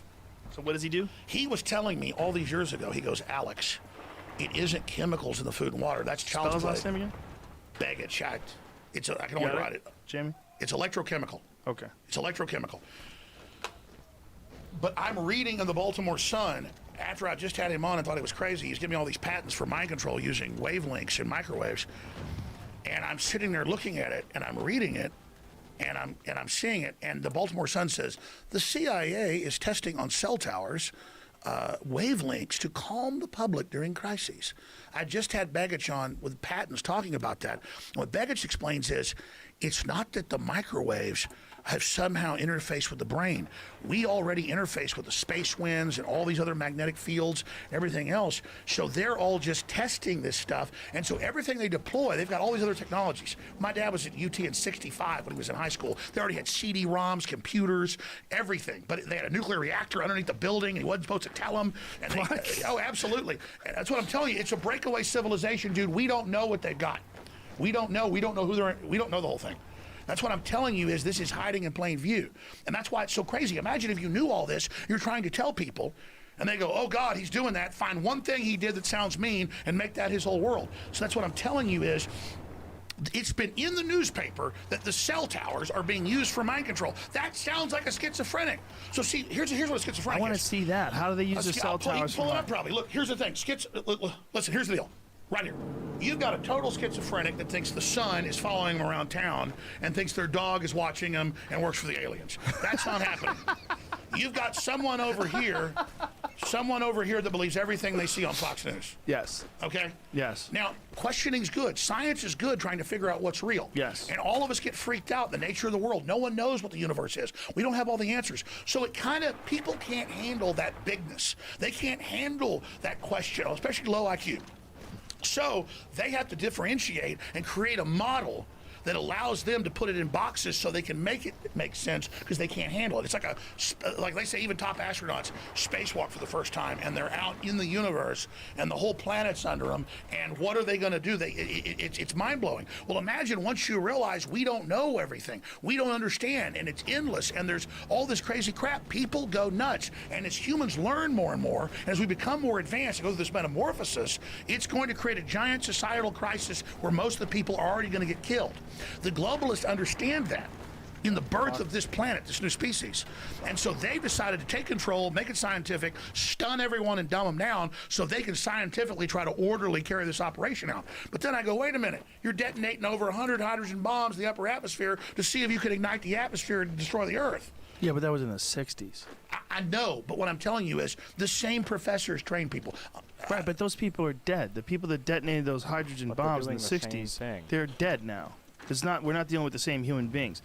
I'm with you on I think people in a lot of ways are more immoral now. I think I agree with you in some ways that everything evolves and things get better. This is one of my arguments about Operation Northwoods, that if they were able to push Operation Northwoods and get it signed by the Joint Chiefs of Staff in 1962, was it 62?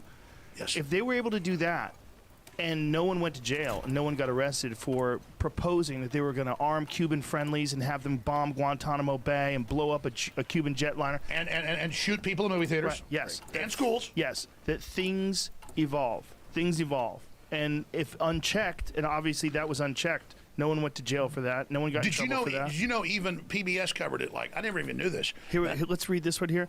The significance of the research, he explained, is that although the cell phone power is low, electromagnetic radiation can nevertheless have an effect on mental behavior when transmitting at the proper frequency. What is this article, Jamie? Scientific American. In Scientific American, it's titled Mind Control by Cell Phone. So it really does have an effect. They did a whole study but on let's it. go further. It doesn't. So there is.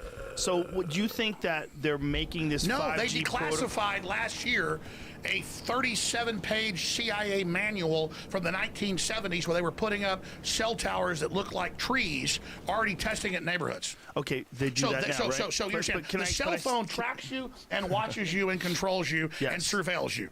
And you think that it's one way.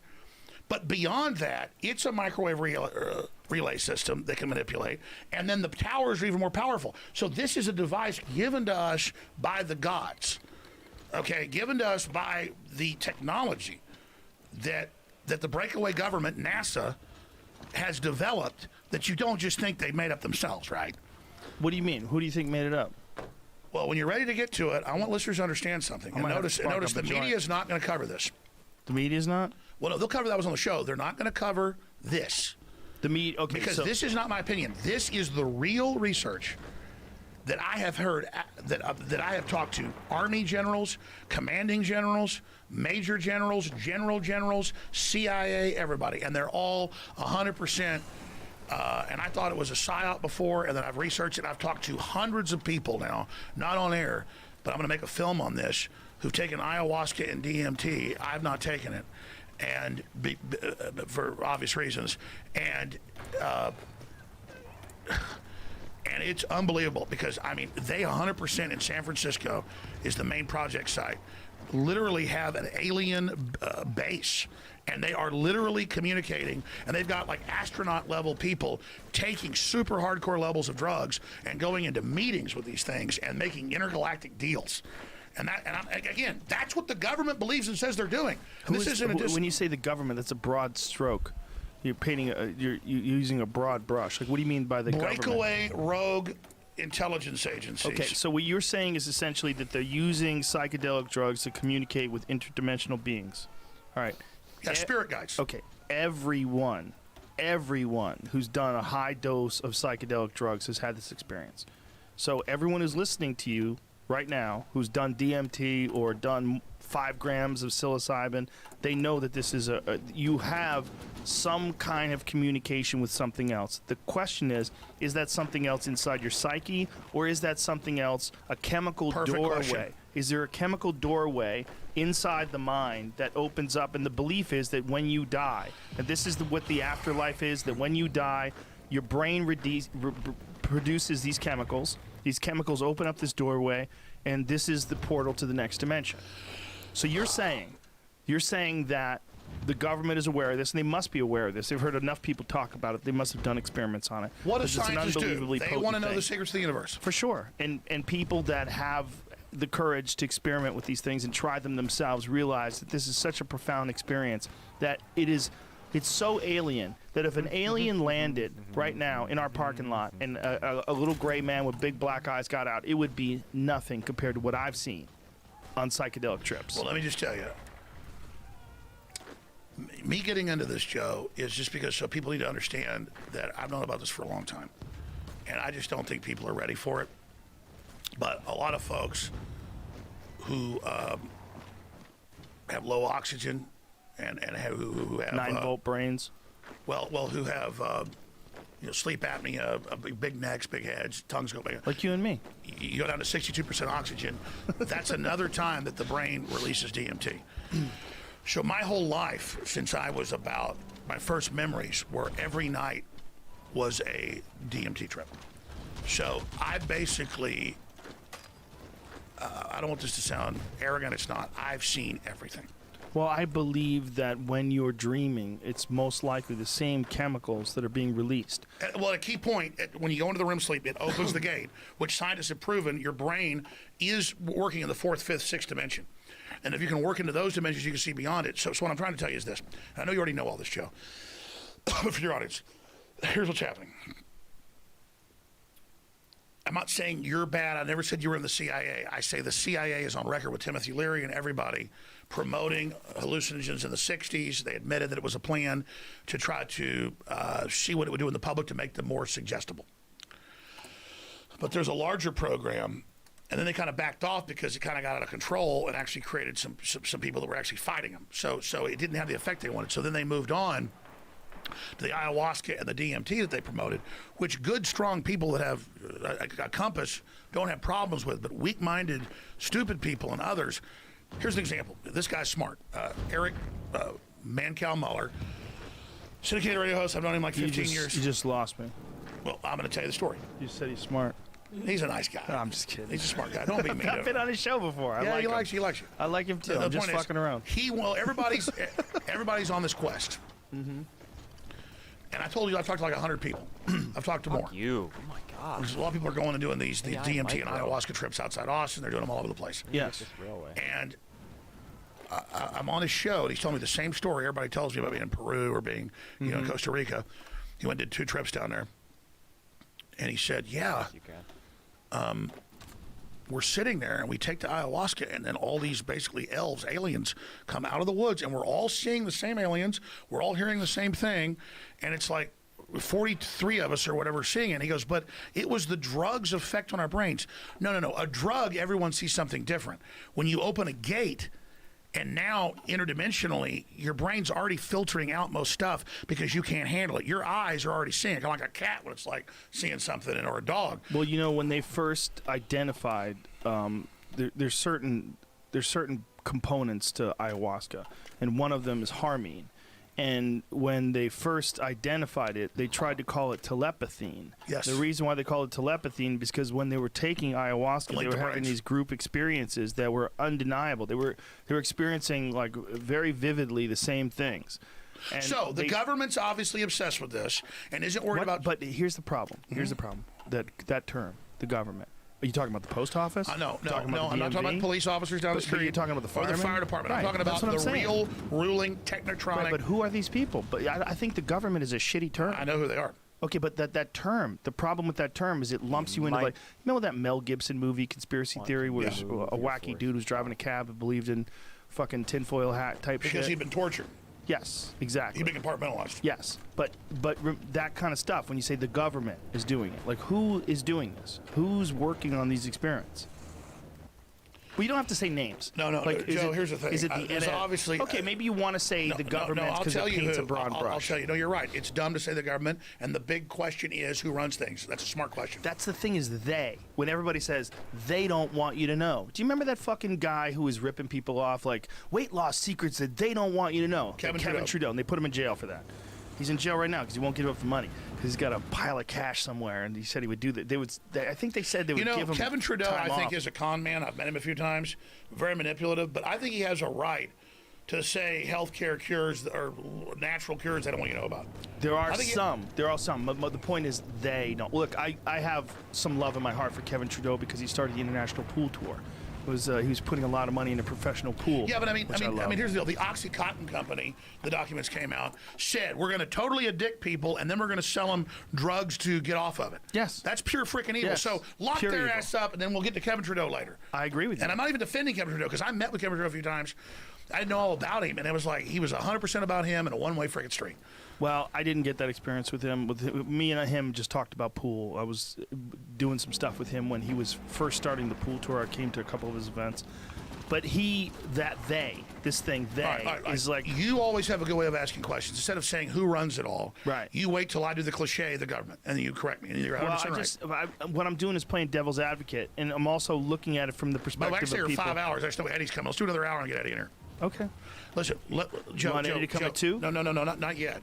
Do you want him to come at 2 instead of 1:30? Yeah, whatever you want. I'm gonna text him right Anyways, let me try to be clear here, Joe. I'm having a good time with you. I just want you to know Let me this. try to be clear. I can't say all of this on air. Okay.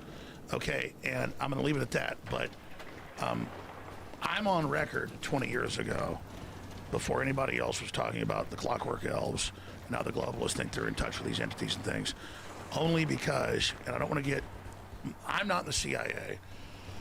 The CIA is bigger than Coca-Cola. It's like bigger than Walmart. I've never been in an intelligence agency. I've never been a part of any of this stuff. But I had family that was in advanced DARPA research projects that I don't know all the details about. And when I was a kid, my dad told me about some of it, not knowing I'd be a talk show host later. I hope not. But like when the deputy director of the CIA needed to have a tooth pulled, he came to my dad. Okay. So my dad was like the doctor to, these guys. And I remember sitting around the kitchen table and I'm like 7. He's like, Carol, I can't tell you all about it, but it's a classified program in Maryland at an underground base. And they won't give me all the details, but it's double the money I'm making now. This is for national security. But I think it's basically, we're building cyborgs, and we've got special forces that have volunteered so we can infiltrate the Russians and get codes and systems in. I believe it's implanting messages in their teeth, and I also think, as I do implants, I think it's a brain surgery program for microchips. And so I'm hearing, and my Carol's like, David, I'm sick of these people, and you've already done so much for this government, and look what they've already done to you, and my brother, you're not going to be, I want you out of this. So this is like, 7, 8 years old, you're hearing about the cyborgs. Okay. Okay. So that's the kind of stuff that I grew up seeing. And, let's go get your uncle. He's coming off a C-130, Army thing, in an Army uniform from Guatemala. There's like armed guys with machine guns. I mean, I don't know, okay? And I don't need to know, okay? The point is that's what I grew up, the type of stuff I saw. And my dad never told me about all this stuff when I was older till It was like 12 years ago, and I was finishing In-Game Blueprint for Global Enslavement. That's free, still online. And it's all about the world government and how the cell phone's watching you, and everything's proven in it. It didn't come true, it was already true. And the plan for one world government and don't have kids and all that, and attack on the family. And we were going to go to a ballet recital for like my, 3-year-old daughter. She's like 14 now or whatever. And they sit down for like an hour and watch the end of the film. It's a 3-hour film. And my mom goes, David, that's not true. He goes, yes, it's all true. When I was in junior in high school, they recruited me into the program there, and they brought us in. They said the Nazis were wrong because they were only targeting certain groups. We're going to target everybody, and it's a planetary breakaway and world government and blah, blah, blah. There's a nuclear reactor under UT and all this other stuff, which later I went to research is actually true. It's not even hidden. But the point is, it's not that my dad was even that special. My dad was like, scored like the 6th smartest in Texas. And they had a group of less than 10 kids, and they brought them in as juniors in high school and said, we're going to do all this. Like they recruited them because they all wanted to be in NASA. That's why I'm wearing the NASA shirt. So when Eddie gets in here. Because Eddie's right, NASA's a big secret group. It's the other side of the breakaway government. There's the CIA breakaway government, 1947. And then there's Kennedy setting up NASA in 1961. So they're two different competing breakaway governments. And those are the real governments in the U.S. When you say by breakaway governments, what do you mean? Breakaway governments, breakaway civilizations, it's the real groups that are like the cult. You say, who are they? They're scientist cults who are based on your psychic ability and on your IQ and then on your commitment to the program. And so the program starts with, will you go inject black people with syphilis for a greater cause? Or will you do research programs on babies where we tell poor women that, your baby died right when they were born, but really we go keep the baby alive and sometimes kill them, sometimes harvest them, sometimes do experiments on them. So that's why a lot of nurses have noticed now that babies disappear at birth. They tell them, your baby died. That's why the governor said, who's actually an organ harvesting doctor, he goes, we keep the babies alive after they're born and have a discussion. They are getting caught now because we've decompartmentalized. Wait a minute. I'm confused at what you're saying. Let's see how it just never ends. Yeah. What are you saying about babies? Like, what are they doing with babies? You saw the governor of Virginia say, we keep babies alive after they're born and kill them, right? Well, I didn't see that. We keep them comfortable. But I am very, very concerned with late-term abortions. Well, this is concerned. post-birth, Joe.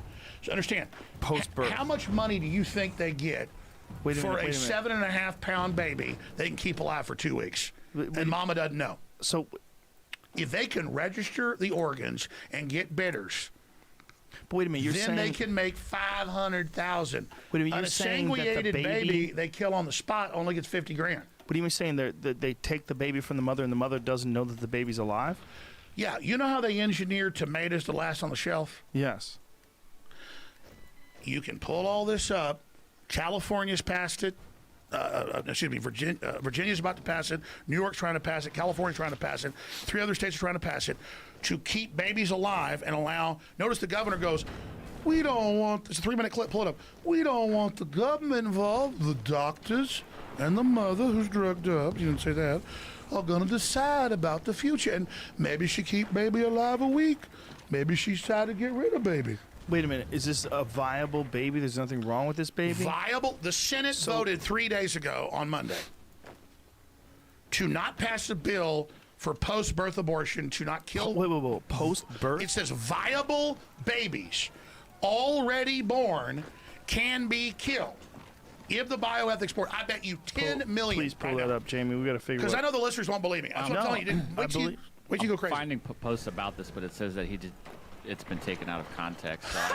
What is that, Media Matters? No, What did he say? Or Snopes? Huffington Post says that. Snopes says it's mostly false. Huffington Post. Snopes said. Snopes Hey, why don't you do this, Jamie? What source Jamie, go to the source of the governor. Go to YouTube and type in Governor of Virginia talks about post-birth abortion and watch the unedited 3-minute video. How do you call it abortion if it's already been born? Well, that's what Trump said. He said a month ago when this first broke, he said, and see, the left is so compartmentalized. I'm not saying you're the left, but mainstream media, whatever. We're so censored now. They're making their move right now. Who's they? The globalist technocracy, the mad scientists, the guys that want to learn the secrets of the universe, So probably already have them. So what you're saying is a lot of this censorship. A lot Joe, of this I will give 1 million. I don't have 10 million. I will give before God and country to Jamie's. I'm not kidding. I will give $1 million to your charity of choice. No, listen to me. This is serious, Jamie. You need to come out for the children. I will give you $1 million if you can prove that I'm making up that the governor said we keep babies alive after they're born, we keep them comfortable. And then it turns out he's an organ harvesting thing, and that's what they're doing. So they keep babies alive. Don't go to Snopes. Go to the governor. Go to the governor of Virginia. And that's why they went ahead and burned him for the blackface, what they were using to blackmail him. They already had that on him. That's the same guy? Yeah, same guy. As soon as he said... Really? As soon as Trump, and we all covered it, as soon as he tweeted, he said, yes, we're getting rid of babies after they're already born. You don't want none of that. No. Well, You already figured out what George Soros is putting in it, right? No, I mean, I oversimplified that in the media. Took that out of context. I know. I said they've weaponized marijuana into an hallucinogen category, so it causes more schizophrenia. I think it does. I said that 2 years ago in court. I agree with you. I think it does. I think it does with certain people. I've had a lot of friends who are already susceptible. Yes. And the weed's so strong that they start thinking that I'm wearing swastika shoes. No, listen, I agree with you on that. I mean, I think I've simplified Strong alpha types needed to not have a heart attack. Well, I don't know if I needed to not have a heart attack. Remember when you wanted me to smoke pot with you in that bathroom shooting a video like as a joke like 20 years ago? Yeah. And I said it makes me paranoid. Yeah, that was funny. Joe, the only time I feel fear. Remember we were wearing fucking George Bush and George Bush Senior mask dancing around the Capitol? It's fun times, Belly man. the Beast. You're Belly the Beast. And with the song that you wrote, you wrote that fucking song about it? Jamie, this isn't a joke. I will give $1 million. Okay, you don't have to give any money, but I believe you. I just want listen. No, but I have skin in the game. I can pull it up on my phone. I believe you. I mean, he's going to find it. We'll listen to it. You don't have to. We're listening to you. And then he uses these arguments. He goes, well, sometimes the baby is deformed. No, they want the organs. And so you saw the Planned Parenthood videos out of Texas and California 2 years ago that Project Veritas and others got, where they're saying, I'm getting a yellow Ferrari. Man, I'm making hundreds of thousands off each baby week. With partial birth, they keep the baby alive. They take it in the back. And then they have a van pull up that takes it to a Chinese government-run facility in the U.S., and they got the sucker. Let's listen to this. Is this the video where he says it? After birth, abort. Is this it, Jamie? I hope Is this I it, don't know. Alex? Yeah. Okay. Committee hearing yesterday when Fairfax County Delegate Kathy Tran made her case for lifting restrictions on third trimester abortions as well as other restrictions now in place. And she was pressed by a Republican delegate about whether her bill would permit an abortion even as a woman is essentially dilating, ready to give birth. And she answered that it would permit an abortion at that stage of labor. Do you support her measure and explain her answer? Yeah, and I wasn't there, Julie, and I certainly can't speak for Delegate Tran, but I would tell you first thing I would say is this is why decisions such as this should be made by providers, physicians, and the mothers and fathers that are involved. Jamie, I didn't interrupt. Start over. Back it up 10 seconds. Notice he's usurping law. Okay. And their whole plan is bioethics. I'll explain in a minute. But let's let him talk. It's only 2 minutes. Mothers and fathers that are involved. There are, when we talk about third trimester abortions, these are done with the consent of obviously the mother, with the consent of the physicians, more than one physician, by the way. And it's done in cases where there may be severe deformities, there may be a fetus that's non-viable. So in this particular example, if a mother is in labor, I can tell you exactly what would happen. The infant would be delivered. The infant would be kept comfortable. The infant would be resuscitated if that's what the mother and the family desired. And then a discussion would ensue between the physicians and the mother. So I think this was really blown out of proportion. But again, we want the government not to be involved in these types of decisions. We want the decision to be made by the mothers and their providers. And this is why, Julie, that legislators, most of whom are men, by the way, shouldn't be telling a woman what she should and shouldn't be doing with her body. And do you think multiple physicians should have to weigh in as is currently required? She's trying to lift that requirement. Well, I think it's always good to get a second opinion and for at least two providers to be involved in that decision, because these decisions shouldn't be taken lightly. And so, I would certainly support more than one provider. All right, let's go back to Wow, that's a weird thing that she just kind of let him say. Would you like to the rest of the story? But hold on a second. What's weird is that they were talking about resuscitating the baby, that they would keep the baby alive, then a decision would be made. Isn't that's like euthanasia? Like you can't even do that to your Grammy. That's why you're so smart, Joe. I'm not kissing your ass. But you can't do that to your Grammy, right? Your Grammy's like 80 years old. You can't just kill her. Well, remember Newsweek? Remember the Newsweek cover, the case for killing Granny? They say that, so let me explain. Now you've got it. Did you hear that legalese? Turns out, when I saw that clip a month ago, because they had them doing debate about the bill. Right.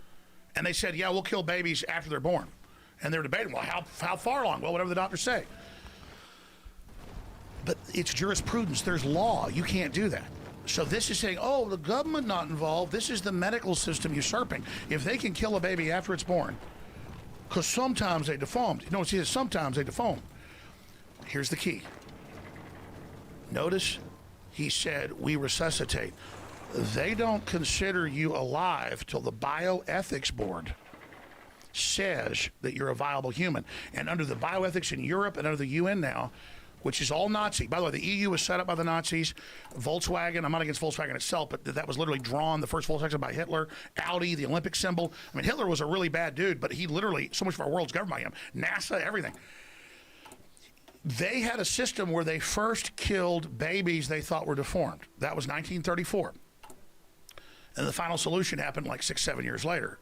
And so he's saying, because they've got a big problem. They've got undercover videos. They're keeping babies alive. You want to pull those up? I'm not BSing. There's dozens. So they've got to start getting it going now with governor, physicians, and people to go, because the nurses are freaking out. Mm-hmm.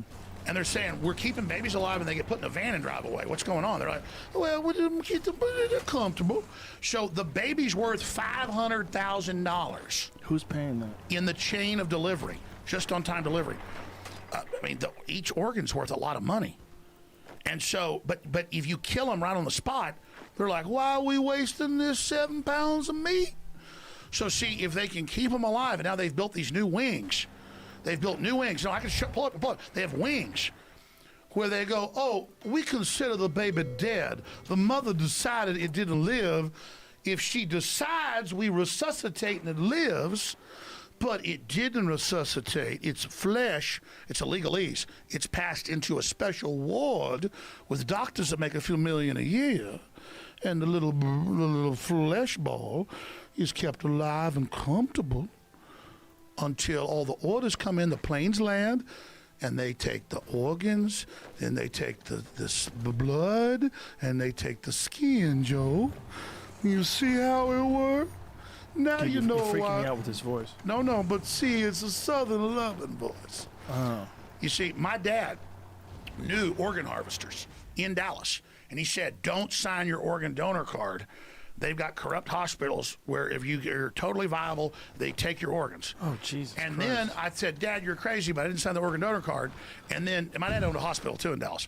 Then, when I was a decade later at my grandparents' house before my grandpa died, watching 60 Minutes, and it was Dallas, Texas, and Chicago caught killing people that were viable to take their organs. Tonight, the 60 Minutes expose. And it was the freaking hospital my dad told me about.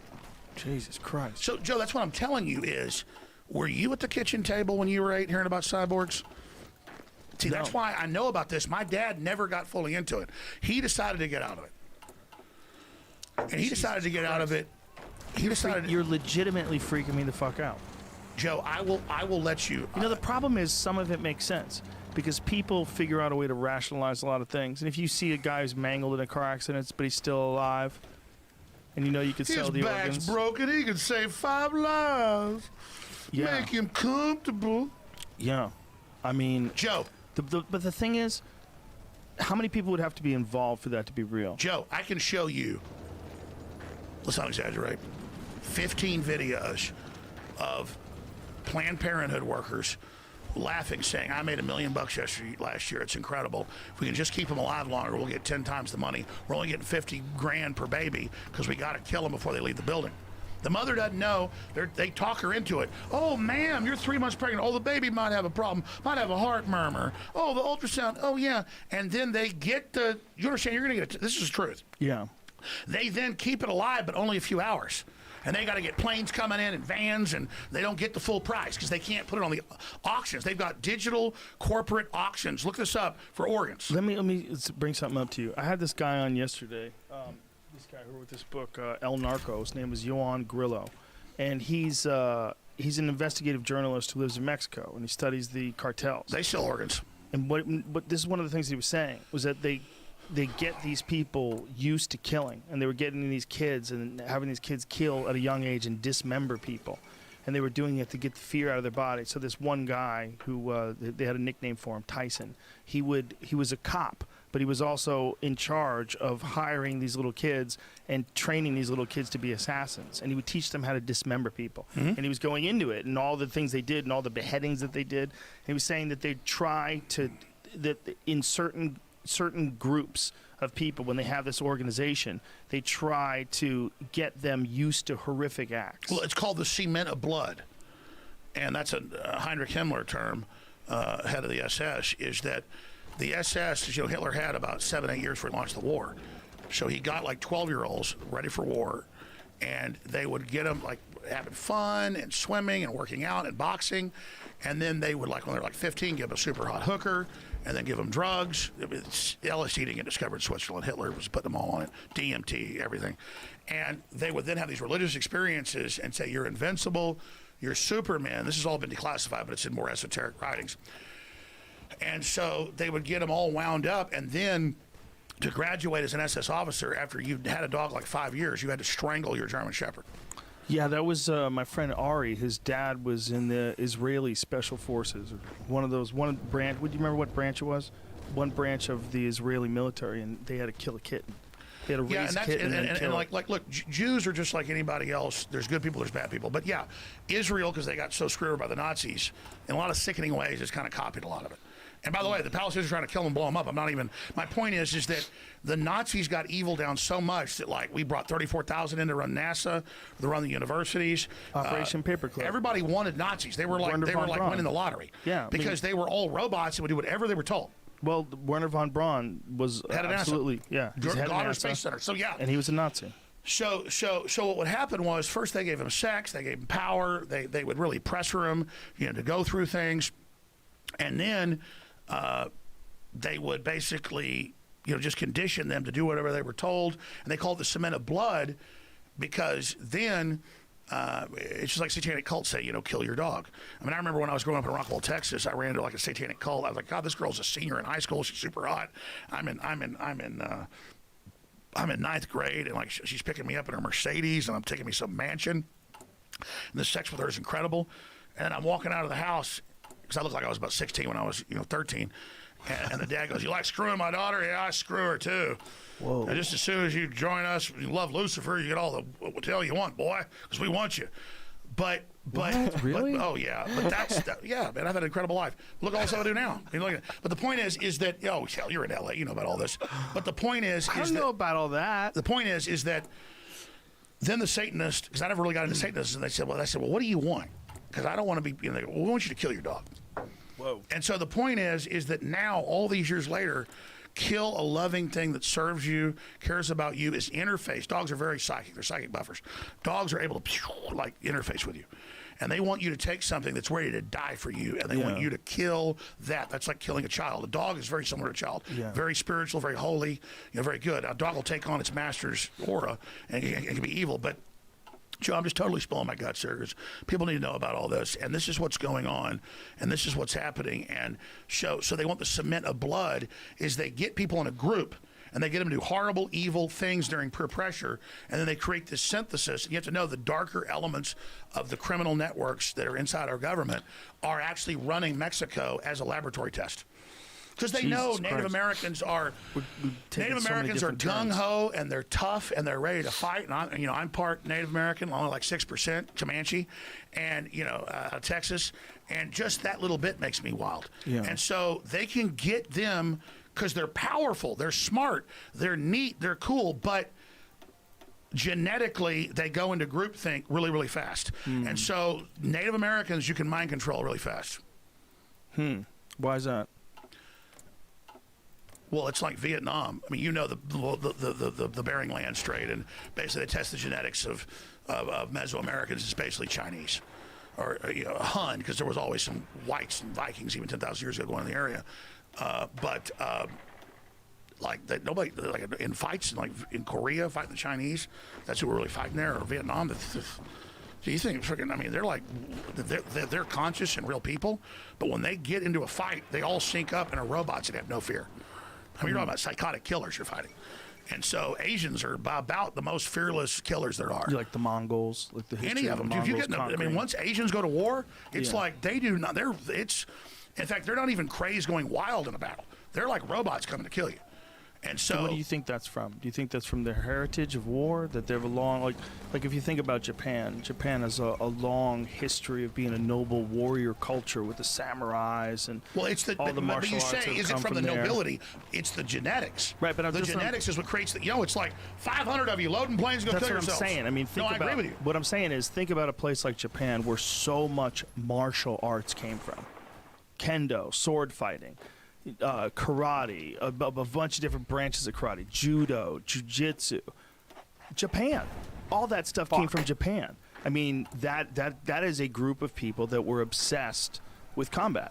I mean, they figured out the combat. ruling class was. Well, not just that, the soldiers and even the civilians. No, I agree, but the ruling class was the samurai, the shoguns.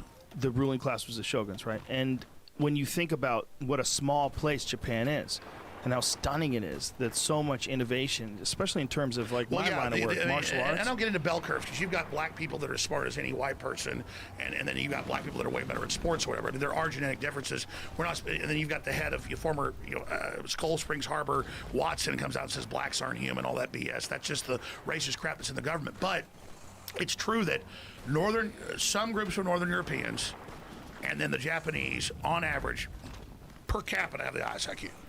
And so they're Japanese, and then there are some Northern Europeans that have the highest IQs. But then you can get into, say, Jews have very high IQs on average. European Jews have an extraordinary high number also have of a social Nobel Prize winners. Yeah. It's a bunch of. So there's not just one type of intelligence. Yeah. For sure. Yeah. Well, there's tests that you can run in terms of mathematics, but there's no real tests you can run in terms of social intelligence. Real test is psychic connectivity, and they've proven the DNA is a transceiver. And so my skill is, that's why I'm usually kind of like almost autistic, is I'm just being constantly, like everything's going on. But then if I actually focus in, I can figure out the exact enemy operation. That's why they're really pissed.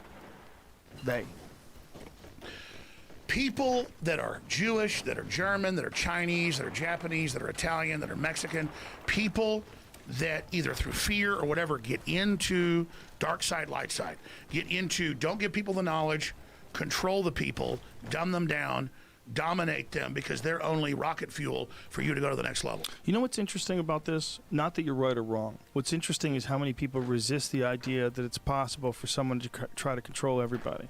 And if you just go back in history, go back to World War II and how Hitler controlled Germany. And that's it. They tell you no one's trying to control you, but that's all that's going on. But that one is a particularly fantastic one, because it was a culture that came out of a bad time, right? They had out of World War I, and Versailles Treaty. And this guy offered them pride in being German. He offered them this idea of a master race. But the master race is a crazy idea.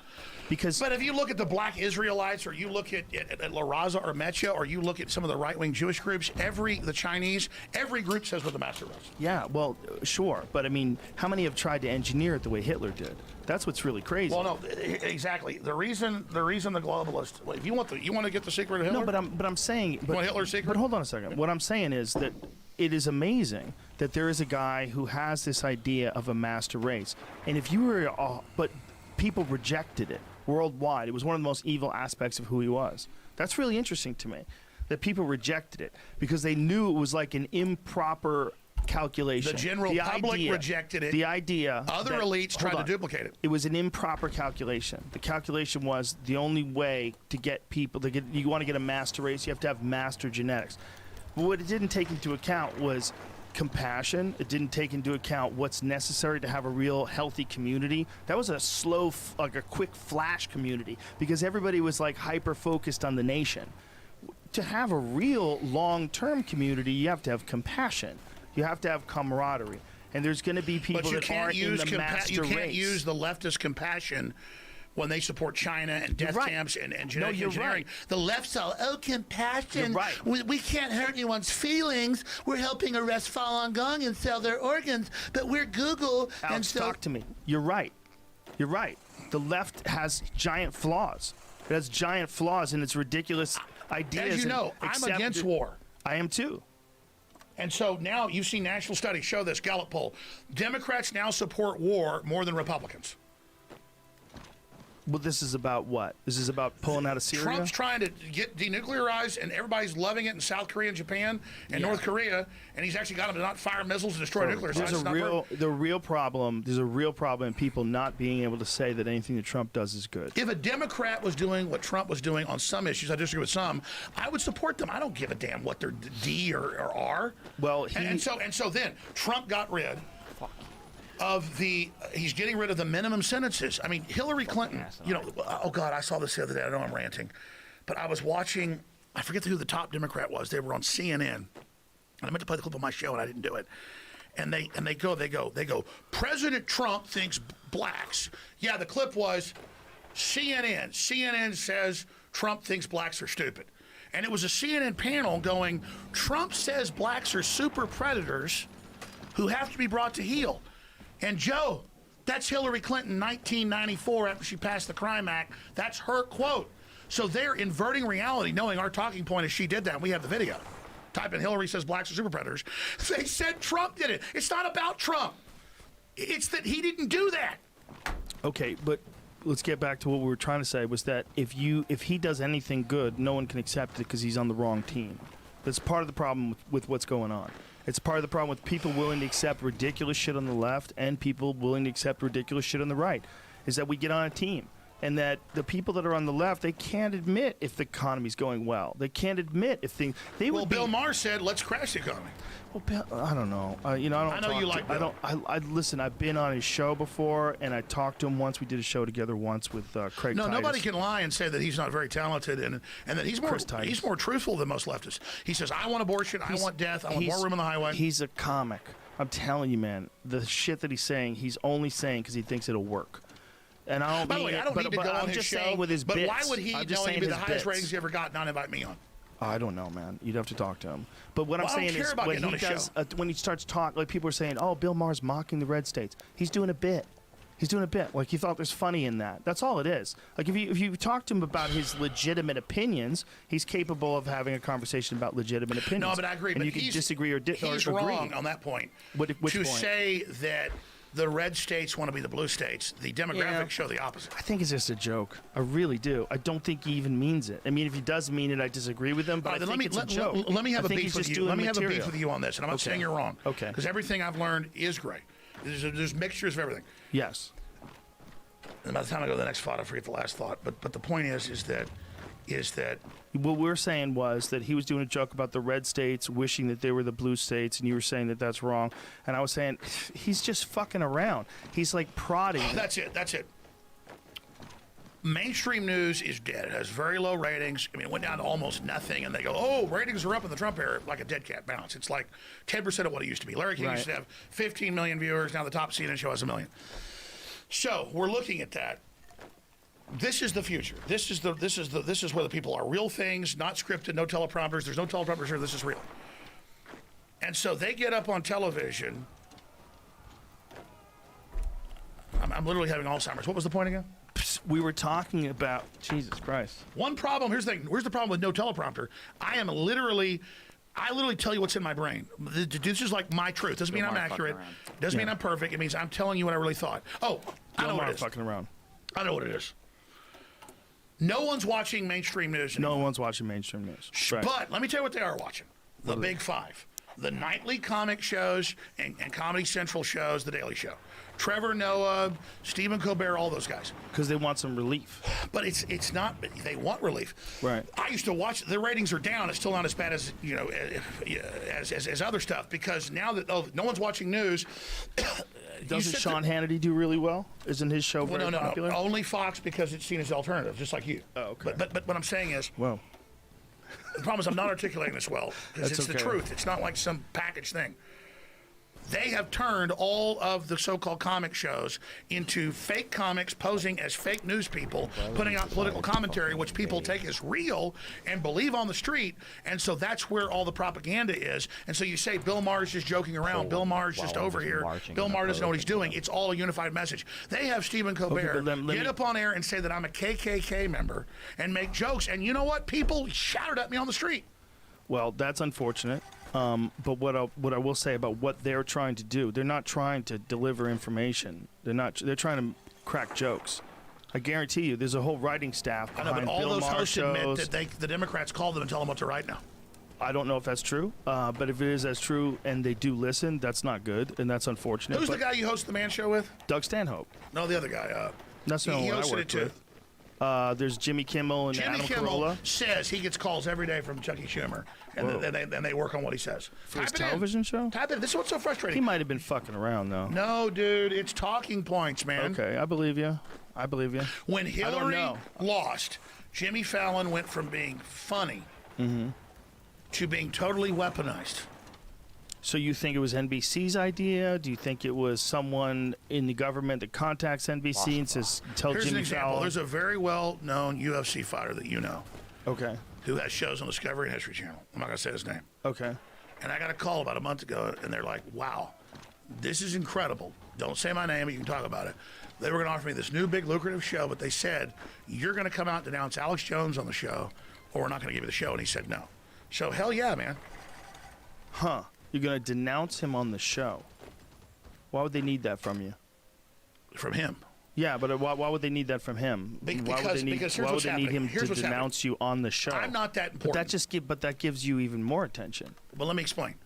That's their Okay, well then why did everybody else censor? Why did Hitler censor? Why did the Russians censor? Like you think, most of the time censorship actually works. Yeah, but that's a weird one, man. Someone saying they're not going to give you a gig unless you specifically denounce Alex Jones. It happened. What kind of show is it? Is it a cooking show? No. Joe, let me break this down for you. Okay. I swear on my kids I told you the truth about that. I believe you. But I'm saying it just seems so crazy that they would ask him to denounce you on a television show. I'm not saying it's impossible. That's what everybody who's not independent is told because they're beholden to other people. You're a rarity. I'm one of the only people that's not beholden to any other network or people. You're one of the, you realize? I'm not just saying this as some kinship. Who else has a big, mega popular show that's multimedia that isn't controlled by a parent company? Adam Carolla. Yep. Who else? Most podcasters. No, but see, when you look at the numbers that most podcasters and are that's putting what they're out threatened now, by, though. But I mean, almost all of them are backed by something. There's a subsidiary. I know for a fact that you run your own show. Yep. That's a fact. Look, I've got some notes here, and all I want to say is this. I want to point one point that you had about that was really good. You were saying that if you censor yourself, you're just like, I'll just censor myself a little bit. Just a little bit. You wanted to make this point when we started the show, but please make it. This is the big enchilada. You made it in the back. We'll start over. And it's right. We were talking, and we were, first of all, we gave each other a big hug. We talked it out. We're both happy that we're not angry at each other. And then when we started talking, you made a really good point. You said, the thing is, if you censor yourself just 1%, you say, I'll just censor myself 1%. That's what they want. I'm going to make them happy. And then they're just going to keep moving it. They're just going to keep moving it forward, moving the goalposts, and providing you with more money and giving you more things, but keep moving it in a certain direction. And if you keep giving into it, they're going to have a hold of you, and they can control you. And that's how network television got started. If you really think about what network television is, the reason why they don't swear and they don't have explicit content isn't because people wouldn't want to see it. The reason is because the advertisers won't let them. There's a whole commerce aspect to it. It's not just, hey, you're the CSI guys, or hey, you're exactly. And so now they've organized with Sleeping Giants and Media Matters a couple million people that call and threaten and attack anybody. And then notice, Joe, once they're done with me, now it's Joe. You better not have this person on, or you better have that person on. And so, what is your soul? What is your destiny worth? And I always thought I was smart because I could analyze politics and history. I was kind of socially retarded, and so I don't think you're allowed to say that anymore.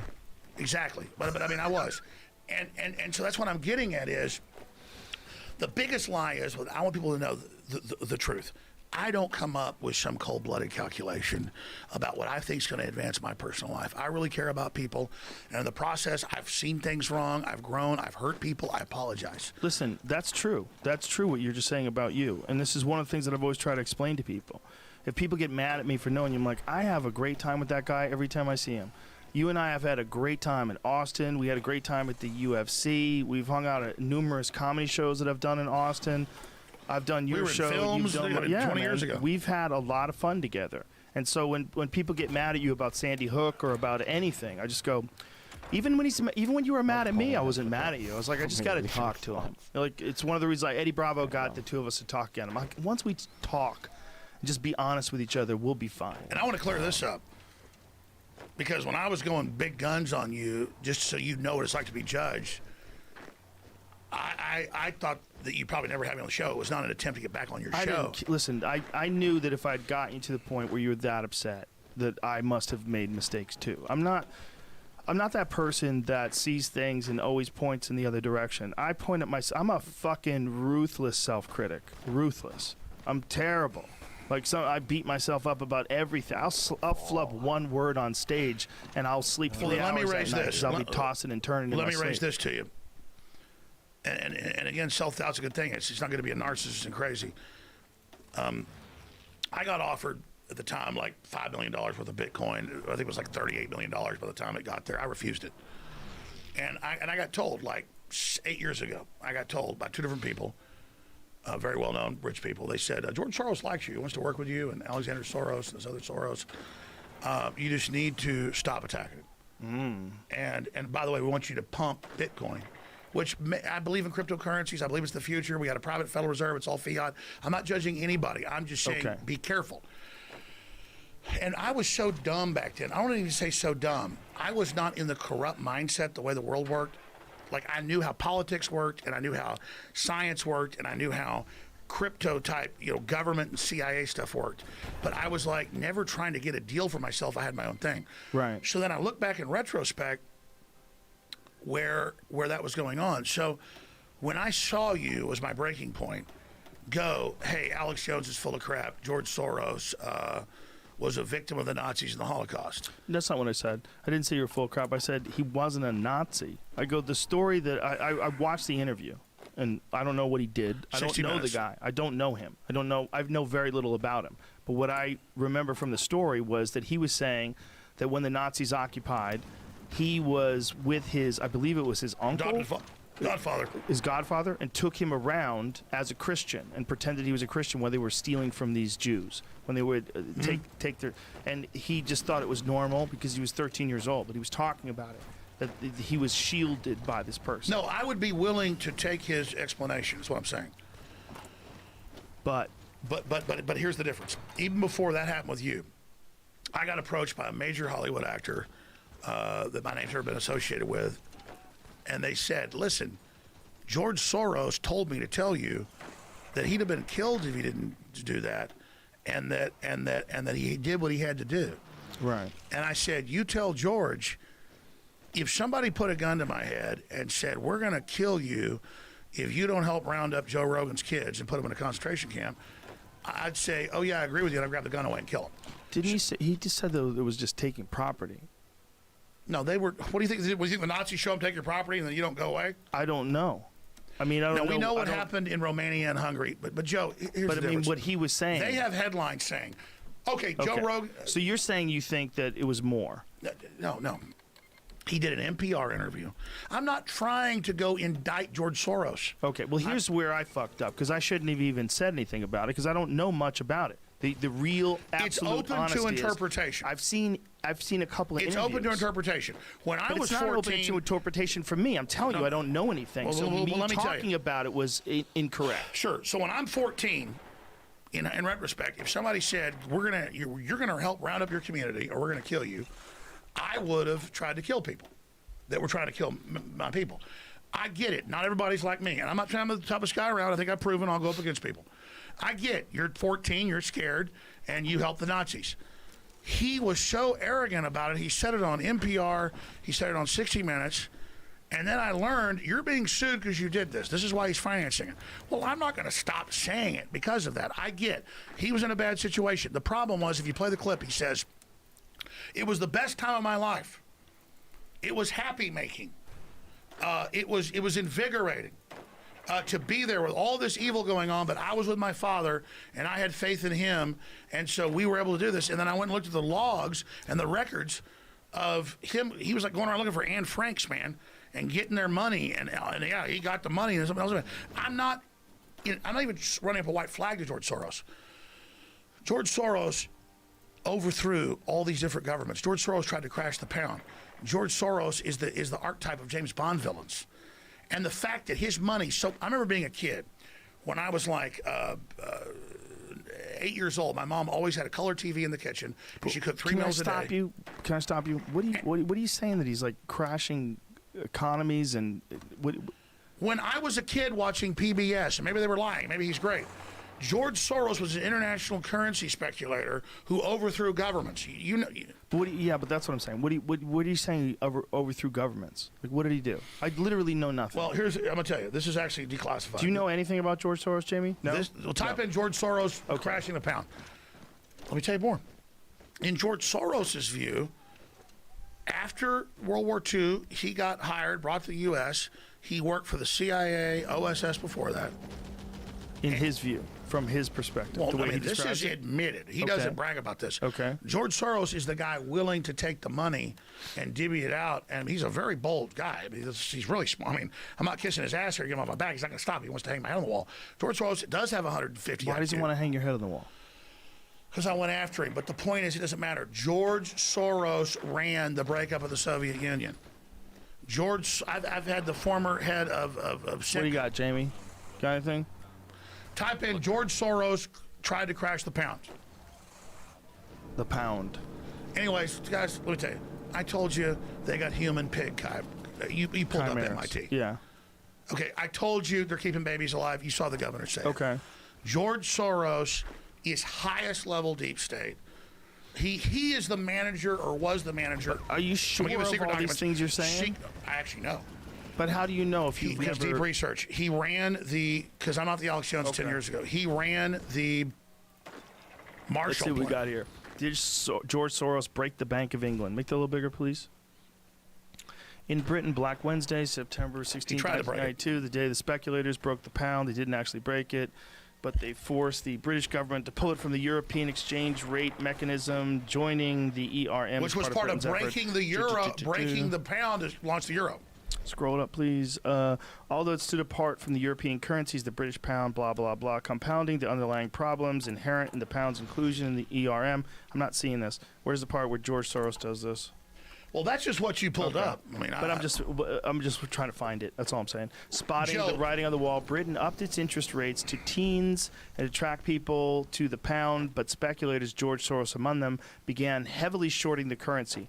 The British government gave in and withdrew its the ERM as it became clear that it was losing billions trying to buoy its currency artificially. Although it was a bitter pill to swallow, the pound came back stronger because the excess interest and high inflation. But Joe, forced out of the British notice you go to Investorpedia, like it's the boss. Hold on. There's films about this. Soros pocketed $1 billion on the deal and cemented his reputation as the premier currency speculator in the world. Now, if you're a currency speculator, isn't that what you do, though? I don't know what a currency speculator does. Listen, I don't want to get into. Here's the deal. George Soros works for the people that run our government, and he's a guy willing to do it all, and he's been very successful. Okay, my point is 2 + 2 = 4. In my equation, you don't fight the Nazis because you're 13, 14. You think you can't. You join them, and he says it taught me about investment. If I wouldn't have done it, someone else would have done it. That's a quote. It was happy making. Dude, if you help round up Jews and take their property, don't say it was happy making. Don't talk about it. So my point is him saying. So you think the way he describes it even is a problem? It's problematic. It disturbs you the way he's describing that it was happy making, that it was not a big deal. If I didn't do it, other people would have done it. That's a problem. What I'm telling you is, and I mean to get off into Soros, is that if I had 5 minutes over there on Jamie's computer and he did a good job, Jamie does a great job. I'm just saying it, pulling stuff up. He's a goddamn Google wizard. Look at him. He's been beating me at Quake too. It's very frustrating. Yeah, I would have gone over there. I can pull up Soros. I can pull up BBC reports. Soros crashes the British pound or tries. Right. Here's an example, and I'm not indicting you for this. Someone in my family about 10 years ago was digging through stuff for basically a garage sale. It wasn't a garage sale. We were going to give it away to charities. And all these clothes I couldn't wear because I didn't weigh 180 pounds anymore. And a family member got into a group of things, and there was a Japanese bayonet. There was a German officer's dagger that I bought for like $200. That's worth like $2,000 now. I still have it. Wow. And all the rest of it. And there was a British medal and a Nazi medal. And this person in my family, because it's like a power thing, goes, "Oh my God, you're a Nazi." So I walk in to the garage and open the box, and I go, I bought this at a gun show. Like a decade ago. I think a freaking swastika you medal. know what the thing though is, if you own, this is the thing, if you like see that helmet that you were No, that's where I was going. Yeah. Can we show the helmet? That's what I'm gonna say, Joe.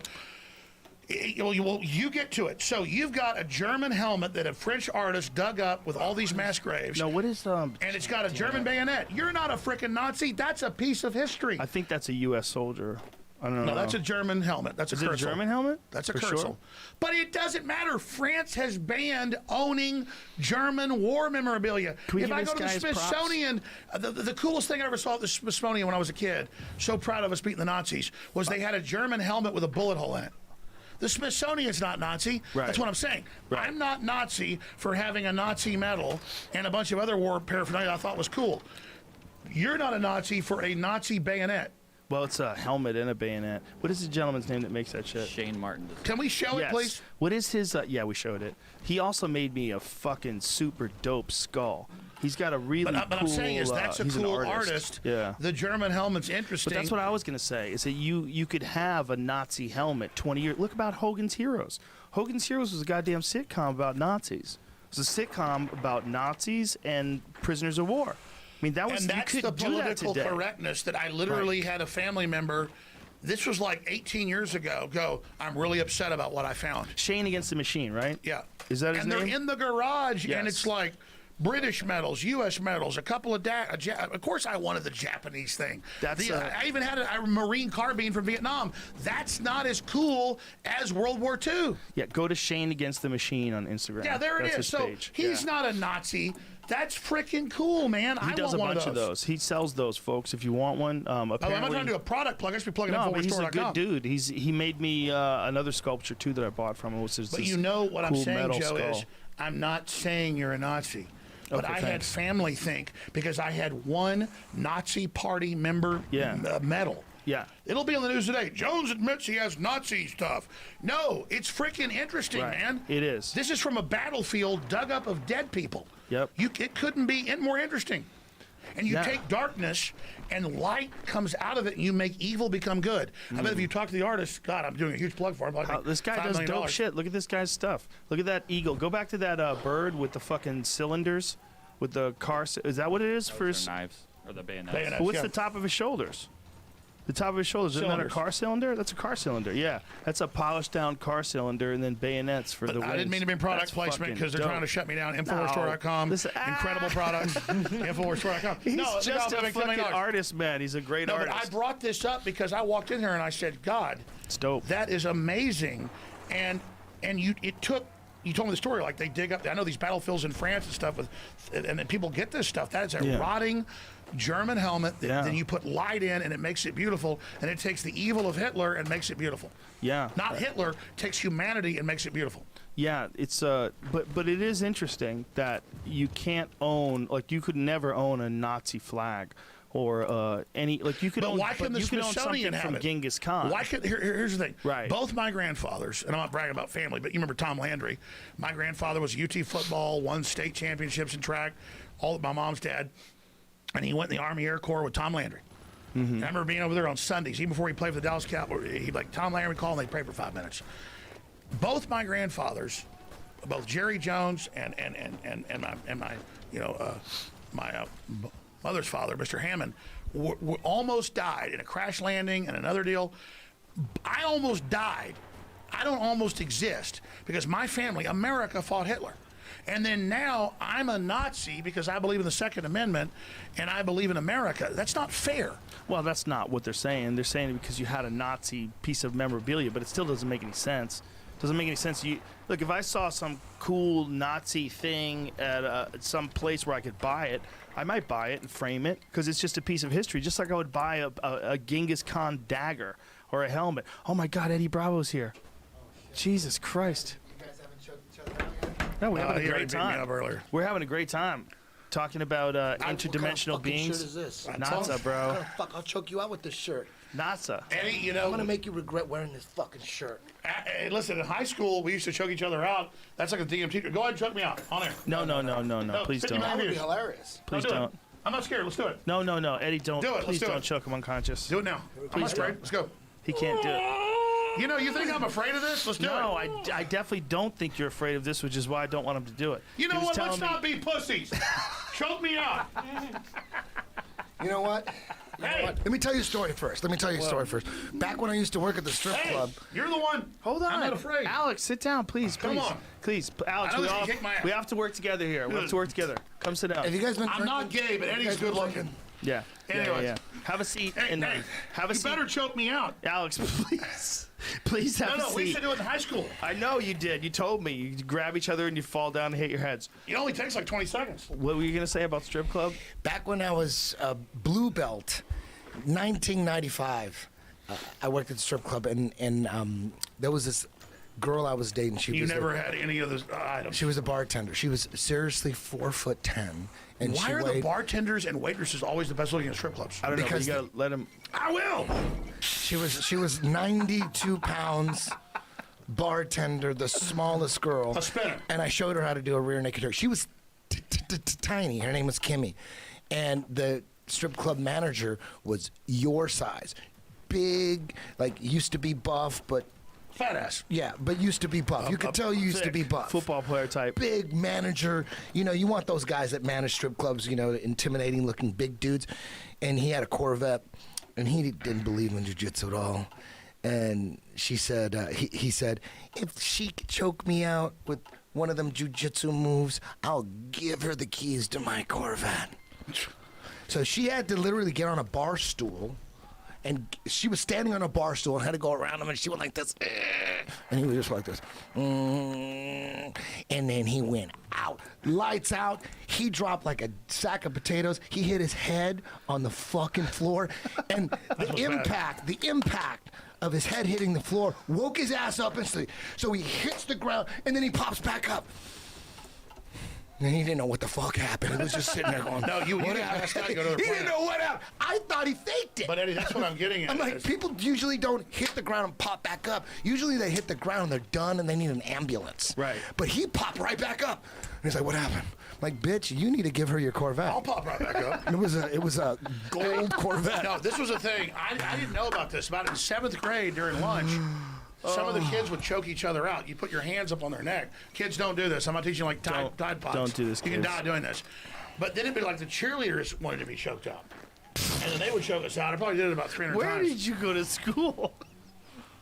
Where did Bill Hicks go to school? Where did Bill Hicks go to school? He's not Bill Hicks, bro. I know, We I already know. went over this. Did you guys talk about that? Yes. You know the People crazy yell thing. at him. You know They what's yell at crazy him. is you can put together a case where you No, believe you it. can't. Hey, No, you I can't. wave. No, all but- things. but- If no, I no. saw Bill Hicks live. Yeah. I've known Alex since just a few years after Bill all you Hicks gotta died. see, all you got to see is They those look old. way different. There's a bunch Well, of old that's schizophrenic pictures. separation because you and I work with somebody that worked with him. When you work with thousands of people, suddenly Yes. it's like, oh, we knew the Yes. same person. It's over. We're all All you got to do is just show those pictures of you like at You 20 know, I don't buff, like this, where though. you're buff. I'm like, Bill Hicks was never 20 and yoked. You were you were yoked. jacked. I was You were like a natural, too. bodybuilder. And I used to run like the thing is, I wish I could get in that zone again. You can. I got in this zone where I ran 6 miles every other day, and I lifted weights. And people go, dude, you'd be bigger if you didn't work out 3 hours. I was addicted. And then I got on radio and TV and like started drinking and just stopped. Then didn't work out for like 10 years, gained like 100 pounds. Alex, let's get you on something where we actually like put it online and talk about what you're doing. If you commit to something online like that, you'll do it.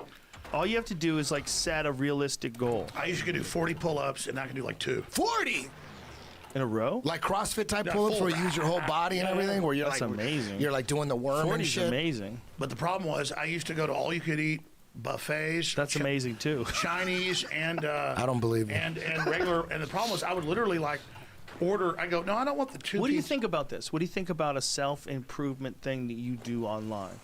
Well, you do it online. I need to do it. The problem is every time I try to work out, the phone's ringing. And No, it's no, like, no. Horseshit. Listen, you just get up earlier. Get up an hour and a half earlier. I'm gonna have Maybe- surgery too for my torn bicep. Well, once you have surgery for your bicep and everything gets fixed, I think once you get your bicep torn, you're probably going to be a little bit out of action.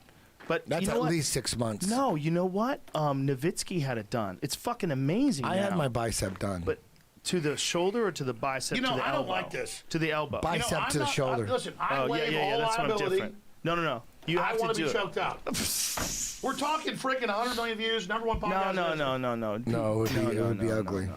There's no need to choke you You out. would try to sue me and shit. This is one of the I first just things. said, I swear, dude, I've been choked Eddie, out. Listen, you would sue me. Once we made up on the phone, one of the first things you wanted me to do is choke him out of the air. No, You might need to go to them SMM, those S&M them clubs. I'm not Dungeon- into pain. dungeon When type you get clubs. choked out, you like go somewhere, you have a little dream, and then you come right back. It's like DMT. It is. You hate that shit. Jamie's on point as always. All right, well, let's get serious. Let's get serious. Let me just say a few things before he goes down this road. Okay. These are the notes. What are the road? I'm not going down no What were road. we just talking about? We know what the road is. You're talking about George Soros. No. We passed that. Okay. What were we just talking about? You were talking about the strip club, the guy choking the girl out, the girl choking the guy out, the guy falling and hitting his head. And then what happened after that? Any ideas? Jamie? No one. Everyone's stupefied. Or that. More of that? I remember Eating one time babies? I got choked out. I remember They're lots of eating them. babies. I remember one. It was cool. I don't think I've ever been choked completely out. The Maybe first for time a I second. got the first time I got choked out was like this 17-year-old super hot chick, and I was like 13, Tied up. and she lived down the street. No, and she goes, I got promiscuous when I was pretty young, like 12, and she goes, I'll have sex with you. This is a true story. I'll have sex with you if you let me put makeup on you.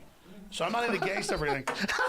So the girl puts the makeup on me and I have sex with her, and she's super hot. And then like a week later, she goes, now I'm going to choke you out. And that relationship went really well until her like 30-year-old boyfriend caught me at her place once because her mom was always working. Oh, my and tried God. to kill me in the parking lot. Oh my God. I'll have sex with you if I can put makeup on you.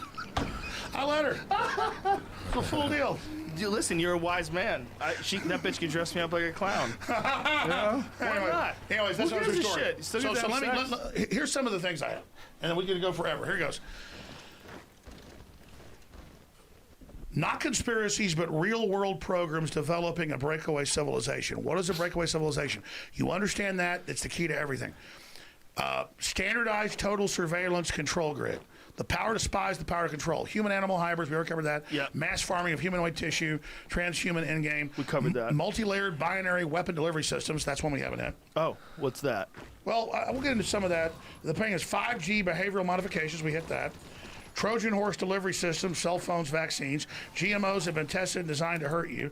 Again, vaccines are real. You can give somebody something that gives them the cure to another disease that they would get, but they're jacking it like a cell phone. They're adding stuff. Your ticket to immortality. Wait a minute. is What do you think is? Let's cover that. What do you think is happening with vaccines? I know. Okay, tell me what's going on. I always use this because everyone's heard of it. Everyone heard about 1947 to 1983, and it only came public because the program was exposed in Peru and exposed in West Virginia, but the media picked up because it was white on black. not all the white people it happened to. I don't care if you're black or white. Injecting over 1 million people with live syphilis in the name of vaccines. You know about Tuskegee? I do know about that. But you only know about Alabama and over 40-something years only injecting blacks. But it happened all over the world. Search engine, Hillary Clinton apologizes for syphilis experiments in Tuskegee. It wasn't Tuskegee. It was in Peru. Can I ask you this? Was the Tuskegee the conventional story that they had syphilis but they weren't really curing them? That's a cover. No. But is that what they say? No. If you actually read it, no, they were giving them syphilis. Okay, I understand what you're saying. But was the conventional explanation of what happened? Was that they knew that they had it and they allowed them to No, that was the first cover story that treating came it? out. Okay, have you heard about... Here it is right here. U.S. apologizes for Guatemala STD experiments. that's another one. Can you make that bigger? They did all over the So world. it's a different one? Just type Peru in. Hold on. Captain Peru in this. Can you make that a little, scroll up so I can read it? U.S. government medical researchers intentionally infected hundreds of people in Guatemala, including institutionalized mental patients with gonorrhea and syphilis without their knowledge or permission more than 60 years ago. Jesus Christ. So, Joe, again, when you've read, because what I do is... Oh, Jesus Christ, look at this. Many of those infected were encouraged to pass the infection on to others as part of the study. Where is this in? What is the website here? Can you imagine, this is NBC News? Can you imagine finding out you have syphilis but you've never had sex before? Let me stop. Jesus Christ. Can you imagine how confused you'd Are you be? ready for another ultra secret? So this is 46 to what? 1946 to... Sorry. It says it at the bottom. 46 to 1948. God damn, 1946 that's just a whitewash. That's a whitewash. That's not true. Okay. It's not 2 years. Okay, so let me expand. Then imagine, Joe, here's what's happened. Okay. We had a real liberal media in this country. They weren't leftists. That's occultic. That's different. We had a real liberal media in this country that had problems, but they really cared. They were open-minded. And Like they were when I said Delta, focused on information. A few years after I proved Delta Force was in Seattle in 99 and proved it, they all said, Alex Jones is right. It's incredible. That's the WTO tape that I always cite. That where you showed the agent provocateurs went into a peaceful protest and started smashing windows. And I'm not against the Army, but Delta Force ran it. Because they always go, oh, now the Army's terrorist. Like you said, don't call it the whole government, a select group. The Army did that. They staged it. So imagine, used to, the press would get a lot of stuff right, but they would get demoted or whatever would happen.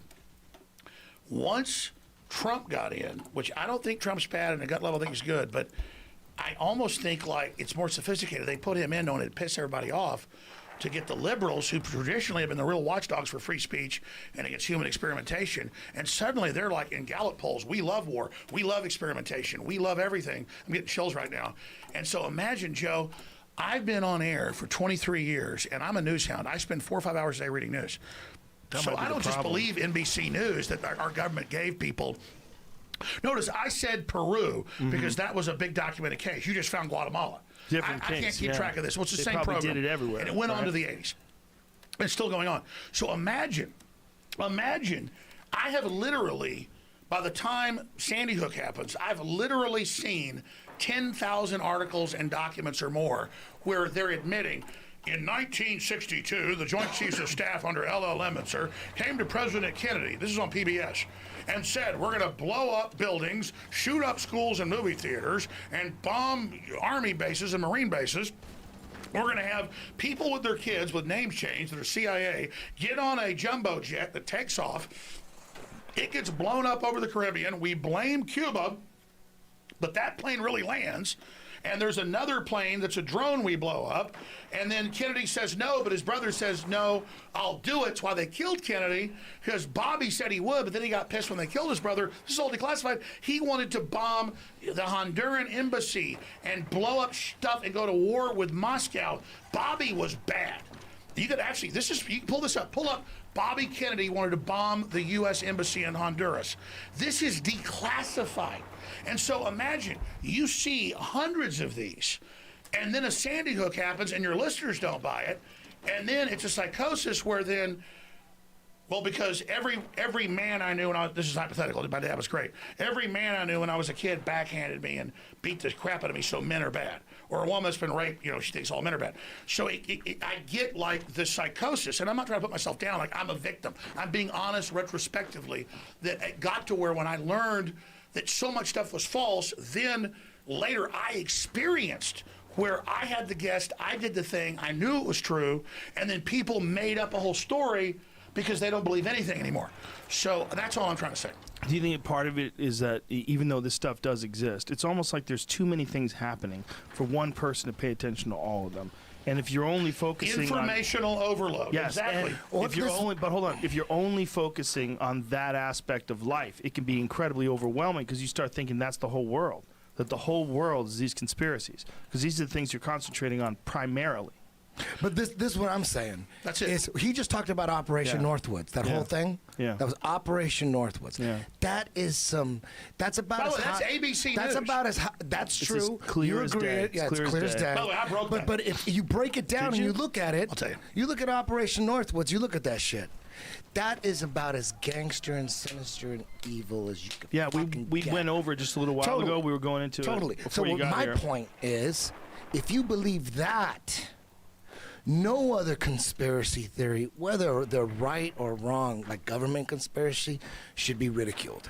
You shouldn't. There should be no ridicule. You're right. You should, instead of looking at them with ridicule, you should look at them objectively. All of them. And exactly. And the only people that have a right to ridicule conspiracy theories are people that don't believe in any conspiracy theories. If you don't believe in any of them, yes, I understand why you're ridiculing it. I Well, it's deal like with you those say, people all the time. what's the but if saying you that's on your believe in t-shirt? some of them, the other ones you don't believe in, I think you should be more. I don't believe in that shit, but I understand why people do. Well, that's going to be my defense. Almost, we can probably get this thrown out of court. I'm almost looking forward to trial in Texas and Connecticut because I want to, and the lawyers already agreed, I'm going to sit there and I'm going to show them history and all these things and say, I watched the, it's already been out for like a year or two, but I watched the Minions 3 or 4, and it's like in the 60s, and they break onto the set of Hollywood and the moon landing's being staged. Now, astronauts died doing that. So how traumatic is that for their family? But I believe they What have the right. astronauts died? Astronauts We're going to died? get to it in a minute. Wait, astronauts died? Which ones? Oh, a space shuttle. Well, we're going to talk about it. Which ones? The guys from Apollo the launch 1. pad, yeah, they were on the Apollo launch 7 Oh, Was you're it talking about 1? or 9 or 7 or... Was No, you're one of the talking- early which one did they Apollos burn up died on The one on where the they were launch pad? practicing. Yes. They were practicing. Okay. Yes. Listen, we're going to get to this next, and I respect you. Hey, I want you guys to yell at each other for 3 minutes while I go pee. I got to pee too. Okay. Ezzy, don't talk to yourself. Just hold. We'll do it in shifts. We'll do it in shifts. I'll go first. Okay. Anyways, Eddie, No, I'm what I'm not saying is- you're bad questioning. I get it. No, you do get it. You know why? Because, How worth is a joke for no, you? of course, Alex. You are someone that I could talk to about the flat Earth conspiracy, and you believe in so many crazy things about the government. You don't believe in flat Earth, but you can kind of understand where I'm coming from, right? Yeah, right? my issue is GPS right? is real. I know airline pilots that fly from California to places like Australia, and they've got another wing over to Hong Kong, and then they go to Moscow. You can fly anywhere in the world if it was flat. If it's flat, you could go from east to west just like you could on a ball. You just don't understand what like a pizza is. You could just go anywhere. Like if you're on a flat Here's Earth, what I'm telling if you're on you. a flat Here's Earth, what I'm telling you you. could travel anywhere. Give me 2 cities. Eddie, you point at 2 cities and you just we've go been there. lied to so much, I get what you It has question. nothing to do with the ball. I'm not that rich. No, listen. But I do listen. have the money. I'm I not will trying to pay convince for a you. research I'm not ship. trying to convince you, Alex. My point is, you gotta find it on your fucking own. There's no way you're going to be convinced. No one has ever been convinced. Listen, we're going to debate this in a minute. They have to really find it within themselves and do some deep. No, I understand. Deep what I'm telling you is soul searching. What if I finance a research ship, large ship, and make a documentary? I can't go away for 3 months. I will pay for you 3 months. I'm not BSing. Because to me, having money is not a big deal, except we can do cool things with it. How much money can you raise? Because we're gonna need to go to the South Pole. We're gonna need. Are you guys going to the moon or into orbit? Yeah, I can tell you right now, you're going to cruise ship. No, this is what I'm going to do. This is what I'm going to do. You can go Alex, to this is what I'm going to do. Okay, you raise the money for a trip to South. No, there's no raise the money. I got the money. Okay, you got the money. I got the money. You want me to choke you out? Listen, this is the deal. This is the deal. This is the deal. Go pee. Go pee, man. Are you gonna go pee? No, this You're is the deal. gonna. Don't hurt him. Listen, shut up. The plan. You're going to the ice wall. Listen, he's the ambassador from Flat Earth.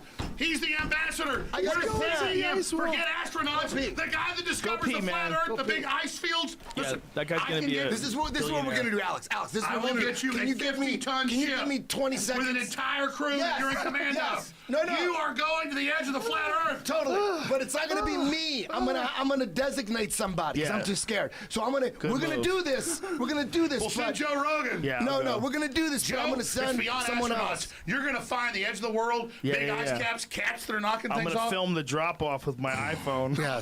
Yes. Go pee, man. Go pee. Don't you have to go? We're gonna send someone else, Alex. But we're gonna do this. Hey, you know what? We're gonna do this. I don't have to be the one that goes. I don't have to be the one that goes. I gotta pee in a minute. Let me tell you something right now. Come on. Tell you something right now. I came here and I proved they're keeping babies alive and taking their organs. How did you prove that? They're admitting it. Jamie pulled some shit up on Google. No, they admit it now. That's you They're too. normalizing it. No, the governor. Listen to me. You really think? Do you really think? There's people out there campaigning for late-term abortions. You think that shit's real? You think that shit's real? Voted Monday to keep it legal. Who would do that? Who would do that? Who would campaign for? That's they the most. fucking did it, That is Bravo, the craziest and shit you ever. can't fucking admit they're fucking killing already born kids. So you're telling me it isn't real when they had a fucking vote in the goddamn fucking Senate? That's a conspiracy theory. I am ready to beat your That's a fucking conspiracy ass. theory. You think you're fucking tough? You're about to get it. Bullshit! They're killing already born babies. Stop fucking lying. God fucking damn it! I'm getting pissed now. Don't get pissed. Go. No, I mean you saw the dude. It's going. I'm just fucking with you. Hold on. Alex, Alex, I was fucking with you. The fucking Senate voted to kill babies after they're fucking born. I was just playing with you. Of course I believe that, Alex. Eddie, let me explain. Of course I believe. Eddie, it's all over the news. Eddie, I was just playing with you. Eddie, let me explain to you. Let me explain to you. We went into a long conversation about that. I heard it. We played. I heard it. Okay, you heard it. I heard the whole podcast. Oh, yours teaching I'm me. playing with you. Okay. But imagine my psychosis Think is about this. what I said. Reality is so crazy that I always thought I was so tough. Can't believe he doesn't have to pee anymore. That I gotta piss a little bit. Alex, the point is that, dude, I'm not. The reality's so crazy. Why are we debating whether the Earth is flat, dude? They have human-animal hybrids. They're the freaking. I have been there when people that work for the Pentagon say that we go to the laboratory and we meet with the ambassador. We have to take higher and higher dosages to meet with them. They're giving us technology, and the technology worked. This is going on, dude. Do you want to know this? Listen. Relax. You think about space isn't real. The freaking dimensions, man. The aliens are coming through the dimensions. Alex, think about what I said. I said, dude, do you think there's actually people out there that believe or that are campaigning? I got a $20,000 digital telescope where I can look at freaking Saturn. Listen to what I said. Alex, he's fucking Did you hear what I said? He was fucking with you. I said, do you think there's actually people out there that are campaigning for late-term abortions? Of course there are, but I'm making it seem like I don't believe they are. No, I get it now. I'm being the ultimate skeptic. Okay, I thought you were. I'm being the ultimate skeptic. Listen, Eddie does that He does that all the time. He's just fucking around. I wanted to be your enemy right there. I'm threatened. I'm not Mr. Goody Two-Shoes by them keeping babies alive and killing them, and then nobody cares. I fundamentally, that's what I'm saying. And I'm being honest here. Is I'm not like certifiably crazy, but I deal with this all day long. I get why Joe tries to shy away, and people go crazy dealing with it. No, well, I never saw that clip of that guy saying that they would resuscitate the babies, and then they would make a decision. You haven't heard about that New York bill that they're trying to pass? They passed it. I mean, it's some big shit. They fucking passed it. It's like they didn't fucking worse try than to pass Gotham City. It's worse than Gotham City. They're giving a bunch of goddamn fucking organ harvesting doctors control outside of law. You heard that piece of shit fucking KKK guy, fucking governor, say we're gonna keep them alive after they're fucking born because they want to fucking take their organs. It's incredible. He's a KKK guy? It's incredible. Of course, fuck. It's so incredible that He's in a picture with a guy in a KKK outfit in blackface. They elected him because he's blackmailed. They had that shit. And when he messed up and said we keep them alive to get their fucking organs, they used that to deactivate him. Jeez. Why do you think fraternities have you screw sheep and all this and, you know, give guys blowjobs? That's why I never joined them. Because they want to compromise. Wait, go back. What? Say that again? Fraternities. Okay. I'm so happy we decided to do this podcast. I'm so happy. See how it turned out? It's fucking amazing. Did they piss on your run? It's fucking amazing. You should get your job about 3 o'clock. It was good. We New built world up order, pressure, baby. I too. do gotta piss. We've I'm feeling become, better. go ahead, piss. New fucking world order. Oh, my God. Eddie? I got you. I like Eddie. Dude, you got so pissed off. I'm so glad I fucked with you. Because we got some... Dude, do you realize how many JRE clips they're going to make of that shit? Dude, they're gonna put you to music. They're going to put you to mariachis. You pulled up MIT saying they got animal human pigs. Oh, yeah, we did. Let's just not forget. We did. Listen, go take a leak. I'm with you. Listen, man, he just kind of freaked me out about several subjects. No bullshit. Yeah. He freaked me out about several subjects. There's people out there What's up, Sammy? campaigning. For the record, that article says that there was no written data on that. That came from 3 interviews they had. So This is a human pig one? Yeah, people were saying that to them in Listen, that article. man, of course they tried it. Why wouldn't they try it? If you were the leader of the free world, like wasn't there some? God damn it! Was it the Nazis that were trying to theorize how to combine humans with animals to make a stronger human? Wasn't there some of that? They were for sure into that. Wasn't there something like that? If there's a YouTube link, that's that's a For sure, right? Like for sure, Proof. they definitely. I mean, I think all governments definitely give their soldiers steroids. They definitely give them amphetamines. They definitely give them chemicals to make them crazy. shit. I would. Are you kidding? That's where they started doing. You're running they your say fucking army. The Nazis, or not the Nazis, rather the kamikazes. The kamikazes, they would meth them up. I mean, I'm brilliant. pretty sure that's true. Read that. 100%. I read that on YouTube. Yeah, that was one of the ways they would get them, not just like nationalism and pride for their country. They would jack them up on crystal meth, and that's why they'd fly that plane right into that fucking boat. They knew, boom. I mean, that is a nutty thing to do, man. You got to be in a weird state of mind. And you got to have such a horrible life that you're like, fuck it, let me just crash into this fucking boat, right? For the general. And they're like happy about it. They're like, I can't wait to escape this shit. What an insane choice. That's the only peace he has is when he's in that plane killing people. What a fucking crazy choice that you're going to do that for your... Alex, welcome back. We're talking about kamikazes. We were saying that we think kamikazes were... they gave him crystal meth, right? Wasn't that a part of the program? Yeah. No, I mean, warfare is always drugs. And We were the saying that, Nazis too. and the Japanese... Well, the Japanese learned about... In World War I, when they were actually on our side against Russia... Well, went back and forth. In World War I, the Japanese learned about MSG because Japanese like good food, and they're like the military wouldn't complain; they would just lose weight and starve to death. So they learned when they were fighting the Russians in World War I to just go ahead and give them MSG, which MSG eats holes in your brain, everything. It's super toxic, and so Monosodium glutamate, like the stuff from Chinese food. Is that what you're saying? It's super freaking toxic. Yeah, but the Is point it is, really? But beyond that, yes, they would give them. Well, the Germans were big on steroids and methamphetamine. That's we were just saying that. Yeah, well, that's we're on just record. saying. I mean, it's not. Yeah.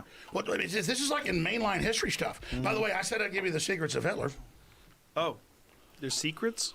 Yep. What are they? But this is not the BS. This is the real thing. Okay. How do you know, though? Who's telling you this stuff? It's beyond classified, Eddie. Beyond classified, Eddie. No, I mean, Alex, seriously, do you ever think? Okay, because you have a lot of sources. My grandfather was German in Dallas, and he worked for the inventor of indoor air conditioning. He was a billionaire in what's the rich area of Dallas where the Republicans all live? God, what's the name of that place? Arlington. No, it's not Arlington. It's the thing right there in the middle of Dallas. On it? No, That's no. Austin. Like you think that's Austin. You think Dallas is like all buildings. There's a huge park and like all these big mansions. Anyways, he lived up there. It wasn't just from him. You know, I'm not going to get into it. The point is that Hitler was on the cover of Time magazine, and he was. That's true. Unless that's a Photoshop that I saw on the internet. He won it twice. Well, Trump was on the cover of Time magazine too. But exactly. look at Not evil, really. though. See, the problem is, I'll give you guys the data. Was that fake? He made his own Or magazine cover. should I just give a gestalt, like a boil down? Here's the thing. It wasn't just my grandfather, or was these other people. My grandfather said it was really confusing for him because he worked for this guy that was in refrigeration and air conditioning when he was in high school, and his dad owned the car dealerships in Dallas and stuff, and they lived there, the rich area of Dallas. And what did they tell you? Well, through one reason he wanted by the time World War II started to drop out of UT and all that and go join the Army Air Corps. So he used to tell me all this stuff. My mom would go, "Your grandfather is a little eccentric." Now, like my grandfather knew Werner von Braun. He came to Austin at events. What? Yeah. What? So, anyways, Your grandpa knew Werner von Braun? well, we went to some of his events, and he came to went to UT events, little private events. Okay, that's incredible. But the point is, shit. I'm getting to because they were like German. No wonder you believe in the moon landing. I get it now. Didn't make Well, sense let's just before. say. Well, let's let him finish your story. My family's was what they called High German, and so that's what that is. Ubermenschen. So they only would talk to people that were in the club. Oh shit. Okay. Yeah. So anyways, my grandfather and the family was like an Ubermenschen, and so high IQ, the whole 9 yards. So he was working with this German guy, and he would just go over there after school and work with him as an apprentice. And my grandfather watched him get more and more depressed and more crazy by the end of the 30s. And the guy confided in him. He said, Clyde was my grandfather's name. He said, "Yeah, the Nazis have my family in Germany. They're going to kill them all. But I'm having to give them everything I got, all my money, and I'm having to sell the patents and work. Like the guy was working like 20 hours a day, giving everything he had because they were going to kill his family in Nazi Germany. And he was German. And so my grandfather went and enlisted in the Army Air Corps to fight Hitler because he had that experience. And he was so mad when I was a kid. He was like, when I was a kid in Dallas, WBAP had Hitler speeches on. Because Germans are a big part of the U.S. And there was the boon. Everybody was supposed to join it. And Hitler was good. And we never really bought into it. And then I found out that this mentor of mine, and this guy would be like Bill Gates today, had everything he had sucked out of him by the Nazis. So that's what the Nazis would do, was extort and control. So I kind of heard about that. And then my grandfather would go, so they'd send me down there like a week during the summer. I was like 8 years old. I'm hearing this. And he's like, Von Braun has the plan for this orbital spacecraft. We're land it, and we're going to have artificial gravity systems. And I'm hearing all this stuff. He's got like markers at the table, like talking about it. And I'm sitting there listening to this. And he would talk about, then I was a lease hound for, Texaco. And the only place you get a chicken fried steak out in New Mexico or West Texas was a military base, and all these goddamn Nazis. And one time I didn't want to do it, but that guy smarted off about how they had more better at shooting our planes down. So I went ahead and just rammed his head right through the wall, and I never knew what happened after that. But son, you just got to kill Nazis. And those son of a bitches, our government brought in thousands of those assholes. And I'm like listening to this, so I'm like, I'm going to read about Nazis. So by the time I'm about 10, I start buying books. When I was like 12, I walk into a bookstore and I want Mein Kampf. They go, "Are you a Nazi?" Like, reading Hitler's my struggle. No, I'm not a Nazi. Both my grandfathers told me how bad Nazis were, and both almost died fighting Nazis. So I wanted to know about Nazis because it was this whole ethos. And so that's just the whole story of understanding that, and have my dad's angle and my grandfather's angle and all these other angles. Operation Paperclip? He didn't call it paperclip. He said our government brought those. The thing he would always say was, yeah, but I think there was several waves. There was it's like 34,000 of them. Yeah, there was a lot of fucking Nazi scientists brought over On here. YouTube, it says Operation Paperclip was anywhere from like 1,200 to 1,500 scientists. Search engine. The total number of admitted congressional hearings in the 1970s. Operation Paperclip. Frank Church Committee in the 70s released it. I believe the number's 34,200 and something. Look it up. Because like I told you, they gave people symbols. You pulled it up. But it is fascinating that they brought those people over here, and that's where the space program came from. That's why I wore this shirt, not as a sick joke. They already have the CIA that was OSS. Okay. The CIA is OSS? That's all on record. Okay. I'm glad you questioned me. No, Hey, but I type don't in know what that precursor means. CIA. What is OSS again? Office of Special Plans. That was before the CIA. And then the CIA came Office up. of Strategic Sort Plans. of like The Office of Strategic Services. like what was before the SEALs? What Jesse Ventura was in? No, the Frogman. Jesse Ventura wasn't in that. He was an auxiliary of the Navy. He was never in combat. Anyways, let me expand on that. The OSS, EDT. the Office of, what is it? See, my memory fails. The OSS was British intelligence, or the most powerful intelligence agency ever. They set up Proud House in 22 after World War II to anglicize the U.S. with British intelligence. Not a British intelligence takeover, a marriage. This is like on PBS. Okay. This is stuff that's true, they admit. So they think only academics are watching it, so they'll tell the truth. The general pop culture is all crap. Meant to be dumbed down, meant to turn you off. But when you go to the real academic stuff, like the old days of Frontline and stuff, like I watched that, didn't know it was true. Later I got the documents, it's all real. That, like, those shows are like really accurate. Like Bobby Kennedy planned to blow up the embassy in Honduras or stuff like that. What was I getting to? I don't know. Nazis. Well, Werner von Braun. Isn't it weird? Isn't it weird that the one man who directed all 6 moon missions was a Nazi, and he was brought in over? Weird. Isn't it weird that one? Isn't that crazy? One guy didn't smoke weed, and one guy's having a problem with his memory. The 2 guys did. Hey, you want to defend Werner von Braun? Hey, I'm not defending him. In That's 1935, fine. I get it. Nazis. And I've seen documentaries and read about it. He sketched for Hitler this plan to drop atomic bombs that they hadn't developed yet. So when you see Red Skull, Marvel comic, they've got a big bomber to blow up New York. Yeah. It wasn't a bomber, it was a space plane. And it was about half the size, but looked just like this. And the Germans, actually, some of their scientists went to the Russians. Remember when the Russians tried to build their space shuttle and it was half the size? Mm-hmm. That was actually the German plan. So you look it up. I'm not kidding. Because the Russians took a lot of Germans as well, correct? About a third of them, yeah. So look. The reason I'm wearing this is to explain this is a gateway to all of it. So you have British intelligence that had won World War I, even though Germany had way more advanced technology. They then take over. British intelligence basically merges with the U.S., and then the Germans and others say we've got to go way ahead in technology. It was all theoretical in labs, but they couldn't mass deploy it. They didn't have enough machine shops and systems to build it, and U.S. Special Forces went on suicide missions and blew up the underground mountains. How about the Nazis were the first to build flying saucers? All of it. How crazy is that? But let me tell you. That's crazy. So, isn't that a coincidence? So British intelligence flying sets saucers, up the CIA in 47. So now the Nazis are over here and they go, listen, you don't want them running everything. And they go to Eisenhower and they say, we want to launch a off-base breakaway civilization where you compartmentalize things, forget empires, and you have a new ruling class of technological elites. And then the elites are all in charge. The public's watching TV, and we'll give them widgets and foundation series type things to divert them. This is all in the documents. And let them try to run an empire. We'll build a whole new empire. And so Eisenhower gives a speech, he doesn't just say military-industrial complex. He says the technological elite. Watch the full 21-minute speech, his farewell address in 62. He says, or 61, he says, you need to watch out about the scientists because he said no to the NASA plan when he found out what it was. What is it? It's a breakaway civilization where you don't try to run the whole planet. You siphon off resources and build a whole new advanced system, and then you play everybody off against each other and collapse it.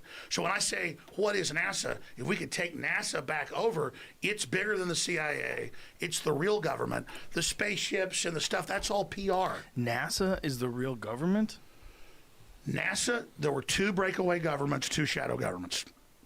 Remember, I talked about shadow government 20 years ago. Mm-hmm. So it's in the documents.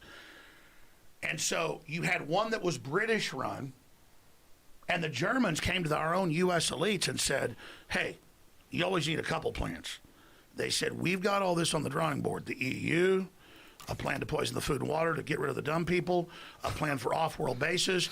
We've got, by the way, we're taking hardcore drugs, and we're in contact with aliens. How is They're giving us technology. It was the Germans first got in touch. Well, how'd they do it? They were really drugs. into the occult. Drugs. Yeah, really into the cult. That's what all the Indiana Jones shit is about. He had like witches and shit around him at all times. Yeah, human sacrifices. Did you know that? No, that's real shit. Yeah. The Vril Society, V-R-I-L. But what I'm telling you, Joe, this is not me. You go to the real deep PhD level history books. Okay. NASA is the German breakaway government. Because it's always the Germans and the Brits fighting for dominance. Okay. So what you're saying is when Operation Paperclip acquired all those Nazi scientists, they essentially started running NASA. So NASA became almost like an offshoot of the German government, this offshoot government? Yeah, the Germans had piled all the wealth away.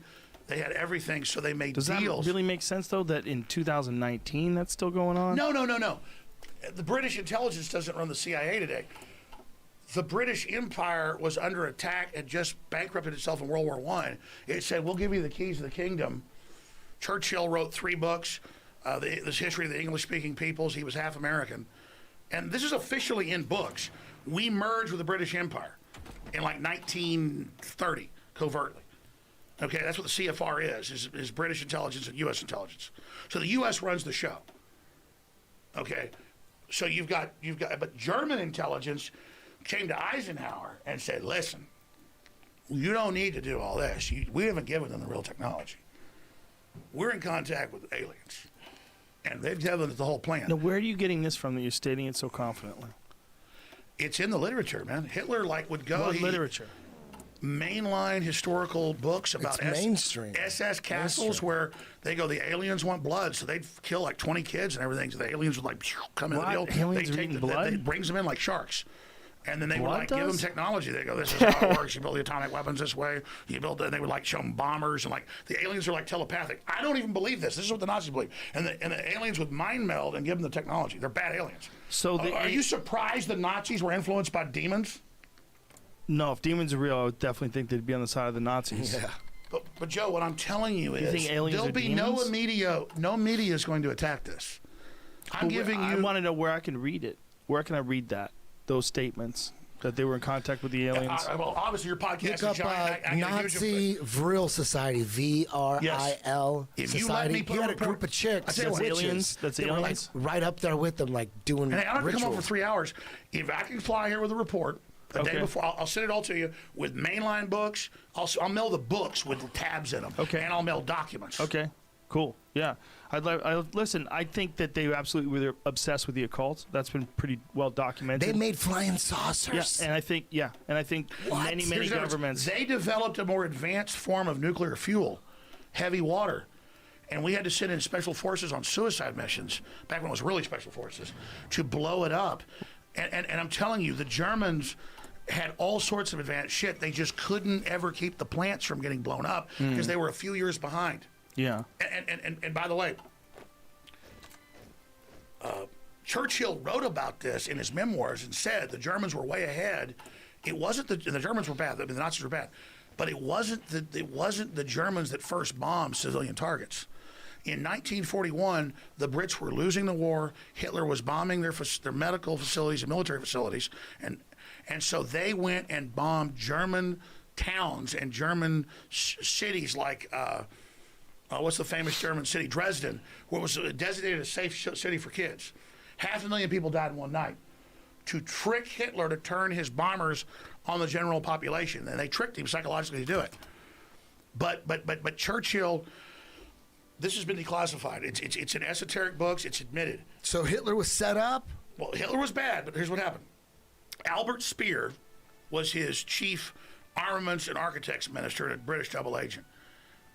Rudolf Hess was the deputy Fuhrer, the guy Hitler totally loved, but you never hear about him since 1941 because they had a peace treaty with Edward VIII, who was the King of England, who was a Nazi and who was German. British family was German. And they had a deal to stage the attack. The French stood down. Vichy French didn't fight. They put Nazi occupiers in. The Dunkirk operation was allowed to evacuate. Edward VIII was supposed to then sue for peace through Neville Chamberlain. But it's come out that it was all set up by Churchill and others. Not that they ran Hitler. They weren't bad. They were pretty good.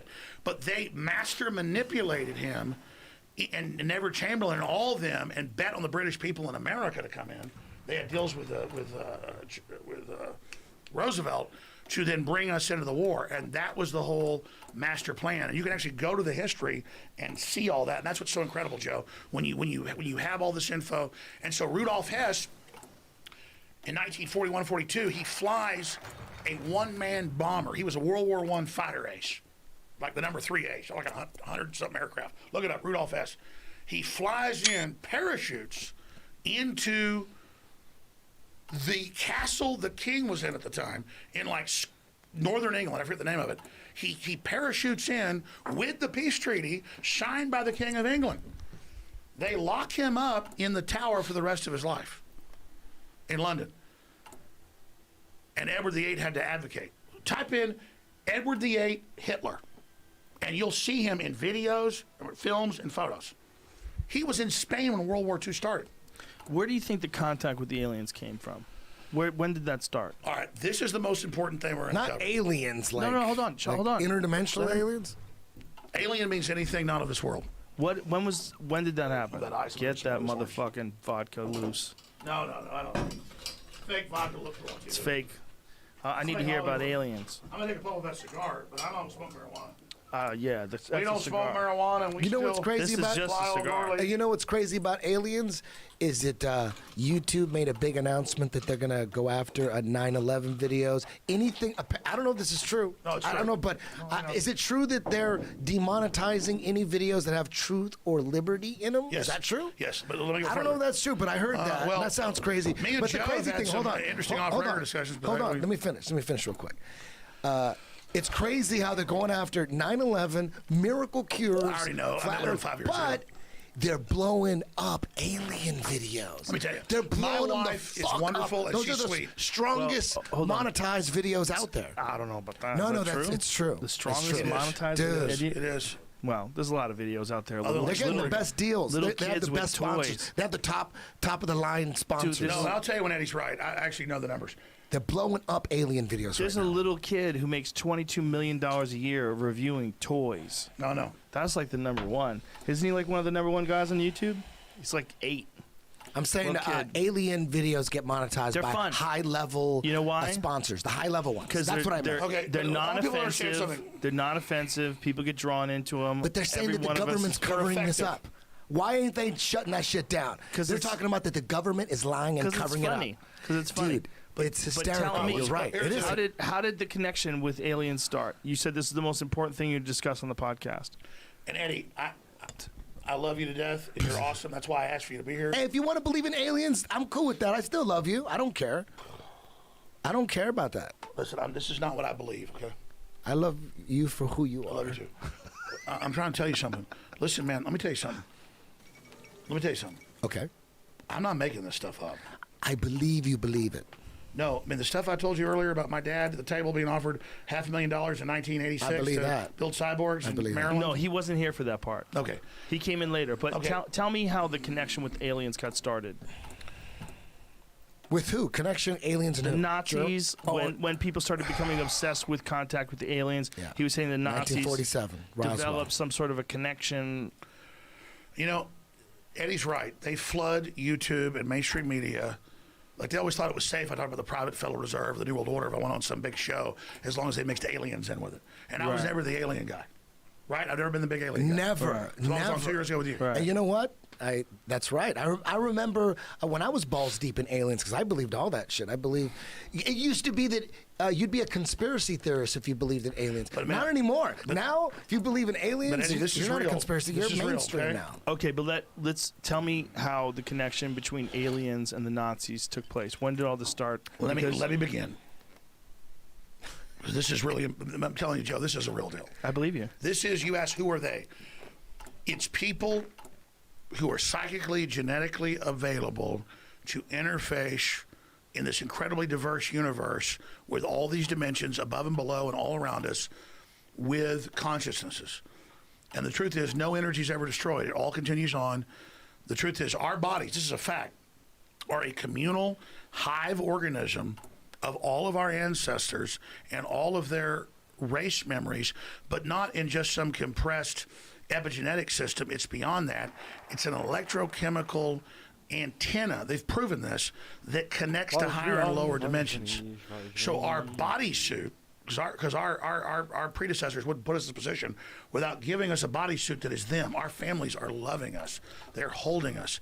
They're wrapped all around us. Their strength, their will, their bad, their good, their sins, the good things they did, the battles they won, the battles they lost, the woman they loved, the man they loved. It's all in us, all these people. It's why we're able to look into so many things and have so many different experiences. And so all the shaman, all the ancient religions, everybody says there are the good ones and there are the bad ones, and people are interfacing. So you say, where does it begin? from the Tibetans to the Mesoamericans to the Egyptians to the Druids to every ancient society describes the same thing. There are bad things that look like elves that have horns when they show you who they really are, and there are good things, but they don't contact you unless you contact them, and then they're almost not even concerned with what you're doing. I never bought into this, looked into it. But then I began to think about, what did I hear when I was a kid? What did I see? What was coming out in government documents? What was being admitted? When I read all these books about World War II and the Nazis and Hitler obsessed with the Dalai Lama and the Tibetans and what they were able to do without drugs to interface with this, and all the rituals they would do, and how they would believe that beyond the ether, like at Skull and Bones, it's a German death cult, they do rituals and take drugs to talk to the goddesses. Well, they're just appearing as, sexy, beautiful women. It's whatever you want as these spirit guides, because lower entities will come in and